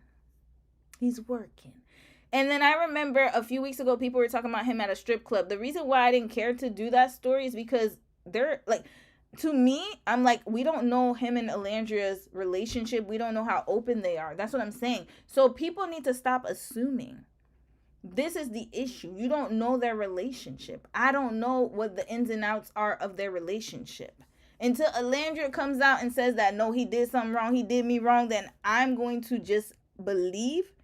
Because, hell, she saw the stripper photos or whatever, that he went to a strip club. I don't know. There were guys around, and he was part of a group that were at a strip club. I'm going to believe that she is okay with that, because she has not broken up with him since then, and I haven't seen anything there. So that's what I'm saying. Yeah, people got to be careful, because they don't know what people are agreeing to, is what I'm trying to say. So I believe, and the way he's talking, is that Orlandria is very, very confident in their relationship, and he is too, and she trusts him. And so this is why I'm saying what I'm saying. I don't think that she was blindsided by anything. I think that she knows. She knows what's going on. So this is why I said that healing the world stuff gotta go, because this is what's gonna happen. People are gonna be like, where's Orlandria? Where's this? Where's that? And then here, she is right here, this girl. Then she's right here. I'm never moving on from this. I don't guess somebody else wrote that. We tried fish listing. I don't know what that means. Oh Lord, I think we tied fish. Okay, we tied fishing wire all over our friend's apartment. Okay, here we go. Is this blank? Hold on. Is there something wrong with my internet? Oh, hold on. I have to refresh. I don't know what's going on, y'all. Here we go. POV, you try to have a cute girly night, but is giving horror movie. Okay, that's her TikTok. Okay, they're saying they're at the same place. Well, yeah, obviously the roof is the same. But we don't know, again, we don't know who's staying up in this house. They're taking isolated photos. Here we go. They're at the same place. She's here. And then here. He's standing next to her. His friends are here. Okay, and one day we'll discuss why some of his girlfriends, quote unquote, in this video are always on their TikTok saying it one day. Okay, I don't know what they're talking about. Date, cute. Okay, people are trying to pin him with this girl. Okay, are these the same pictures? I cannot see these. It just looked like a whole bunch of people going out all the time. All right. So now, Nick took her as a +1 to Celsius to the Diplo Club recently. She was spotted with him strolling around at Philadelphia, took her with him at a yacht party. He even stayed at her apartment. His friend mentioned about Molly on his latest TikTok live. After that, she unfollowed and made her account private. Yeah, because y'all was literally probably giving her D threats or whatever. So she had to private her page. He unfollowed her after Philadelphia, right after the villa. They were also spotted at a park by some people in his first Florida visit, which they commented on his snap, and right after he turned off his comments. Nick also promoted his family business on his IG after the I think her family business, that's what I'm assuming. This man literally spotted with Molly in multiple states, but never got spotted with Ola outside work. They were spotted too many times together by third person and even travel. Oh Lord, whoever wrote this, you see, instead of you focusing on Nick and Alandria, you need to go to school. You need to learn how to write properly. Red flag. At least if you're going to start being messy, at least get your sentences right. This man literally spotted with Molly. This man was literally spotted with Molly in multiple states, but never got spotted with Ola. First of all, Ola should be capitalized. Outside work. Outside of work. Get it together. They were spotted too many times together by third person. This is what I'm talking about here. We have AI. There's no excuse for your grammar to be that bad. And your capitalization. You need to focus on that. Focus on going to school. This is the problem with the parasocials. They're not focused enough on their education. Not focusing on enough on what they got going on. Always want to focus on other people. Look at this. Even travel together. Okay, I am trying to read this, y'all. My brain cells are popping. They were spotted too many times together by third person and even travel together. That's how a normal relationship works, you see. How would you know? Okay. People calling her side chick, but you can't. First of all, that's what I'm saying. Look at this. You can't. YOU. You're writing in a public forum. This is not text. People are writing text language as if it's regular. That's only for the phones. This is a public forum. You know what? I'm going to keep this sounds like a No Child Left Behind. This is a No Child Left Behind situation right here. But you can't be a side chick in a relationship that is brand deal based. Where's spell check? Where is spell check? Either Nick is in a polyamorous relationship or he's cheating. So that's either or maybe she's management. Maybe there were other people in that place, an apartment, and they just decided to TikTok, and maybe they were the only. We don't know.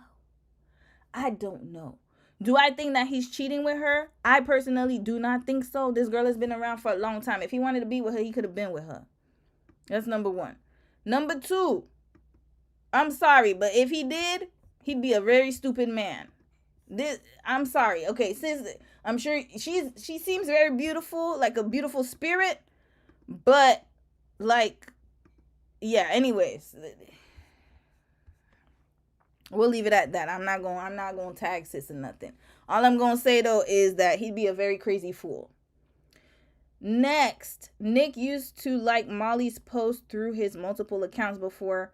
Probably he did go to Love Island just for... Oh, my God, I cannot read this. This is a child. Y'all know in Australia, they banned people under... I think it's under 19 from getting a TikTok.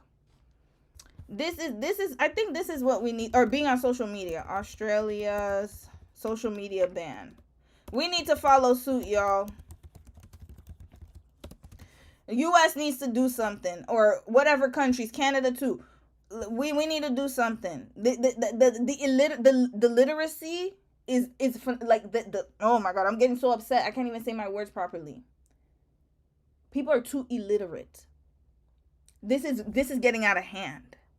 Here, for people under 16 years old, Australia banned social media. We need to do that worldwide. Who wrote this? Nick used to like Molly's post. First of all, how do you have time to check what he likes and doesn't like? Parasocial. You don't have a job. That's how I know you're either you are jobless or you're a kid. I'm going to go with you're a kid. I hope that you're a kid. I would really hope that you're a teenager writing this and you're not an adult. If you're an adult, we need to have you 5150'd. You need to go somewhere. You have too much time in the day to check who he likes and doesn't. Who has time for that? I don't even know who likes what. I don't care. I don't have time in the day to check likes. I don't even check my own YouTube. I'm so sorry, y'all. I love y'all. I be seeing the messages sometimes. I don't even have time to check that. Even Discord, some of y'all probably like, damn, Romy's so damn slow. I don't have time to check. How do you have that much time in the day to see who liked what? You don't got a job. They need to ban social media. Australia, kudos. The rest of the world, please take note. Nigeria did too. Hold on, Nigeria. They had a streaming ban. Nigeria had a streaming ban. TikTok halts late night live stream in Nigeria, y'all. After surge in explicit content. Yes, it's getting out of hand. These kids have too much access to the internet. They need to go to school and learn how to write. Look at this. Nick used to like Molly's post through his multiple accounts before Prolly.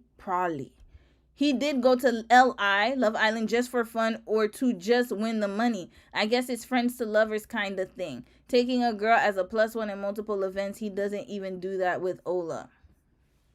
And yet you heard him say that she's backstage at his events.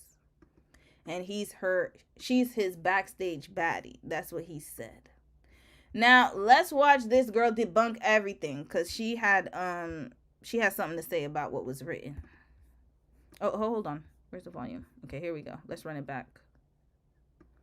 Every single day at this point, people are trying to embarrass Landria. Molly is Jake's girlfriend. Jake himself commented on Nick's live saying that Molly is his girlfriend. Here it is. Molly is my girl. Jake. That's literally Jake's girlfriend. Here we go. The history of Every single day at this point, people are trying to embarrass Landria. Molly is Jake's girlfriend. Here. It's always the same Iris account trying so hard to embarrass Alandria. You literally cropped people out of an old photo and left out the key detail that Molly is actually Jake's girlfriend just because it didn't fit your narrative. Jake himself had to comment on Nick's live because of how nasty you and your crew are acting on that live. Red flag. Why an Iris fan? Why? This is a problem, y'all. Why Iris account? These are children. This is what I'm trying to say. They're teenage. I don't know what level of education, but I know it's not a high level writing like that. We need to ban them, y'all. Y'all are weird, objective, and genuinely disgusting with the stories you've made up about Ola and her relationship. I regret tuning into this season of Love Island because of fans like you. No, the children started watching it. We're going to get into why we know that the children are watching it. Jake himself commented on Nick's live saying that Molly is his girlfriend. Here it is. Molly is my girl. Jake. Okay, so Jake went and said it. All right, so now let's continue. Jake, that's literally... Here. Who's that? Who's that? Who's that? Who's that? They don't... That's why people need to shut their mouths. Jake was probably in the back with him while they were doing all the little TikTok videos or whatever. Maybe Jake doesn't like to post. You don't know. Jake's girlfriend. It's a video of Molly dancing on Jake on Diplo's set while Nick is standing alone. Here we go. Meanwhile, this is the same Molly. You know what? Let's go to this fan. Sis, why did you cut off that person's account? Hold on. Let me try to make it out. I want to go and see the videos. Hold on. At G... Maris says the constant cheating rumors. Okay, I cannot see who posted the original Jake video. On the video of Molly dancing on... Damn, they need to start cutting off names so I could see the videos. But yeah. Molly grinding on Jake on Diplo's set while Nick is standing alone. Like, it's okay to admit you've lost and sit there and eat your food. Jake on Diplo's set while Nick is standing alone. But lost what? What is this? What lost what? This is a reality show. Why? Like I said before, they act like this is a sports game. My couple, my ship has to win more oscillation.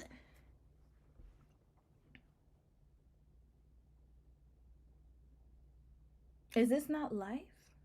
When did life become a game? When? Shelly and Ace broke up. Did you hear me say, oh yeah, I'm happy they broke up because Nicolandra +5. I don't give a damn. All I'm doing is helping y'all see that this man was a liar. That's it, that's all. He's a schemer. To me, he needs to grow up. But it does not change my perception on any other couple. I don't care for Taylor and Clark, meaning that, like, I don't like Taylor. But I'm not going to sit here and act like, oh, I want Taylor and Clark to break up so Nick and Nilandra could be the last couple standing. I don't give a damn because I got a life outside of the internet. This is a problem with y'all kids. And I know y'all probably, one of y'all going, go tell your parent, go tell your mama and your daddy.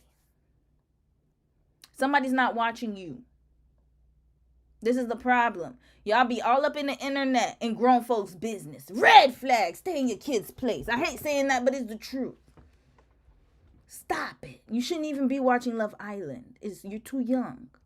Says the constant cheating rumors around Nicolandra really just show how many people still don't believe interracial relationships can be real. It's like every day now, folks are projecting a new white girl onto Nick because they can't fathom a white man loving a dark-skinned woman like Alandria. And even when the rumors are disproven, they ignore it. Something about Alandria genuinely drives people insane. Why are people so upset that she's successful, loved, and happy in her relationship? Week after week, trying to tear her down and failing. Person said Alandria and Nick did not break up 2 weeks post-Villa like these people predicted, and outlasted the majority of couples that they thought were real. Now they're both being punished for it at this point. Andrea literally said, all her haters are going to be so mad in 2026. This is only going to get worse. It is the end of 2025. And they're still going. Free these random white women who are accusing of being Nick's side chick. Is Nick aware that this is his 5th relationship this month? It's like a lot of people just think that Nick isn't attracted to Alandria. He already stated that he was attracted to her upon meeting her. Seems like a lot of people just can't understand or believe an attractive white man is attracted to a black woman.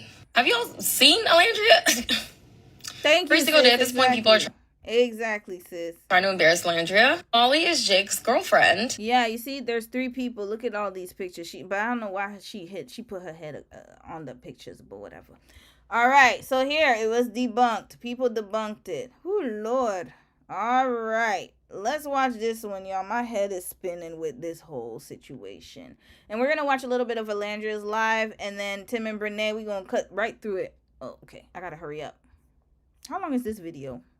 Hold on. That we're moving away from actual relationship dynamics, and the discourse is about the media run rather than like all the details about, oh, I think that Alandria is avoidant, attachment, anxious, disorganized, blah, blah, blah, blah, psychotherapy.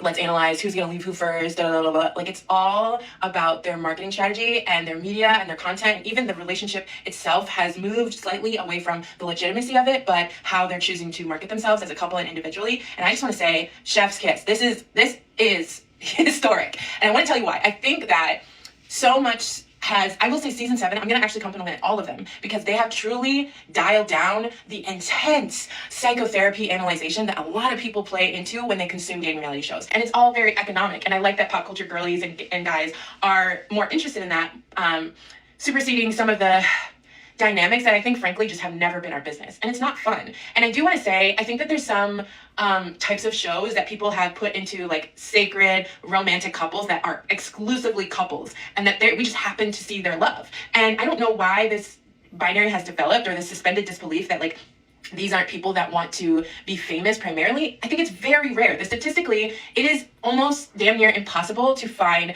the love of your life on a dating reality show. You will find that majority of these dating reality show couples do not last. They do not last. I don't want to be pessimistic. I'm just letting you know that it is extremely rare. And so what you're doing right now when you're either coming from a place of disbelief and so you want proof of life is that you are falling prey to, I want to be lucky because I want to see my parlay hit. I want to see my bets of an... Yeah, like, again, a betting game. And not only that, but parasocial behavior, living vicariously through other people. They want to be on the... Think about it this way. This is how crazy it sounds. This is ridiculously crazy. You would rather be online watching somebody else live the life that you would want to live instead of actually living it yourself. This is where we have come, y'all. They would rather watch other people get into relationships and be in love than get their asses up and try to figure out how they can fix themselves and be in love if that's what they so want to choose. This is problematic. You are literally like those old, remember those old heads that used to be like, oh, in my day, I used to do that too. Yeah, I used to be the best. Then why aren't you the quarterback? Why haven't you worked yourself up to be something successful? Why are you sitting online watching other people live a life that you want to live? And you would rather root for, that's what it is. My parlay hits like it's a game. That's a problem.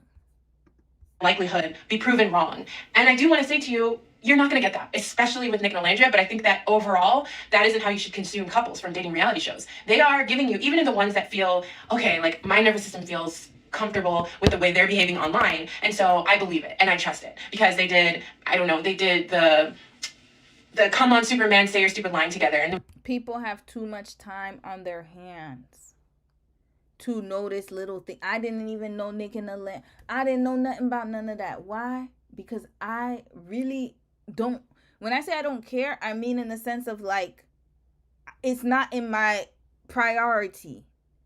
I don't really care in the sense of like, yes, I want her to be with a man who loves her out loud, who supports her. But at the same time, I'm not going to care if Nick is out seen with another woman and he's working.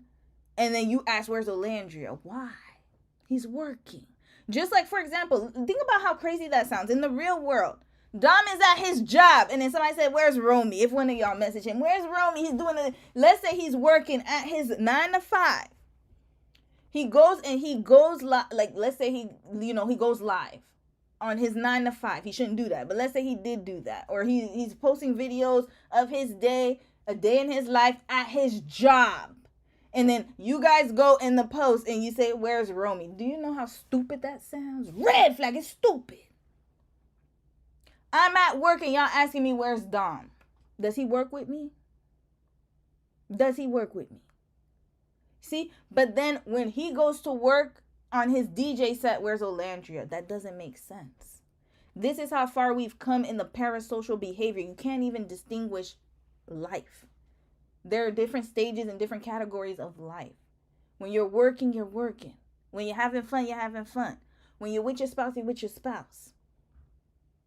It would sound stupid of me to assume that somebody's spouse would be at their job in the real world. But why is it in social media world that we expect people to be together at all times? It doesn't make sense now, does it? was really cutesy and I thought, okay, they're good. No, that's not, what does that prove? Or in the other case, the other type of couple consumer that watches dating reality shows, they get content when they see proof of healthy relationships speak. So they'll go, oh my gosh, I just watched the guy from the couple go on a podcast and he really spoke about the honesty of therapy and how, you know, he used to be an avoidant, but he's really working on communicating directly when he needs space. And he's just so present with and listening, and he really advocates for his girl. And I just know for a fact that they're good. No, you don't know that. You know why? Because that podcast was paid. And just because he's getting therapy and doing all these things, the reason he's making it public is because it's marketable. Hey, does that guy happen to have all of a sudden a BetterHelp partnership? Those two things don't just happen. They're not coincidence. So you have to kind of zoom out and think about how all of the couples, even the ones that you find comforted by or you believe are so romantic because they bought a house together or they do a co-hosting or they have, I don't know, did a podcast interview and were really vulnerable, or they do the TikTok dances, or do a vlog where they travel together. It doesn't all mean those anything. things that they're letting you into and giving you insight also propel their marketability and that their longevity in this fame and economy that they want. And so to discuss things that are actuality and to get away from when I can see that the marketability plan is more visible, it must be PR, is silly. Because very silly. And to touch upon what she's saying, yes, it's true. Sometimes, like, how you'll know if something's genuine is if the person's really talking about it from a space of like, okay, like, actually, I've been doing this, I've been doing that, that's different. But when they're saying, I've been going to therapy, for example, and, oh, this video is being sponsored by BetterHelp, red flag, that's how you know it's for PR. So it doesn't matter how, it's all consumption, y'all. It's all about consumption, and it's about keeping your supporters happy. But at the same time, it's like people don't even know what's real and what's fake anymore. And this is very concerning Because the fact that they think that a relationship is real because they went to spent Thanksgiving together is wild to me. That is wild.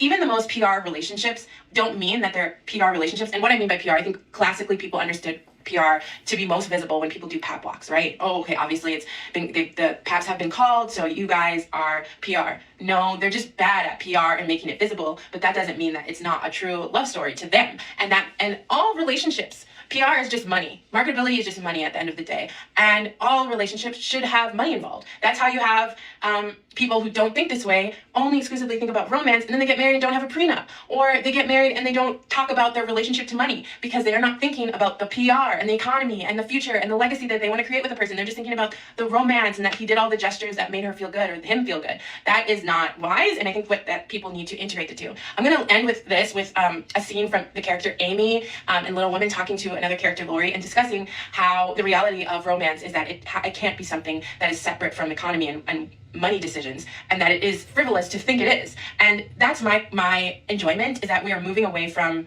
obviously the hate for Nick and Alandria will always be there, and I can't speak to how we mitigate it as a fan base or protect them better. I don't know if that's in our hands really, but that's a whole conversation, and I'm enjoying all perspectives. I'm also enjoying the perspective of should they be doing content or should they not, and I think that there's validity on both sides. Some say that that Alandria should post more because there should be reciprocity between fan and star, and that without talent you can't really expedite your celebrity to be a level of Zendaya or Beyonce, especially when you came from a dating reality show and the talent you're supposed to be offering is your couple. And then the other alternative is that Alandria is not just an influencer star, she's an icon and a symbol for society, and so she should have an air of mystery, and that part of influencership and content creation is a construct in of itself that is deteriorating in society and becoming less appealing. As we're seeing these great influencers losing money, losing economy, it doesn't seem to be sustainable. Both arguments seem valid, and I think there's probably third and fourth argument or vantage point that I could enjoy too. But my whole thing is that this is great. We are literally talking about the money rather than this psychoanalyst that is feigned on both parts. And I think what the truth we should be discussing is the money. Okay, we're not gonna show this because they probably gonna copyright me. I think that YouTube is stricter than TikTok when it comes to that. But yeah, what I was gonna say is that I agree with her. People think that it's all just about love. No, marriage is a business too. I need y'all to get out of that mindset and really think about it from a perspective of like you have to really understand. When I say marriage is a business, I'm not talking about you're gonna go into it just to be in a business. I'm saying that just you even combining your stuff together, there's a legality that comes with it. And this is where we got to start being more strategic. And I agree with her. You have to marry both of them together. So, for example, Nick is having his own brand. Alandria is having her own brand. And let's say they do get married or end up getting married if they go that far, right? And every couple has their different journey, a different journey that they go on. So let's say that they did end up getting married. They have to consider so many business decisions. And so this is why it is important to separate your brands and why you should always have something on your own, because you don't know what the future might bring to you. And you always want to make sure that you're stable enough and your couple is not the center of focus. So I'm very happy that they are breaking away from that Nick Alandria brand, and they are just Nick and Alandria who happen to like each other and want to be around each other and be in a relationship with each other. So, like I said, in the 9-to-5 world, it wouldn't make sense now, would it? But somehow on social media, it makes sense. Very interesting. All right, now, last video on Nick and... Oh, no, that's not the last video. Second to last video. Kim Kardashian's daughter, Northwest, calling about Alandria. This is how I know kids were watching Love Island Season 7. Red flag. This is how we know. Look at that. Kim Kardashian's daughter. How old is North? How old is this girl? 12 years old, watching Love Island, y'all. This is a problem. Hold on. I'm going to have to get off soon because I hear Dom and Mimi. Lord, I don't know what Mimi is doing. Because she is an Alandria stan. Alandria is not here. I gotta bring Alandria next time. Did you break up with Alandria? No, I didn't. It's Nick Alandria forever. Because she is an Alandria stan. Alandria is not here. I gotta bring Alandria next time. Did you break up with Alandria? No, I didn't. Look at that. Look at that. 12-year-old girl watching Love Island. Red flag. Okay. Moving on. We're just gonna watch a little bit of Alandria's live stream where she's how long? This is too long, y'all. It's not clipped. Okay, here, there's a clip of her live stream. Oh Lord, this is a bit long. Okay, here we go. With me, I really do appreciate. Hold on, Lily's pregnant? Come on in. Hold up. With me, I really do appreciate it. I really do appreciate it. I don't never think I'm just trying to like go MIA on purpose. If I'm missing in action, if I'm not being as active, just know that I'm working. So thank you to those that actually give me grace and just appreciate that I post it all. This is a Gemini response, y'all. Green flag, air sign response, because I would have said the same thing. How y'all gonna pressure me about posted when I'm booked and busy? That's what she's saying. With me, I really do appreciate it. Yeah, she's booked and busy, y'all. I really do appreciate it. I don't never think I'm just trying to like go MIA on purpose. If I'm missing in action, if I'm not being as active, just know that I'm working. Y'all heard her. That's me too. And you know what? I'm not even as busy as Alandria, and I still struggle. Imagine her schedule. Imagine. She doesn't have time, y'all. But yeah, people are like complaining like, oh, you should be like this on social media. They don't have a life. They're not booked. Trust me. They're not booked at all. They're not booked to her capacity. That's why they got all the time to be doing these couple pranks and vlogs. That's why. So thank you to those that actually give me grace and just appreciate that I post it all. You said Nick is very pretty. That's all I said at the start. That fell cases. So shout out to those that give me grace and look at me as a human being. Yeah, I know it's a few of those that's been writing my team. She's not posting enough. She doesn't interact with Nick's stuff. She doesn't post enough organic content. It's just like, rest. Please rest. She I told don't y'all. like no behavior like that at all. What she said? I don't like no behavior like that at all. Please know that I am human. I got real life stuff going on. Yeah, Landry is strict. You see, y'all ain't never do that to me, so I appreciate y'all. Because, hell, my comeback would have been way worse than her. I would have been like, oh, y'all think I post case studies too late? 1 month drought. Let me stop. I'm too much. But yeah, I get it. Like, no, they're too parasocial. You know why I think I don't get as much is because y'all understand. A lot of y'all are working. You guys understand real life. The problem is these children, they don't understand real life. Anybody who understands real life would know that, hey, it's okay if you don't post. That's fine. It's okay. We'll catch you. Like, that is not your place. Like, you know, and it's not everybody. It's just a few. Don't think I'm getting on everybody. I'm just putting that out there. Like, I'm human.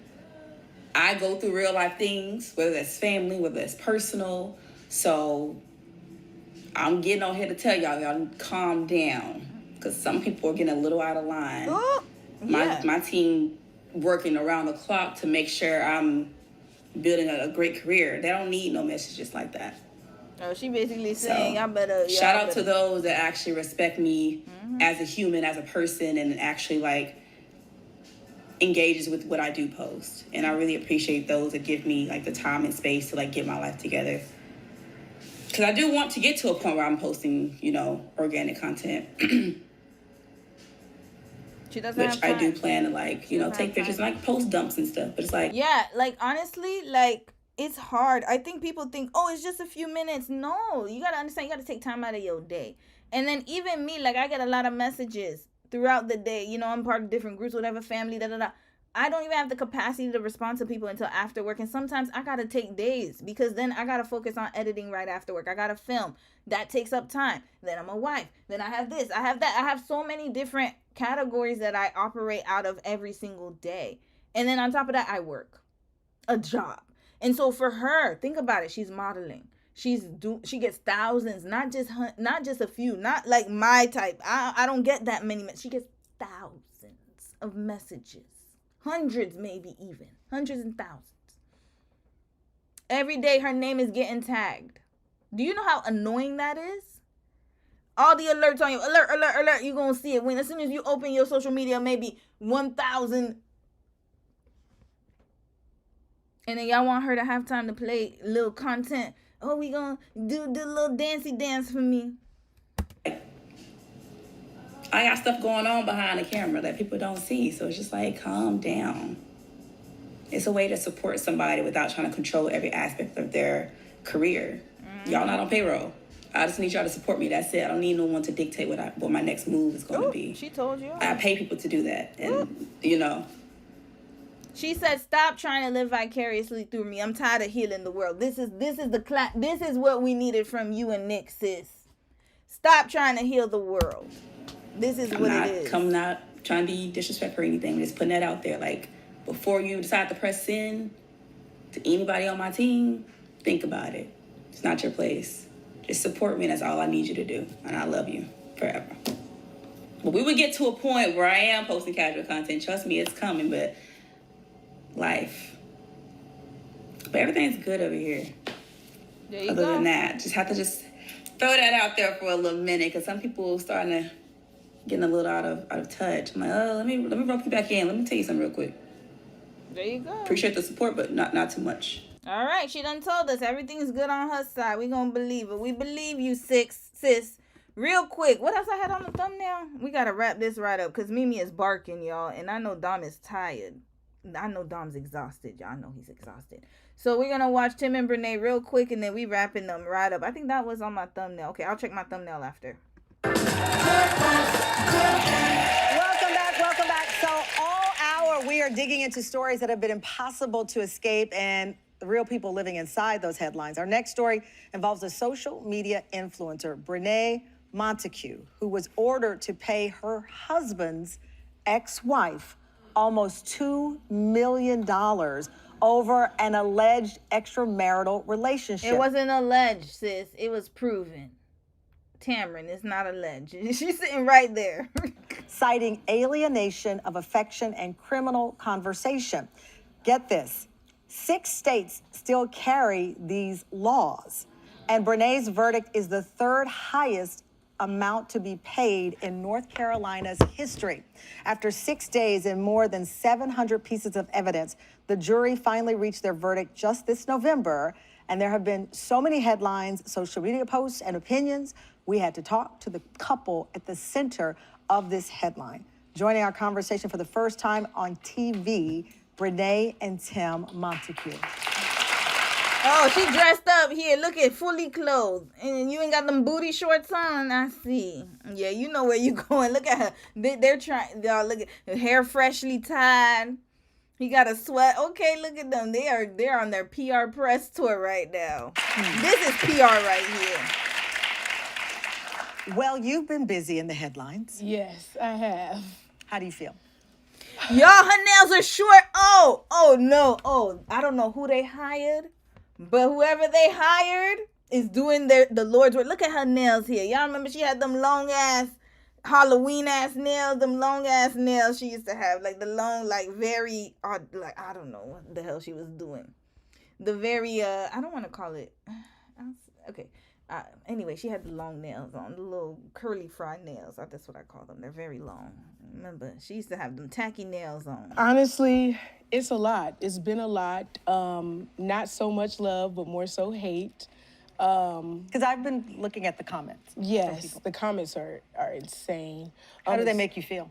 Honestly, I have my days. I have my days where I don't feel too up to it. I have my days where I'm just sad, where I'm down. But then I have my days where I'm happy.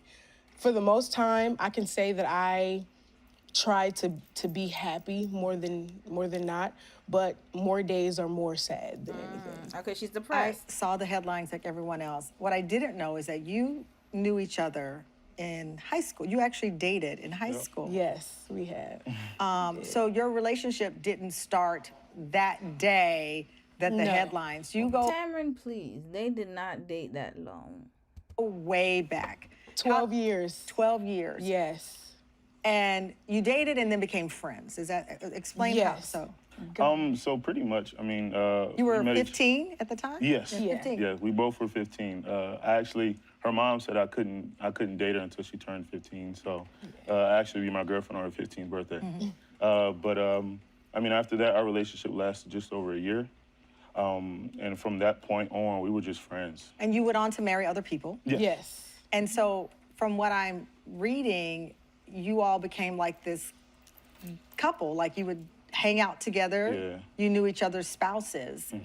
Tim, you considered Brene's ex-husband your friend, and Yes. a lot of this was documented on social media. Yes. What made you just kind of bring your world to social media in the way that you did, Brene? Honestly, it was on accident. It wasn't on purpose. I didn't intend to open up my life to the world. I posted a couple videos, and went viral, and I actually enjoyed it. I found interest in it, and I just wanted people to know who I was. So your videos mostly are like, get ready with me, Yes. day in the life, Makeup, this is my hair, life. yes. And Tim became a part of it. Yes. Your ex-husband became a part of it, and his wife. Yes. When did you start having feelings for each other? Honestly, Because you moved in with him and his wife, right? No, Oh, I that's the headlines. Okay. That's not true. No. Wait. Okay. Okay. So there you go. The first. They sitting on national TV lying. Red flag. Why they lying?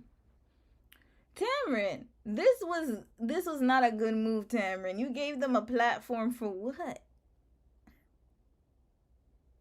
Sis, Tamron, I understand. I get it. They're in the headlines. They want to prove their love and whatever, but this should have been done before the court, because the court already, the jury's already locked in. The verdict's already given, sis. There was enough evidence to prove that they did do that. So why are we even entertaining this idea that they didn't move into what? Okay, let's hear what they have. What's the excuse? For his headline. Yeah. Because there was a headline that at some point you and Devon, your ex-husband, started to have trouble in the Yes. relationship. And you went to their home. Yes, for a week. Yes, for a week. ma'am. At that time, did you have feelings for each other? No. You went for a week only? You must have done a lot of damage for a week for the jury to award Akira the $1.75 million. Brene, who you think you fooling? Absolutely not. No. Red flag! This is the eyes of a light. Look at this, y'all. Look at this. Hold on. Home. Yes. Wait a minute. Look at this. Look Okay, at this. yes, for a week. At that Look at that. Yes, ma'am. Okay. She time, about did to you lie. have feelings for each other? No. Absolutely not. No. Okay, look, absolutely not. Look how his lip is. Why they always look like that? And look at her. She couldn't even muster the lie up. Look at her. Look at that lie erupting. Look at her. No. Friends. We've always just been friends, just cool. Nothing more, nothing less. When we come back, Just Friends turns into a courtroom drama with an extraordinary amount. Okay, wait, we gotta watch more. They might copyright strike me, but that's okay, y'all. Hold up. Wait a damn minute. Did they play the whole thing? What part was this? Okay, the lawsuit. Let's watch this part. I need to hear this. We're You back wrapping with this social right media up after. influencer Brene Montague and her husband Tim, who joined us for their first TV interview since Just addressing the lying. extraordinary case that made national headlines when Tim's ex-wife Akira sued Brene for allegedly destroying her marriage, citing alienation of affection and criminal conversation. And now Brene was ordered to pay almost $2 million in damages. Did you know a statute like that exists? No. Because you're now for that week at the home of Akira and Tim. Yes. You're friends. You leave there after a week. How soon did your romantic relationship start? Our romantic relationship didn't start until July 6th of 2024, so way after. So, like, was that a year later or? No, it's a couple several months. months, A couple of months. Yeah. Yes. Y'all heard the crowd? Wait. Red flag. You see? Hold up. Y'all can't fool. You see, this is the thing. When people are so used to being on social media, they don't realize that the real world works differently. Even though, to be honest with you, I feel like there should definitely be some type of application or something. Like, people need to log off. Like, this is real. So she's thinking, listen to her telling her lies, and then y'all gonna hear the audience. Start until July 6th of 2024, so And way listen to the after. audience, So, like, was that a year later or? No, it's a couple several months. months, Yeah. A couple of months. Yeah. Yes. Y'all heard that? Who's the sister in the crowd? I know that sister. Y'all heard that? Yeah. It doesn't make sense now. Look at y'all lying. Oh, they're just, oh my God. No, it's a couple several months. months ago. Yeah. A couple of months. Yeah. Yes.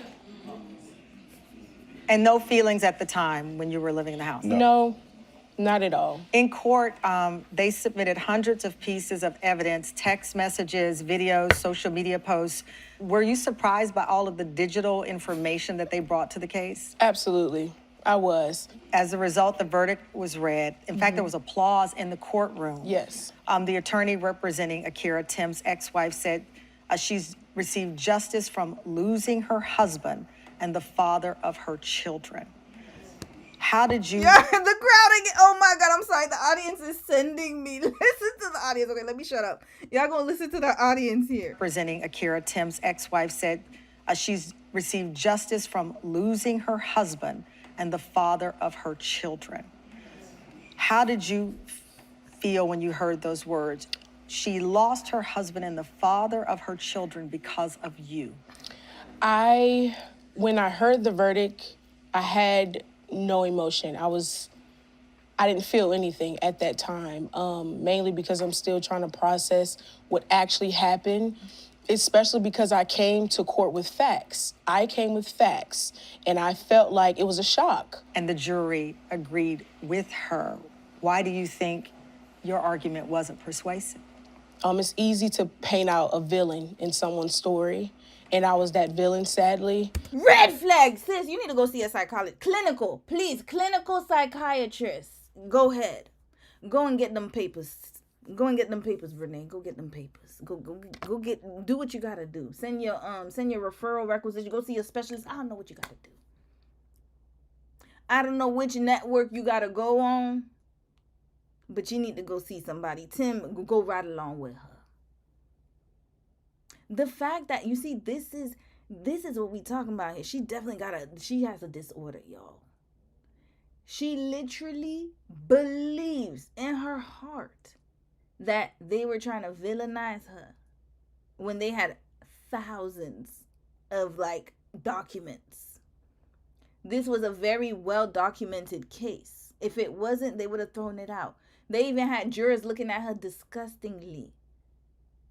And now she has the audacity to go on the Tamron Hall show and say she was a villain. They villainized her. Y'all even heard the audience. Ooh, This is what happens when you're out of touch. Delusional. That's a mental illness right here. We need to send her to go get Baker acted or something. She needs to go see a psychologist ASAP. This is not normal. And now she's making it worse. Girl, just pay the girl. She's doing everything but paying Akira. Red flag. Go take your L and your responsibility. But nope, I'm a victim. But I know that I didn't cause a happy home to break. I know I didn't take the children from their dad. I know I didn't do those things. So it was a lot. Still to this day, I'm processing what actually happened. Because this all is just happening. Yes, ma'am. Have you lost friends and relationships because of it? No, because they know the truth. No, I didn't. No, they're just like you, and you have no friends. Let's just put it that way. She's talking about her sister and them. And then also, notice how he ain't saying nothing. You're the cause of all of this. Again, waiting for the woman to lead. Very, very interesting.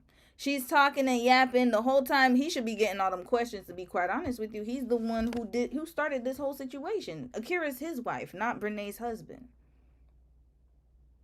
I can say that I've gotten side eyes from some people and a lot of, not knowing and a lot of questions because of the verdict didn't go in my favor. And it's still it seems like, Brene, you're not telling the truth. But when I actually show them the facts of what actually happened, the breakdown, when they talk to me, then they're like, oh, I understand. So why didn't you show that to the lawyer then? Why didn't you show these facts? If these facts and this evidence was so self-explanatory, then why didn't you show that? It could have cleared your case right up. Red flag, we know you're lying.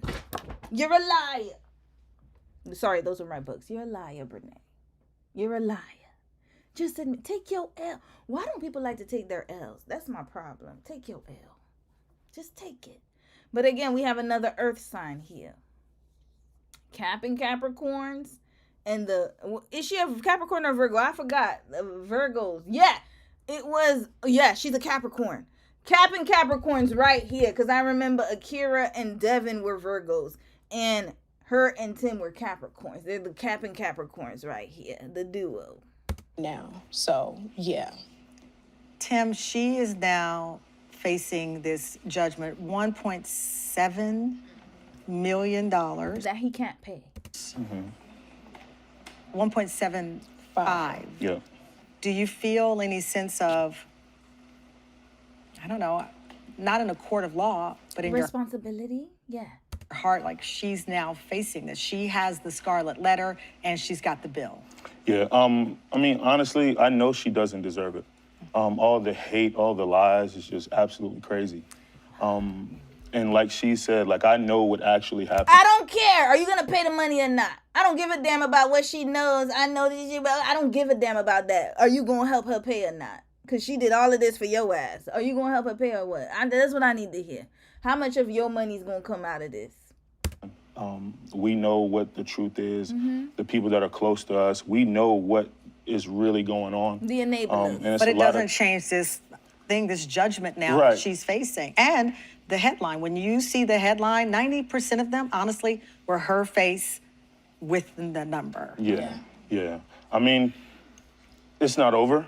What do you mean That's by all I that? can say. It's still a long process. It's a lot of things Y'all that are wasting going money. to take Pay Akira and pay your child support. You're wasting money. place and a lot of things that are going on right now.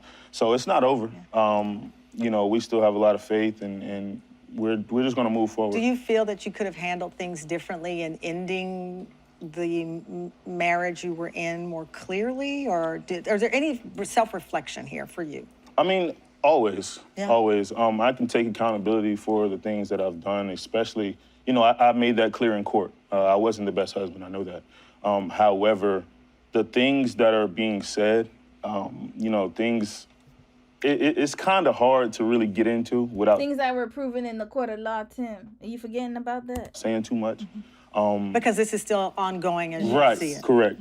Yes, sis. At the start that fell, Devin is suing too. Yeah, they talking about, oh, we gotta, okay, you better get ready. I was just about to say that. I'm glad you brought it up. You better get ready for the Devin lawsuit. Oh, damn. They are not. Look at this. Hold up. The audience is not playing. Look at the audience, y'all. Yes, Devin does have a lawsuit, so they got a long road to go. Oh, their money's done. They're about to be bankrupt, y'all. Because this is still ongoing as you Right, see it. correct. Look at they are not impressed. This is the audience right here. They are not impressed. You've worked hard as a social media influencer. Clearly, Yes. you have your own income. Yes. People will ask and wonder, and I'll ask, was this love worth over $1 million if you have to pay it? Your audience is still, okay, let me stop. I know I'm being too much right now, but this is sending me, y'all. You have your own income. Yes. People will ask and wonder, and I'll ask, was this love worth over $1 million if you have to pay it? I heard the again. Yo, Tamron, I will say you have the best audience. I will say that. They are not playing. Honestly, no. It's not worth over $1 million, but he's worth it, is what I can say. He's So worth it. you're saying, listen, he's worth it. Yes. How has this impacted because you still love him. Yes. You're married. Yeah. Has it impacted your relationship? I can honestly say no. If anything, it brought us stronger together, closer together, because we know that the outside hate us, but we know that we love each other. Us against the world. How many dynamics have we seen that in? Us against the world. Here we go. They have a point to prove. Ace and Shelly were about to be that, but thankfully Shelly got off that train. She's like, hell nah, I'm not trying to be against us against the world. It's me against the world. How about you go do your own thing? But look, the Cap and Capricorns. Here we go. So honestly, I can say, of course, there's times where it's kind of rocky, where it's like, is this true? Is this true? Like, it's so many lies that you start to believe them yourself. That's how bad it's been.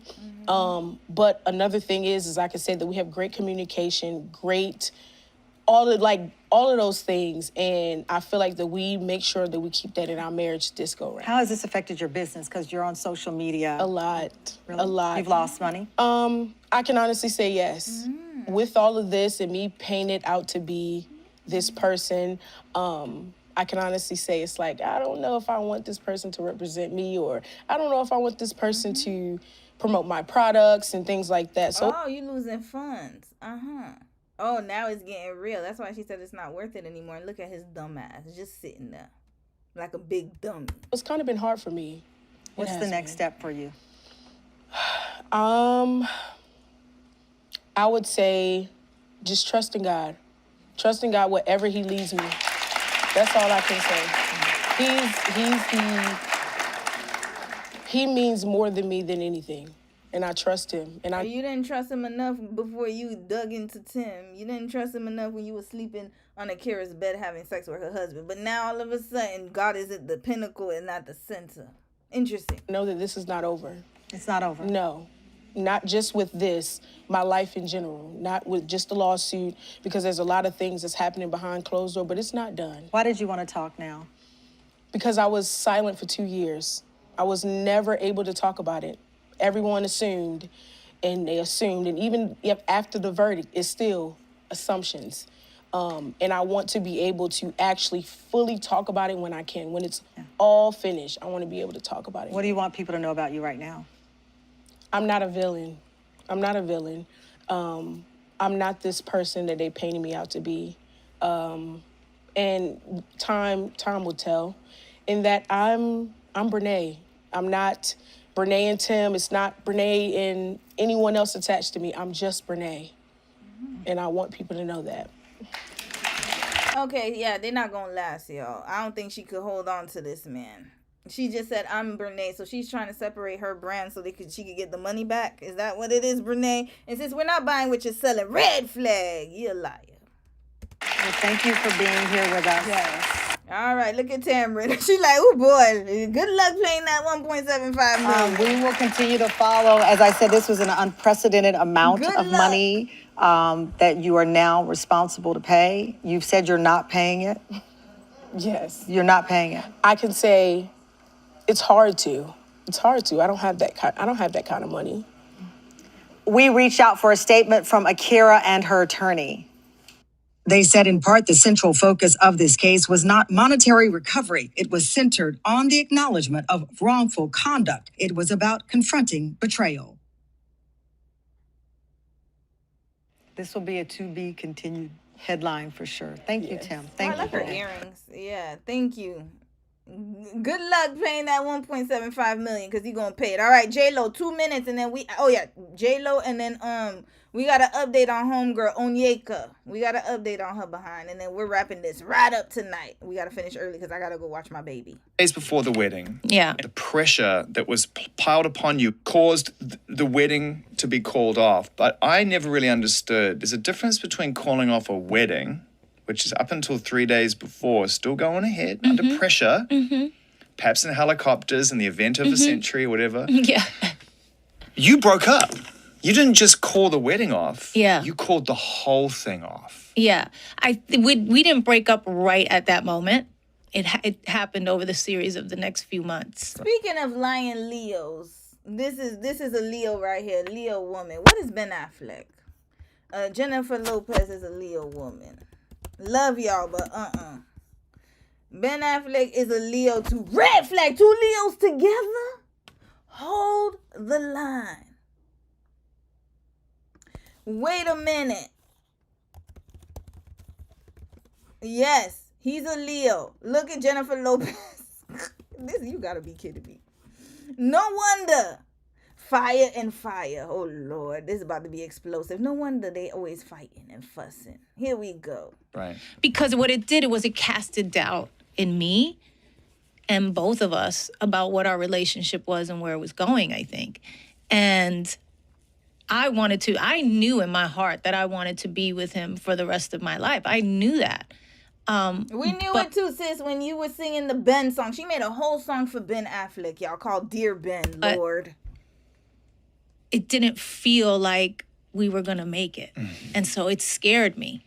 it was very hard. It was a very kind of sad moment of letting go of somebody that you truly love, because you just can't figure it out. You just don't have the capacity and the ability at that moment emotionally to figure it out. We just weren't mature enough in that way.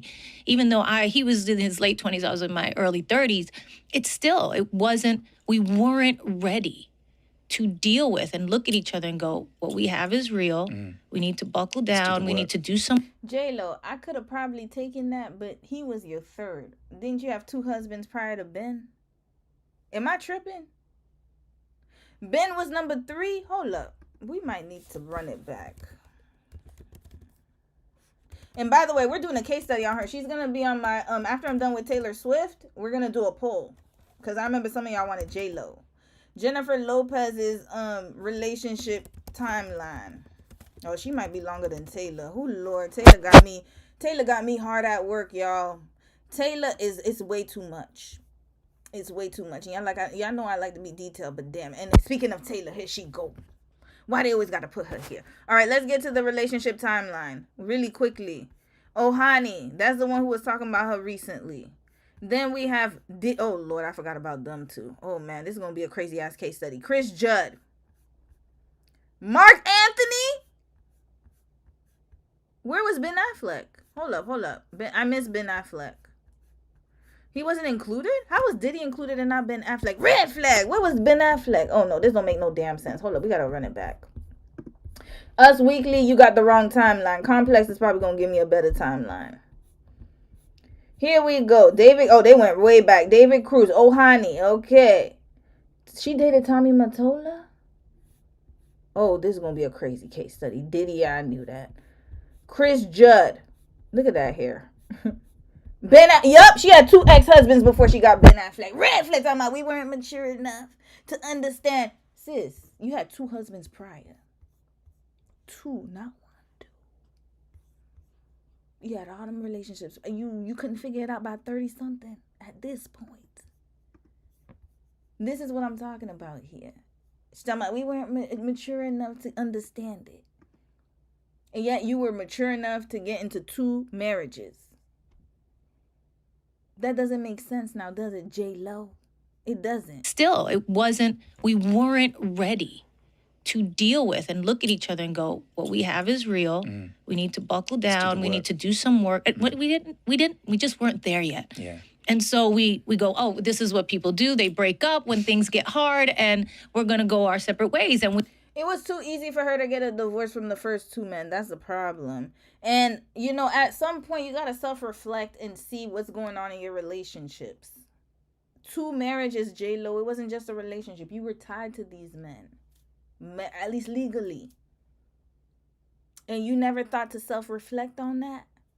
She's worse than Taylor, y'all. Oh, Lord. She's probably just as bad. Oh, my God. We went and we both tried and found other people and had beautiful children and had other families and even had other relationships after that. And it wasn't until both of us had done, I know for me, a lot of work and gotten to a place where I was like, you know what, I'm totally good on my own. I'm chill. I love my life. I have this amazing career that I built. J-Lo, why are you lying? Wasn't she with Alex Rodriguez and then she broke up with him and got with Ben right after? Hold up. Where's the timeline? Oh, my. Okay, you know what? We'll reserve it for the case study. She was with A-Rod. And then she jumped onto Ben. Please, why is she acting like she was so single for so long? Sis has never let her hot pocket rest. Taylor is a mini J-Lo. This is the original hot pocket person. She just hops. You didn't let that coochie breathe, sis. Please, stop it. For myself, I have these amazing children. I have great friends. That's when he showed back up. Yeah, you let go. See, and he was an alcoholic. His wife had just broken up with or divorced him for cheating and being an alcoholic. He was in AA for years. Why is she trying to romanticize Ben? He's not the same Ben that was with you. When you were with him back in the day when you couldn't work it out, he was a high-profile actor. When you got back with him, he was done. His glory days were behind him. He was, I don't want to say washed up. He's not washed up. But he's not the same Ben when he was at his prime. But yeah, you couldn't work it out with him then. But now all of a sudden, you know what happened? Her options got dry. That's all that was. J-Lo realized she was way too old, even though she's beautiful. What I'm saying is way too old, not to find somebody, but too old to be playing them games she's playing. That's the problem. She has a reputation. Funnily enough, he said he had the same type of experience. Crazy. And that's kind of how it went down. Okay, J-Lo. Good night.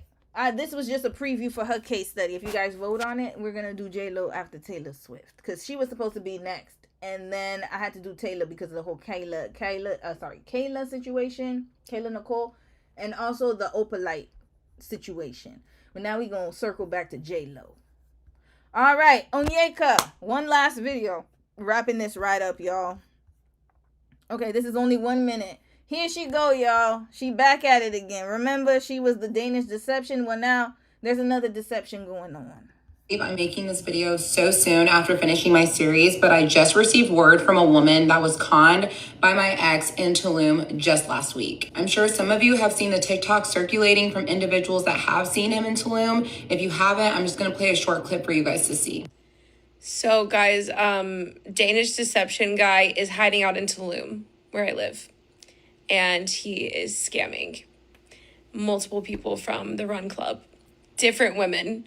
Like in the last month, it is very apparent that he has no intention of stopping this, but he's here. There's another TikTok that was circulating that included actual photos of my ex, and the woman that reached out to me is actually the woman that's in this photo. She told me he's telling people that he founded a tech company that he sold to Facebook, and he moved to Tulum to retire, and he moved there from... So, sis, are you an FBI agent now?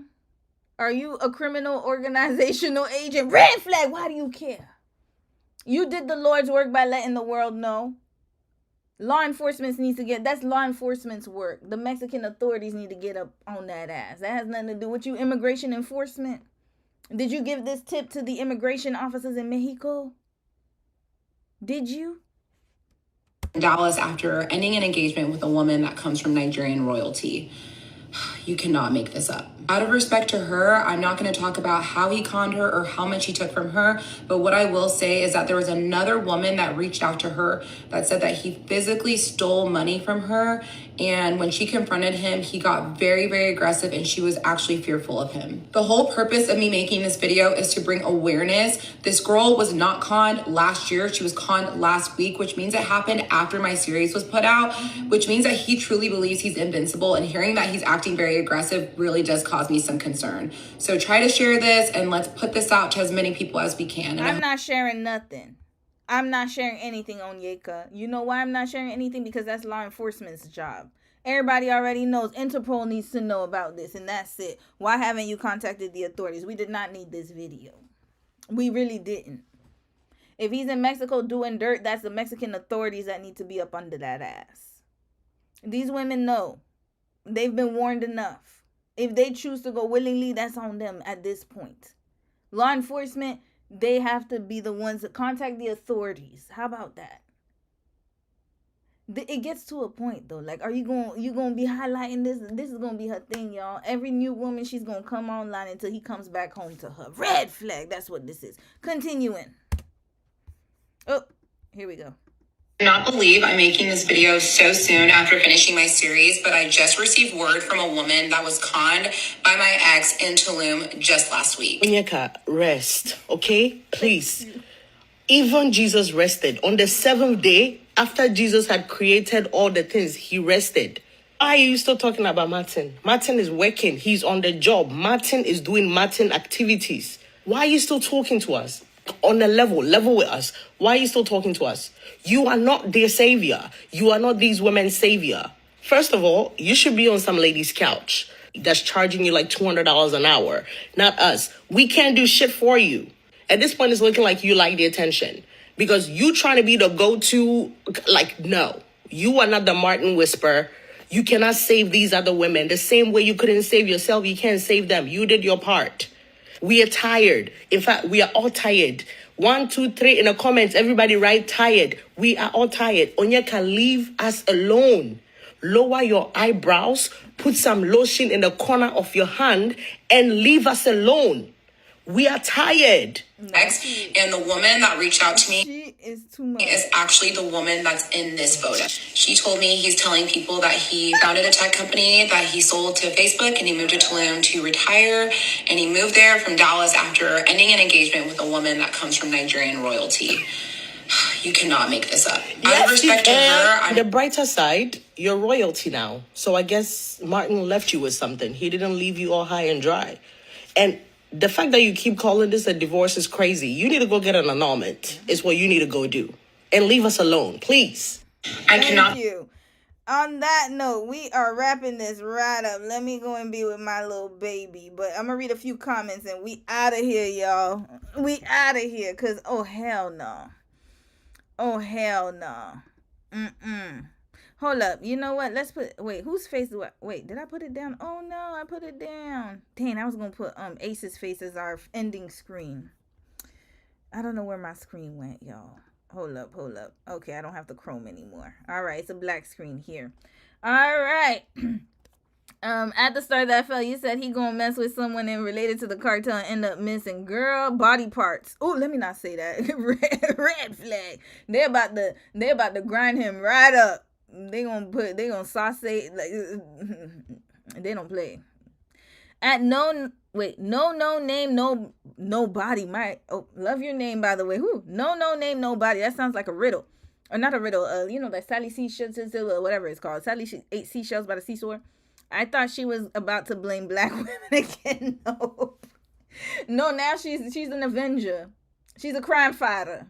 That's what she's doing right now. She's fighting all the crimes for the women that are being scammed abroad. She's blocked on your TikTok. She's not blocked on mine. I need to get this messiness. And that's a good way to end today. It would be amazing if in tomorrow's live, you can talk about Kiki Jones, lady that got infamous for crying drunk in her wedding dress. She was exposed to be lying and scamming her fans. Ooh, okay, Saint, I'll write that. I heard her name. I didn't know what her story was, but thanks for letting me know. All right, we'll add that to tomorrow's tomorrow's live stream. Show Puppy. Oh no, Dom is having a rough day today, y'all. I've been hearing him say Mimi's name the whole time. I feel so bad, y'all. She getting too comfortable with Dom right now. I'll show her tomorrow, y'all. I'll show her tomorrow. Dom is not good. He's not okay right now. I gotta get off right. This is the earliest y'all see me. Usually I get off later, but yeah. This is pretty early for me, and I started at 2. What time did I start? 1:30ish. Yeah, if I start at that time and I end now, that means that it's a wrap, y'all. It's a wrap. Yeah, 5 hours. That's not a typical stream for me. Usually my streams are at least 6 to 7 hours. Mocha Island, you said this interview reminds me of Ricky Lake. Now I need Tamron to get up and talk to the audience. Right? Remember Ricky Lake? He said, "Go Ricky, go Ricky, go Ricky." What do you think about this? I think it's totally wrong. Ooh, yo, you know what? We might need to run maybe one live stream. I'll play like an episode from like old TV shows, like talk show hosts like Ricky Lake, Jerry Springer, Maury. We might have to do one little episode there because that was a time. Ricky Lake was crazy. All right, y'all. I'm going to get going. Thank you. And I will see you guys tomorrow. Have a good night. Love y'all the long way. And yeah, we'll talk more tomorrow. All right. Bye, y'all. Peace out.